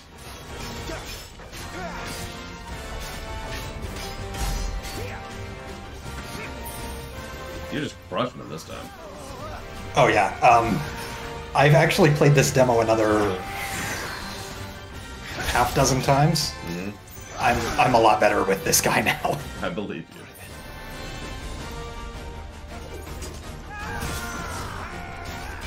This window is so weird.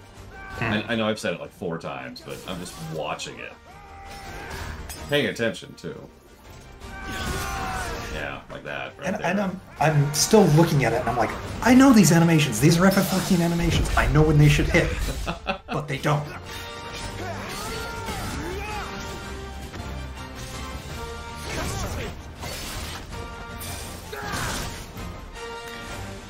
Yes, I chose to record one of my earliest and send it to Lore, and then practice more, because I'm an idiot.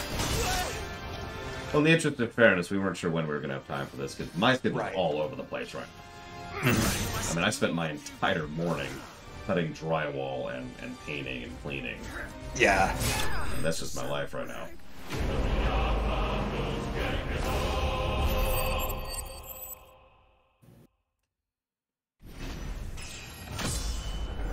Bing.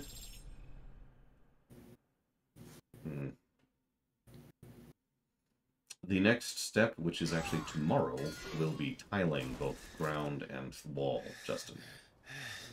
Are you hurt? No, I'm fine. I've blown through all my potions and... Actually, so question, like Kingdom Hearts, do potions autofill after combat? Vipers. I don't know. Really mean to invade us. I've never run out. Not yet. Okay. Their numbers were too few. They were not here to take the castle. They were here to take heads. I mean, yeah. Our work is done. We should return to my father. Sorry, I shouldn't build Starkey. Look. We issued these sashes but yesterday. In Rosalith. If they were already among us, what if there were others? Father and Joshua are in danger. We must hurry. Take your steed. Alright, so who's the betrayer? Everyone in chat. That's new. That? I noticed the earring because both he and Joshua have the same earring, but that's the first time it's been significant.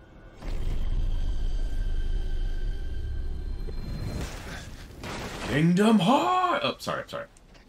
I was gonna say, gotta have your mandatory Square Enix hooded guy. There's always a hooded guy. It's kind of funny, actually. Oh yeah, sorry. Reunion! Reunion!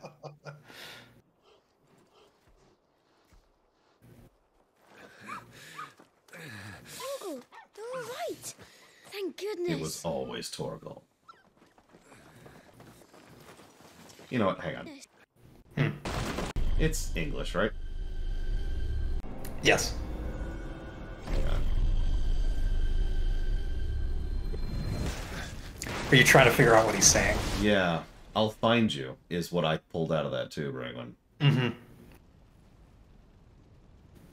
You was obvious, but I was struggling with the middle word. Yeah, no, I think it's something find you. Yeah.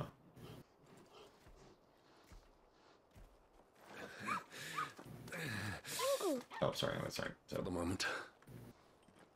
We ride for Roslith to rally our forces. I will need your help to see Joshua safely back to the capital. On you get, Joshua.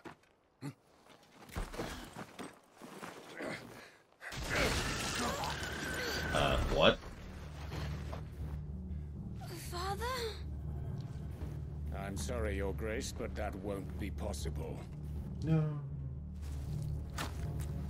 No. You honorless snakes! Stay back! I'm warning you! So, of course, this guy's played by Sean Bean. There's your proof.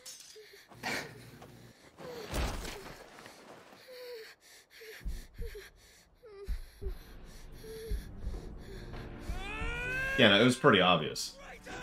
A political story with a decent ruler, they're dead.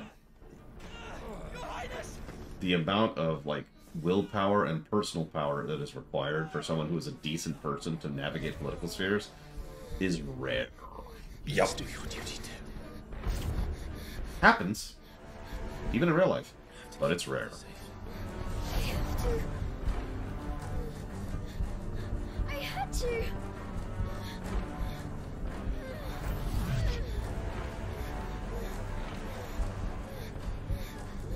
Also true, Java. I'm counting on you, Joshua. Yeah, we all saw that coming. Yeah, this sequence breaks my heart, but I love it.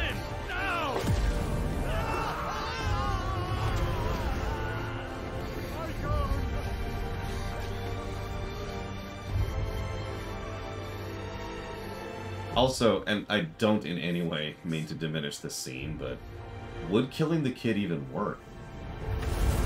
He's a phoenix. It's a good question.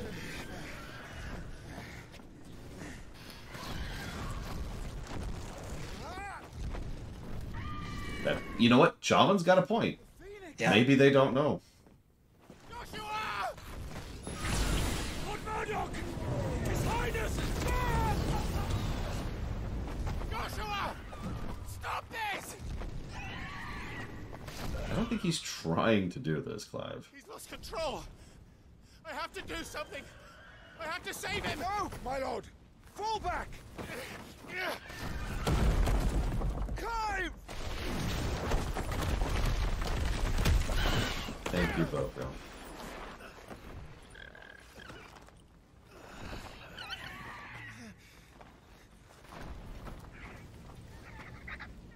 Thank you, girl. You saved my life.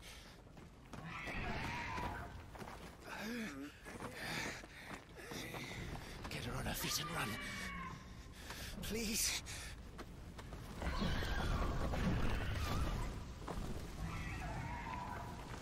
Joshua, are you in pain?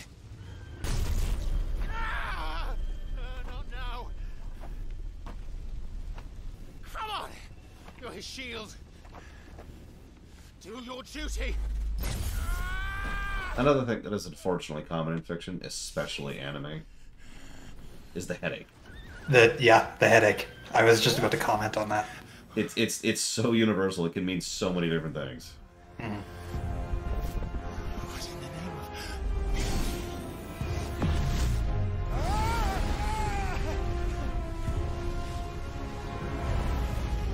So anyway, speaking of low tiers.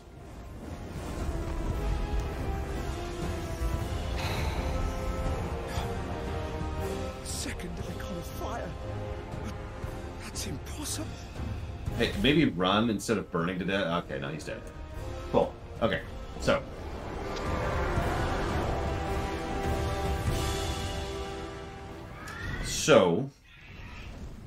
What do you want to bet we're going to have a dichotomy thing? There's light icons, dark icons. Light of fire, dark of fire.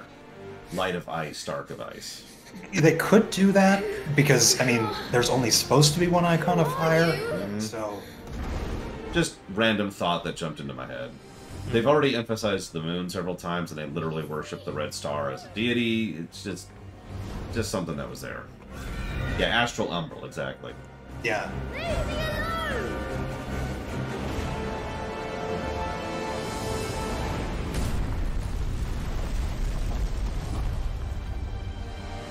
So, I did know this was coming. I'm almost sad for it. Yeah, so now we have caught back up. But now we have gameplay for it. Yep. Looks like you actually aimed this time.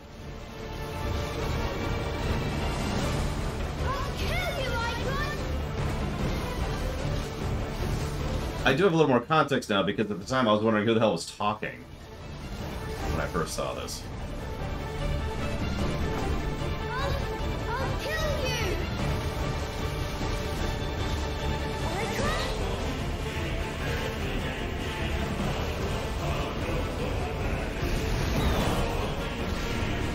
I like how they just call it Icon of Fire instead of, you know, Ifrit.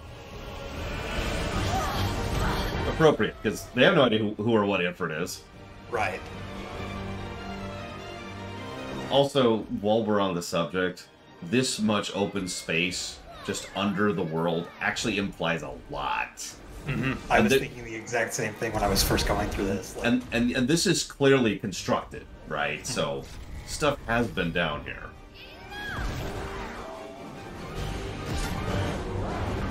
Yeah, and I think they said before that the Dominant is supposed to go down here to commune with the icon, and this is so sorry. To finish that thought, this is the other reason why I was thinking, you know, top side, bottom side, right? Mm-hmm. Very because Japan in general loves that trope. They did that in Terranigma, for example. Right. And of course, FF4 is another one. FF4 is the definitive example. Yeah.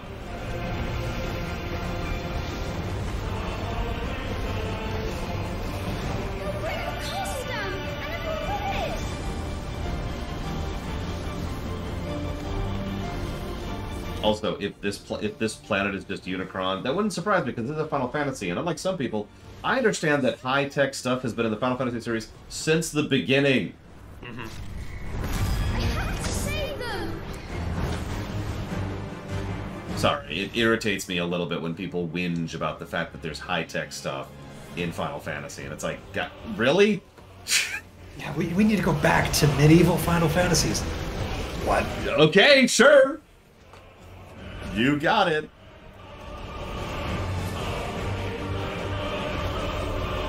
I mean, magic space travel is just as valid as tech space travel, and it's arguably easier in some settings.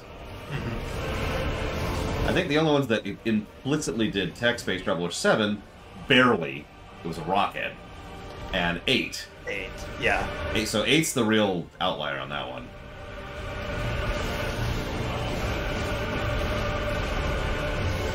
Soken does love his choir.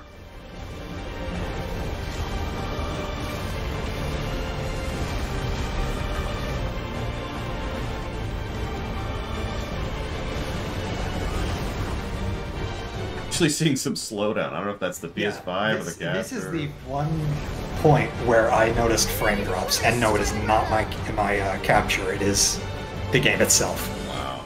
I mean, there's a lot of debris, destructible, being created here. Yeah, I was just about to comment on how, like, I can barely see anything. Ease up on it, you know? Yeah.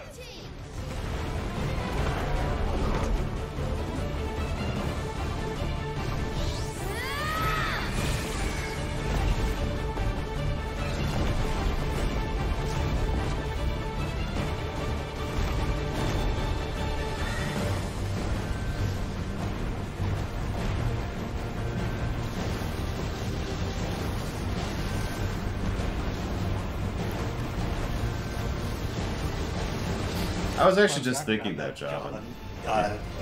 They are going to have differently styled icon battles throughout the game, so nice. We might play as Ifrit. Who knows? It depends on who and what Ifrit is, I think.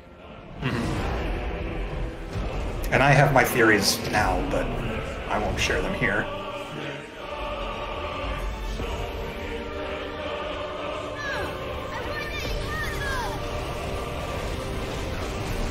That's an interesting way to do a DPS race.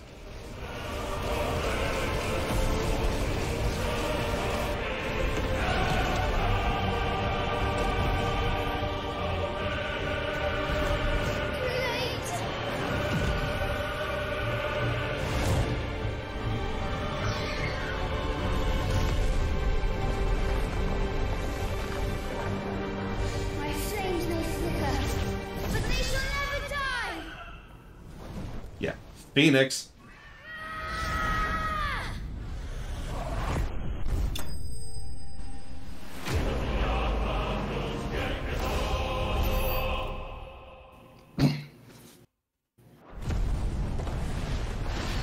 So the castle up top's fine, right? Like we've just been knocking out pillars left and right. It's absolutely Okay, cool. Just want to be sure.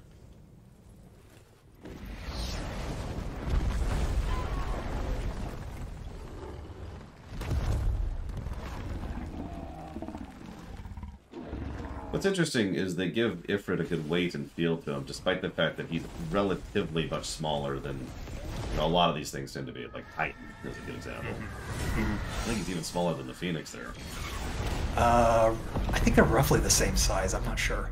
It could be thrown by the wings. Perspective, yeah.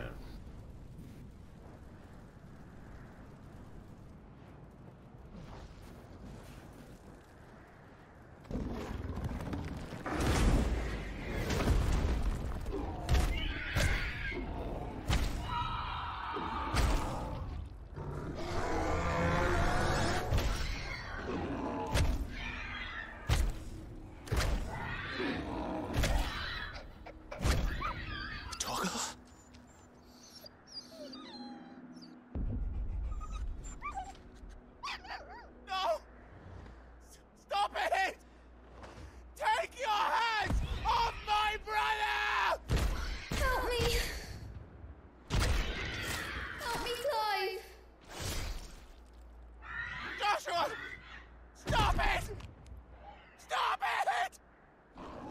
I swore I would protect him! A lot of blood. Yeah, they use that M rating.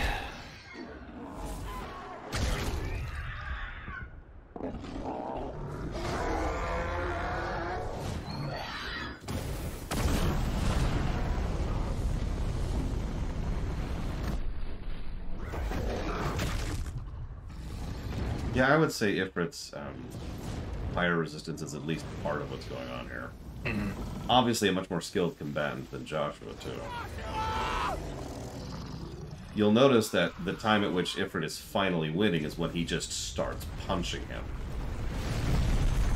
Castle's fine. Everyone, don't worry. Yeah, it's no, fine. it's fine. We'll buff out those scratches. I'll kill you! I'll fucking kill you! Oh, PG-13 warning. Sorry. No, I think we've strayed into R. Yeah. I've actually seen this scene, although I didn't have context for it. This one right here, the prior one. This one. Ah.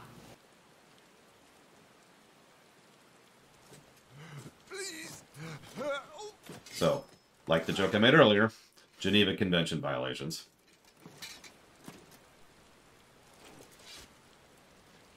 Quite a mess that monster made. Damn shame about the Phoenix, but can't be helped.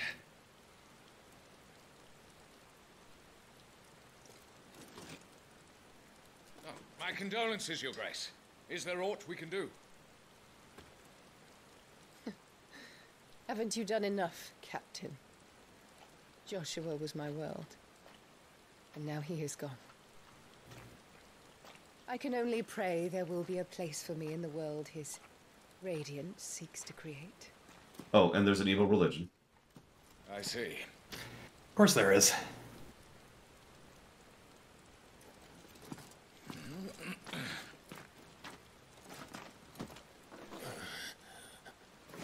Your Grace, over here. So if you're wondering why the people we were working for wear these kind of uniforms at the beginning... The rubble must have protected him from the worst of the flames. Shall we take him prisoner? No need for that. Kill him. Okay. Wait. As my husband never tired of telling me, he is a fine soldier. I'm sure he would make an excellent addition to the Imperial front line. All in its right place. One thing I still don't understand is this. That's why. Oh, the fact that she gestures to kill the handmaidens? Yeah, why? They clearly were still loyal despite everything. What's the point of that? Chin up, lad. Good question. You're going to be a... I mean, I know she said earlier, you know, if anything happens to Joshua, it'll be on your heads, but... Yeah. I mean, shrug, I suppose. Yeah, I don't know. She's evil and crazy. Yep. Got it. She's probably the villain, or at least the first act villain. How long is this? 40 minutes. Oh my gosh. Okay. So for this, if you want to skip through, I recommend highlighting the mini boss fight as well as the proper boss fight. Oh, there is a Cid. This is a Final Fantasy after all. See, there's no Cid in FF Mystic Quest. That's actually a lie. There is, but most people don't know it. I was about to say, yeah, there is. So we're going to have to do some super spoilers. Okay, so we've got... we can change... Here we go. Right here is where I wanted to poke in for a moment. L2 swaps icons.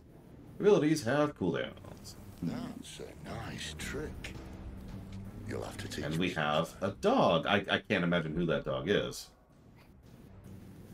We also already have Titan and Wind? Garuda. Garuda, yeah, thank you. Yeah. This isn't representative of actual gameplay. We're going to be fighting against Garuda and her sisters. Okay, okay. I figured this was a demo-only thing, but... Yeah. Here, let's scooch a little bit. So we've got... What's locked? Do you show off the locked? Yes, I do. Oh, no, the locked one at the very bottom? No, I can't. Interesting. Does it stay locked the whole demo? Yes. Okay. So a little bit more. From what I understand, they are ultimate abilities. So we just didn't have access to those. Most games do a variance, a significance between shape. I'm trying to decide what the difference is between diamond and circle. So the diamond one is your. So all of these abilities are on cooldown, except for the diamond ones, which you can just execute at any time. So that's your Devil Bringer, your Phoenix Shift, your Titanic Block. Okay, I get you. Okay. Thank you. Everything Zero else is Hunter, cooldown based. for this up. If you want to put that towards something, let me know. a glance at some things. I hate to kind of rush through this, but I'll be showing this all off in full detail when we get there, assuredly. Right. I'm particularly proud of my gameplay against Chirata and Suparna and Benedicta herself. Yeah, let's kind of scooch a little bit. Scooch. Very dark. Oh, yeah. It's just kind of hard to see dark. When I played through the demo, I was, this doesn't seem very dark. And then I got to the Iconic Challenge, and I'm like, oh, I see what people are talking about. Oh, I thought you meant like it was, gritty and had Exactly. mature themes. No, it's a dark game. Oh, we're fighting puppies. Those poor puppies. We're still scooching forward. Up. Here we go. Here's where the... Okay, so that's pretty after a cutscene, obviously. We'll go through the cutscene. Let's see what we got.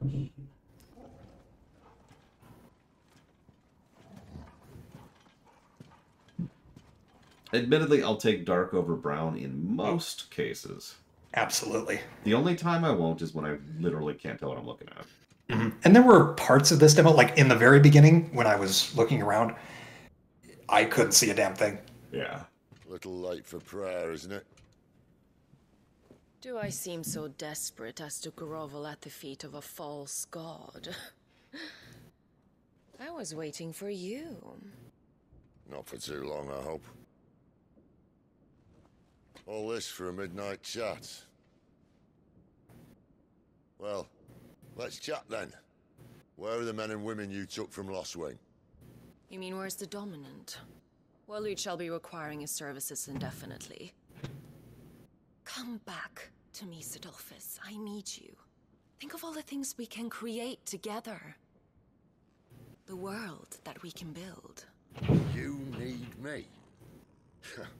Your king needs me. I'm all for building a new world.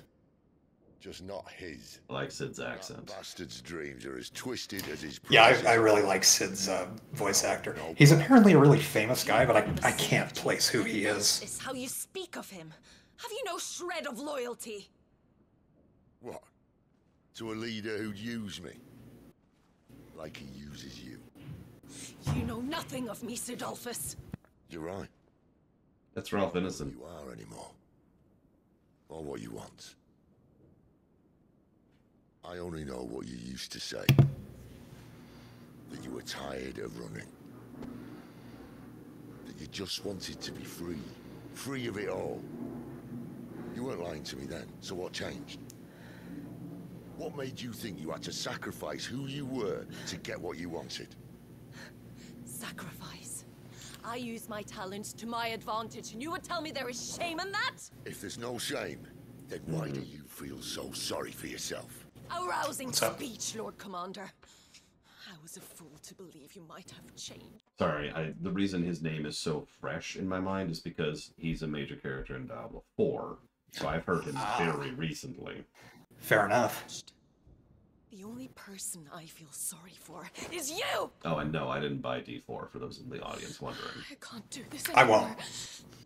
I probably will eventually. If you would stand between our leash and his dream, then you leave me no choice. We'll come back, Eva. Goodbye, Sidolphus. So yeah, she's Garuda. Even though she was Shiva. Stand back, Clive. It is on the list, Sawakan.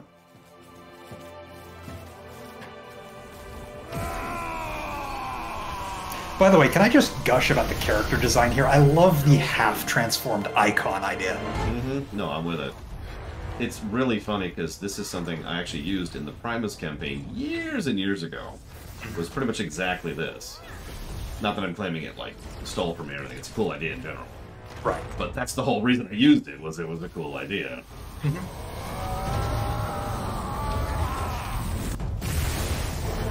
Yes, Sid is Robert. Or Rama, as FF15 likes to say. Oh my god, Rama.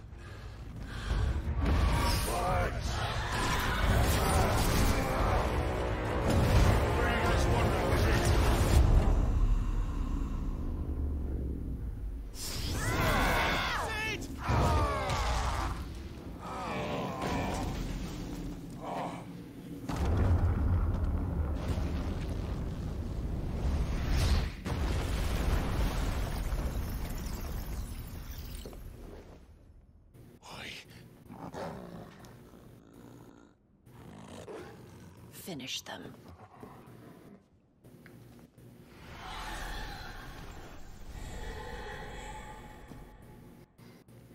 Oh, this should be fun. So for those who don't know, this fight is one big Final Fantasy XIV reference. I was about to say, even the names are the same.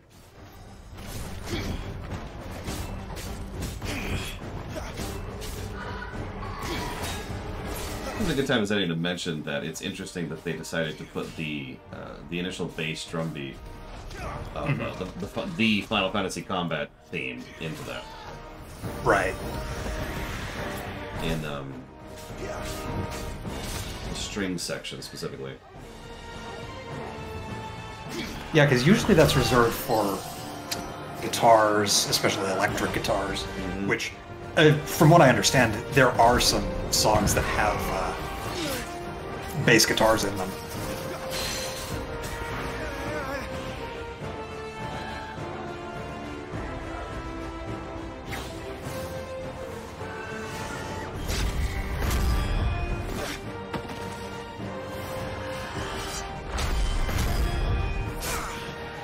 I could see that, Rogan.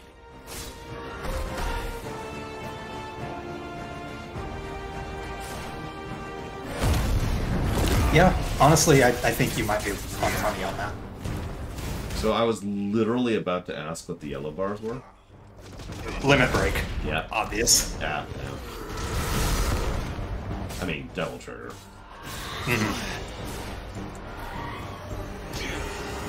This time.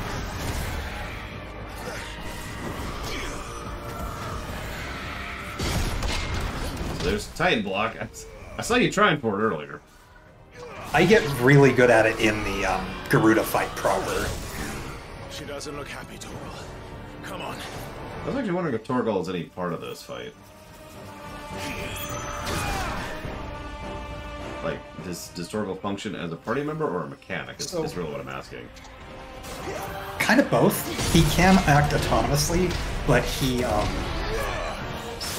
if you swap over to his commands, you have the ability to do like launchers and stuff depending on your timing with him, in addition to your own attacks. By the way, very good double block leading into a parry. Like I said, very, very proud of these two gameplay segments.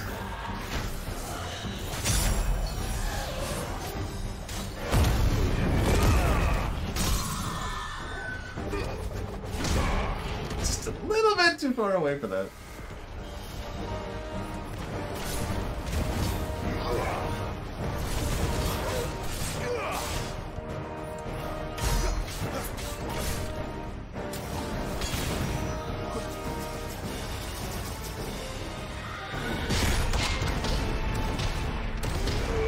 And I don't think either of us have mentioned it, but they do have the FF14 style AoEs on the ground, which... Oh, sorry, you're right. I noticed it immediately, but didn't even occur to me to mention it, because I've fought that fight a billion times.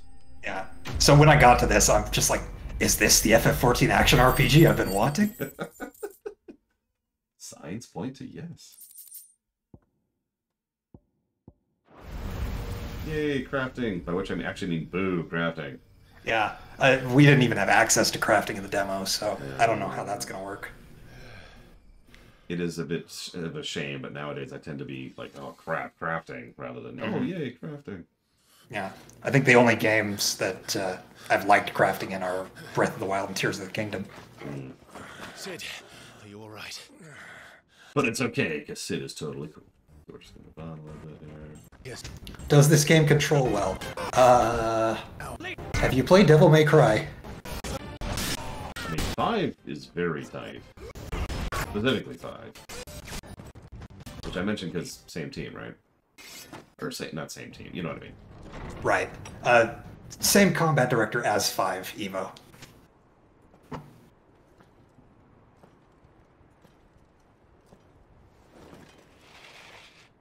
They really want to make sure that red star is always visible. Old man. I swear it's going to come up. It's gonna. Like, in almost every game, looking at you, Mass Effect Andromeda, when they visually present something regularly in the background, it means something. They even did that in 4. The moon was in a lot of shots. Yeah. So, yeah, no, it's probably going to come up. And less from you. This is the second time you've bested my sisters. Men of your talents are rare indeed. Why cost your lot with such undesirables? If it is the hearth you long for, you will find more than enough warmth under my wings. You know exactly what I want. Hand over the dominant, and I'll leave you in peace. You would dare to make demands of me. Know your place, little lamb. Fool is the shepherd who heeds every bleat of the flock. And I will suffer yours no longer. That's a very strange way to still walk. To say. It bothers me. Yeah. No one is listening. No one at all. I will also say, this is a bit premature, To the slaughter with but I already get very strong Ramza vibes from Clive. A little bit. I do think that with how they're doing the time lapses, I think it's going to be a bit tactics-esque in that regard. Mm-hmm.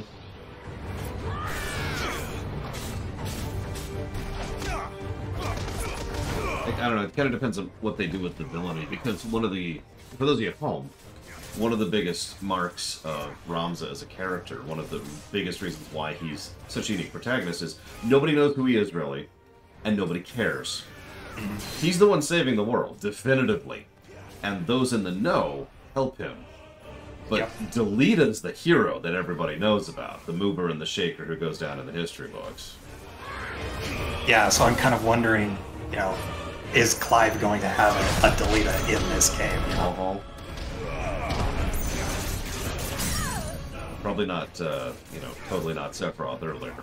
I don't know, I honestly think, I can't believe I'm saying this, I don't think I've seen enough characters yet to pinpoint someone who would be that type. Yeah, I don't know yet. In the prologue, I cannot pin anyone down. Come on, give us our phase 2. We know it's coming.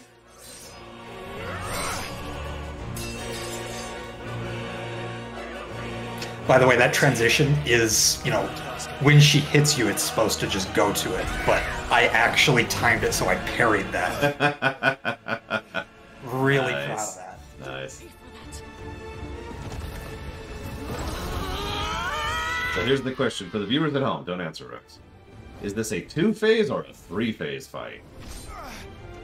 Because it could easily be either.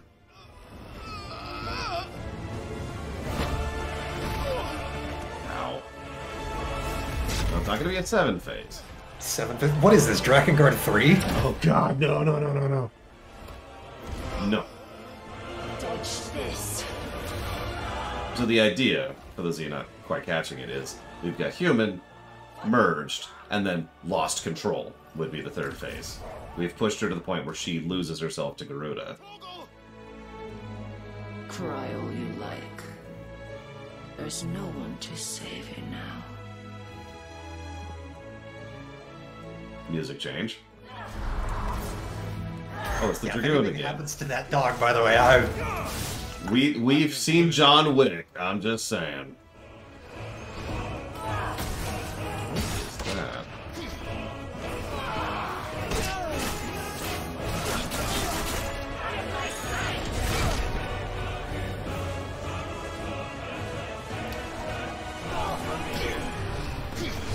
What's what specifically?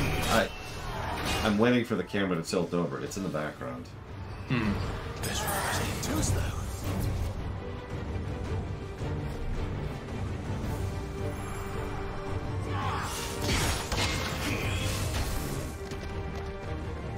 The only downside it looks like of Titan Guard is that it's just a block. There it was. You block, that's it. There's no charging the thing, there's no counter, it's just a block. It's a good There mechanism. is actually a counter. If you do a perfect block, you have the opportunity to counter. Okay, never mind then. Well, I know my job. A little more to the right. Come on, Rax of the past, tilt the camera to the right. Come on. No, that's... I know! Okay, quit in the past. Keep... Okay, a little bit more, a little bit more. That. That looks like a mountain of crystal. Oh, yes, that is the mother crystal. Yeah. That is the crystal that is the size of a mountain. Yep, that's what I thought. But it kept going by in random flashes in the background. Interesting set dressing for this fight.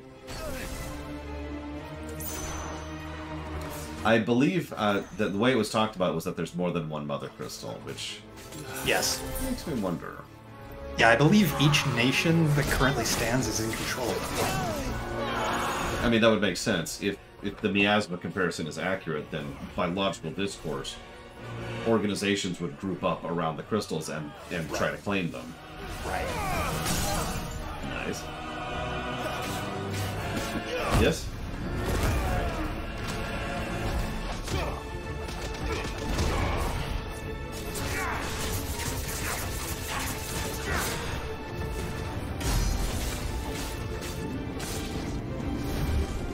Time to join your pet.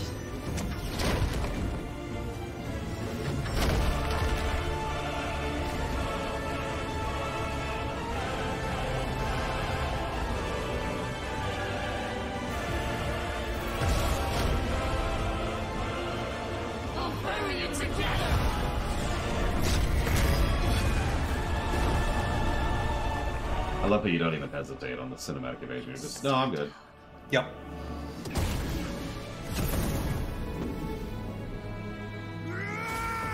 Yeah, exactly, Javin. Like I said, even in a fantasy setting, geopolitical is geopolitical. Or geopolitics is geopolitics, excuse me. Right. I have so many questions about the world building. Yeah, I'm very curious too, and I've been following every single trailer, every single interview. You know, at first I thought, oh, this is just a FF14 inspired world, but no, it's its own thing. Mm-hmm. It also looks like what I would usually typify as high fantasy, which is not actually what high fantasy is. Conceptual, right? Right. It's something that just doesn't really confine. It's true fantasy essentially, rather than any element of real life physics or feasibility or whatever. It's its own exactly. Yeah, it doesn't shy away from. I don't want to call it absurdism, but that's probably the closest adjective I can get to it. Yeah, I know exactly. I know exactly what you mean.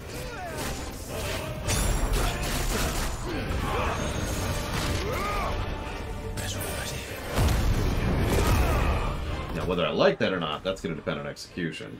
Yeah, they'll have to show their work on that. Mm-hmm. Deadly Embrace. Also known as the Captain America warning.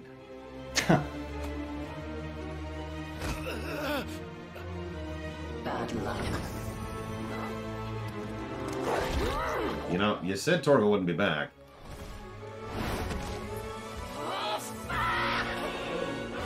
Seriously, I just said this. Watch your language. God.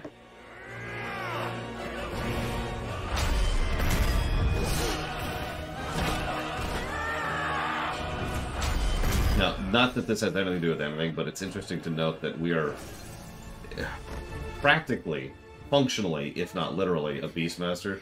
Twice now, animals have been significant in our survival and combat. Blade Travel asks a good question. Is QTE always the same buttons? Yes. QT is always your attack button. If it's an evasion, it's always your R1, your evade button. I'm honestly completely okay with that. Yeah. Like, just allow me to get it over with. Don't make me fumble with my controller, please. Yeah.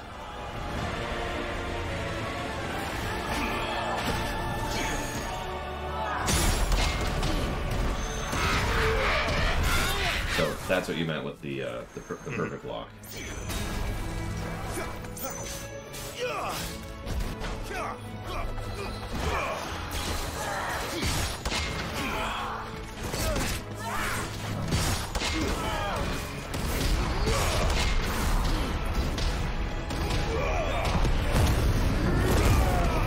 There's something vaguely amusing about using Titan against her.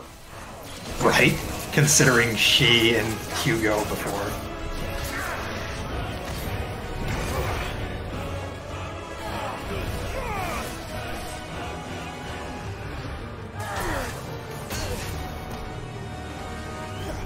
But yeah, this is a kind of a 2.5 phase boss fight. She does lose control here, but she uses the same moves, only a lot faster. Yeah.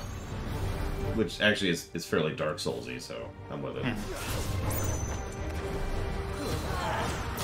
You're being a twat right now, though. Like, I know I'm low on health.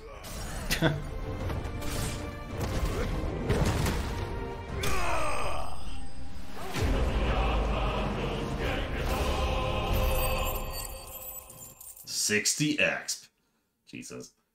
Yeah, they're not giving much. I hope that's just for the demo. Yeah. Spoiled. There, what was that? Oh, it's an accessory. God. Yep. Yeah, that's one of the ones that increases your skills.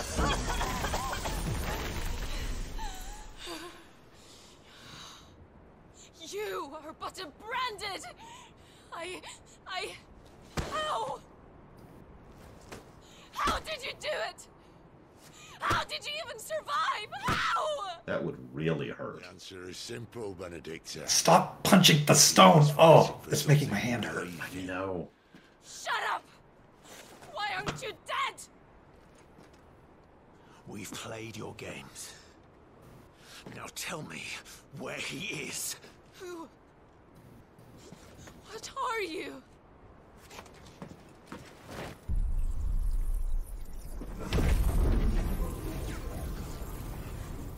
We're Mega Man, apparently. Clive?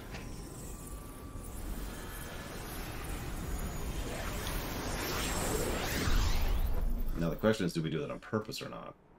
Nope.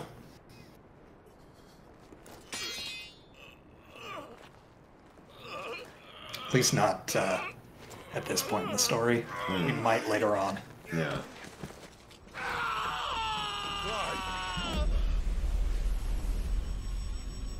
Oh, let me guess. The end.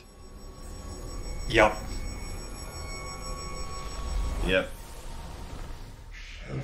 Yeah, if you want to find out what happens next, buy PS5 and Final Fantasy 16. Dick move, Square. Dick move. Cool. Okay. Yeah, I'm actually curious. When does this actually come out? Like, For me, it's I think 6 hours from now. I've got it loaded on my PS5, ready to go. Let's see here. There we go. Specific times. Because that's the era we live in nowadays. Dates aren't really as useful as they used to be. Mm-hmm. It's a strange way to think of it, but there it is. All right, so yeah, it is apparently midnight tonight. Yep. And I think it unlocks by region. Like Australia's already got it. They got it earlier this morning. Is it sad that I see that it's 90 gigs? And my first thought is, that's it? I mean, I think FF7 Remake with Intergrade is more than that. I think you're right. I think you're right. I think it's like 96. Wow. So, ladies and gentlemen, this has been Final Fantasy 16. A few quick follow-up thoughts from me. I get a very strong vibe of FF15 done properly. Mm-hmm. I don't mean to disparage the FF15 team. Anybody who's seen me knows I've discussed that to death. The point is, if they had been given the proper support, time, resources, and lack of expectations, and all the other crap, then I think this is the kind of game they could have put together. Right. I think it's telling that we have, for the first time in about 22 years, we have the first FF that has not run into any development troubles. Yeah, you're right. We have a complete product. No DLCs, no novel tie-ins, no movies. Mm-hmm. No, we're gonna parade Sakaguchi around and say, you know, come in. Thank you. You're welcome. Dinner. Yeah, we're gonna parade Sakaguchi around and say that, or have him endorse our game. No, you know what Sakaguchi's doing nowadays? He's playing the game that this team made years ago. That speaks for itself, in my opinion. Mm-hmm. You know? No, I agree. I do. Couple of specific things. I'm always hesitant when a work bills itself as dark, because that actually can mean a lot of different things. Yeah, I was so worried when they started talking about how this is going to be a darker Final Fantasy, because to me that makes me think of just darker and edgier, or darkier and edgier. No, yeah, absolutely. But I do think they kept it within reasonability. The violence, the blood, the cussing, even the sex, because there was a brief scene there. I think the cussing is a little gratuitous, but otherwise, it's all very tasteful. Yeah, in other words, it doesn't really worry me, and that's good. Right. As weird as that may sound. I do think they've crafted an interesting world. It absolutely has my interest. I do care about several of the characters already, which is always a good sign. I have to admit, the part that is most interesting to me, or I'm saying this wrong, the part that I have the least to talk about is the plot. Yeah, like I said at the beginning, it feels like a standard revenge story, and I'm wondering how they're going to make it stand out. I mean, revenge stories are revenge stories, but I'm honestly not into them. But yeah, there's a lot of directions they could go with this. It feels like they've only shown us the foreword, not even the prologue, the foreword to the story. Yeah, just the absolute barest surface level. If you can give me just a second here, I want you to picture you're playing Final Fantasy IV, and you start off the game, and you're in Mysidia. And you're going through Mysidia, and you actually have the tutorial to the gameplay as you're fighting through it. By the way, yes, this is how I'm envisioning it for my viewers at home. I've been building the games in my head as I go through the rewrites. Anyway, so you the first playable section is Mysidia. You're playing as Kain, and you go through this whole section. You learn the combat. You have your first boss encounter, but most of the initial encounters, in a similar way to both FF4 and 6, you're just stopping them. It's a narrative point. It's mostly there. But then you spend some time, and there's a few cutscenes, and then you come back. There's a whole thing with you coming back to the ship. One of the Mysidians is like, "What are you doing? Why would you do this?" The sage himself comes out. There's this whole diatribe. Kain looks up at the sky. We have a big flashback about him and his interactions with Cecil, and we learn that one of the reasons why Kain is so loyal to the king is because of partially because of his rivalry with Cecil. Cut back to Kain. He gets on the ship goes back to the thing. They land there. He meets with Cecil. They have a sparring session, which is a nice tutorial for the boss kind of combat we'll have eventually. We have a few scenes with there. We establish Rosa, Cid, and the king, and it's just the whole thing. And about 2 hours pass, and then you walk out the castle to take this letter, this I think it's actually an amulet in the DS version, to the City of Mist, and then like the camera pans up, we see the moon, and that's the demo. And yeah, that's what I mean. Narratively, obviously I like talking about the rewrite, but narratively, I feel like that's where we're at in the story, is when Kain and Cecil,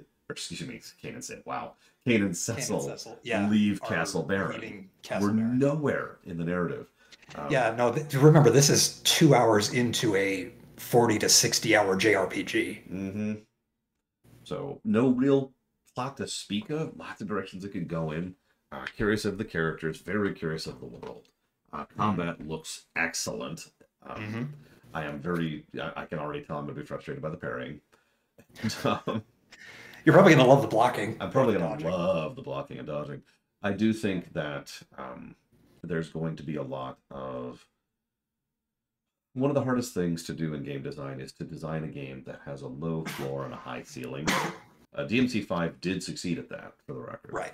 And I think this one's going to as well. I think this is a game that my sister could play. I'll use a direct example. She could just sit down, put on all the things, turn the difficulty down, and just and have fun with it. And I think that would work, and that's good.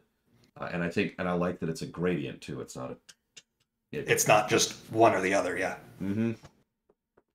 Because that's, if you'll forgive me for a moment, that is one of my complaints with DMC. I'm not so good at the directional inputs. Like, I can do them, but I often fumble them. Yeah. So, sometimes I'll turn on automatic mode. That also comes with an easy mode. I don't want an easy mode. Yeah. No, I'm with you. More gradient, more options, more better.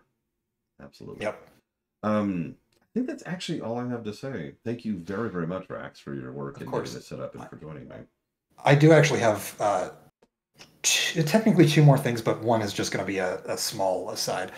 So Trihexia asks, why is the term JRPG instead of just RPG? So there was a little bit of a back and forth a couple of months ago about the term JRPG being discriminatory or inaccurate.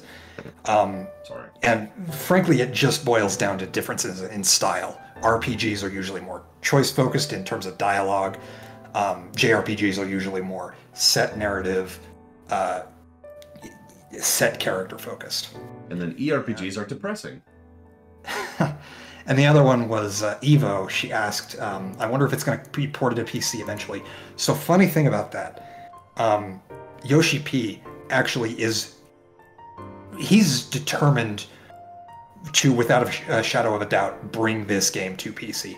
It is going to take at least 6 months. It has an exclusivity period on PS5 until the end of the year. But after that is up, he and the team are going to be working on a PC version. And from what I understand, at least based on my time with FF14, the PC version is going to be very extensive. There's going to be a lot of options and so on and so forth. It is not going to be a bad port. So you can rest assured with that. And very quickly, thank you, Voice of Authoritar, for the bits. I do always and very much appreciate it. If you want to put that towards up to 3 things, please let me know. How do you marry Yoshi P? Well, the first thing you do... You can't. I already have. Oh, never mind. Sorry, he's taken. My bad. I will go ahead and add my more economic side, professional analyst side of things here. Go for it. I absolutely think that there's going to be a PC version. The really big question mark here is if it's going to be worth a damn, because the unfortunate reality is I don't think Yoshi P is going to have that much say on the port, specifically.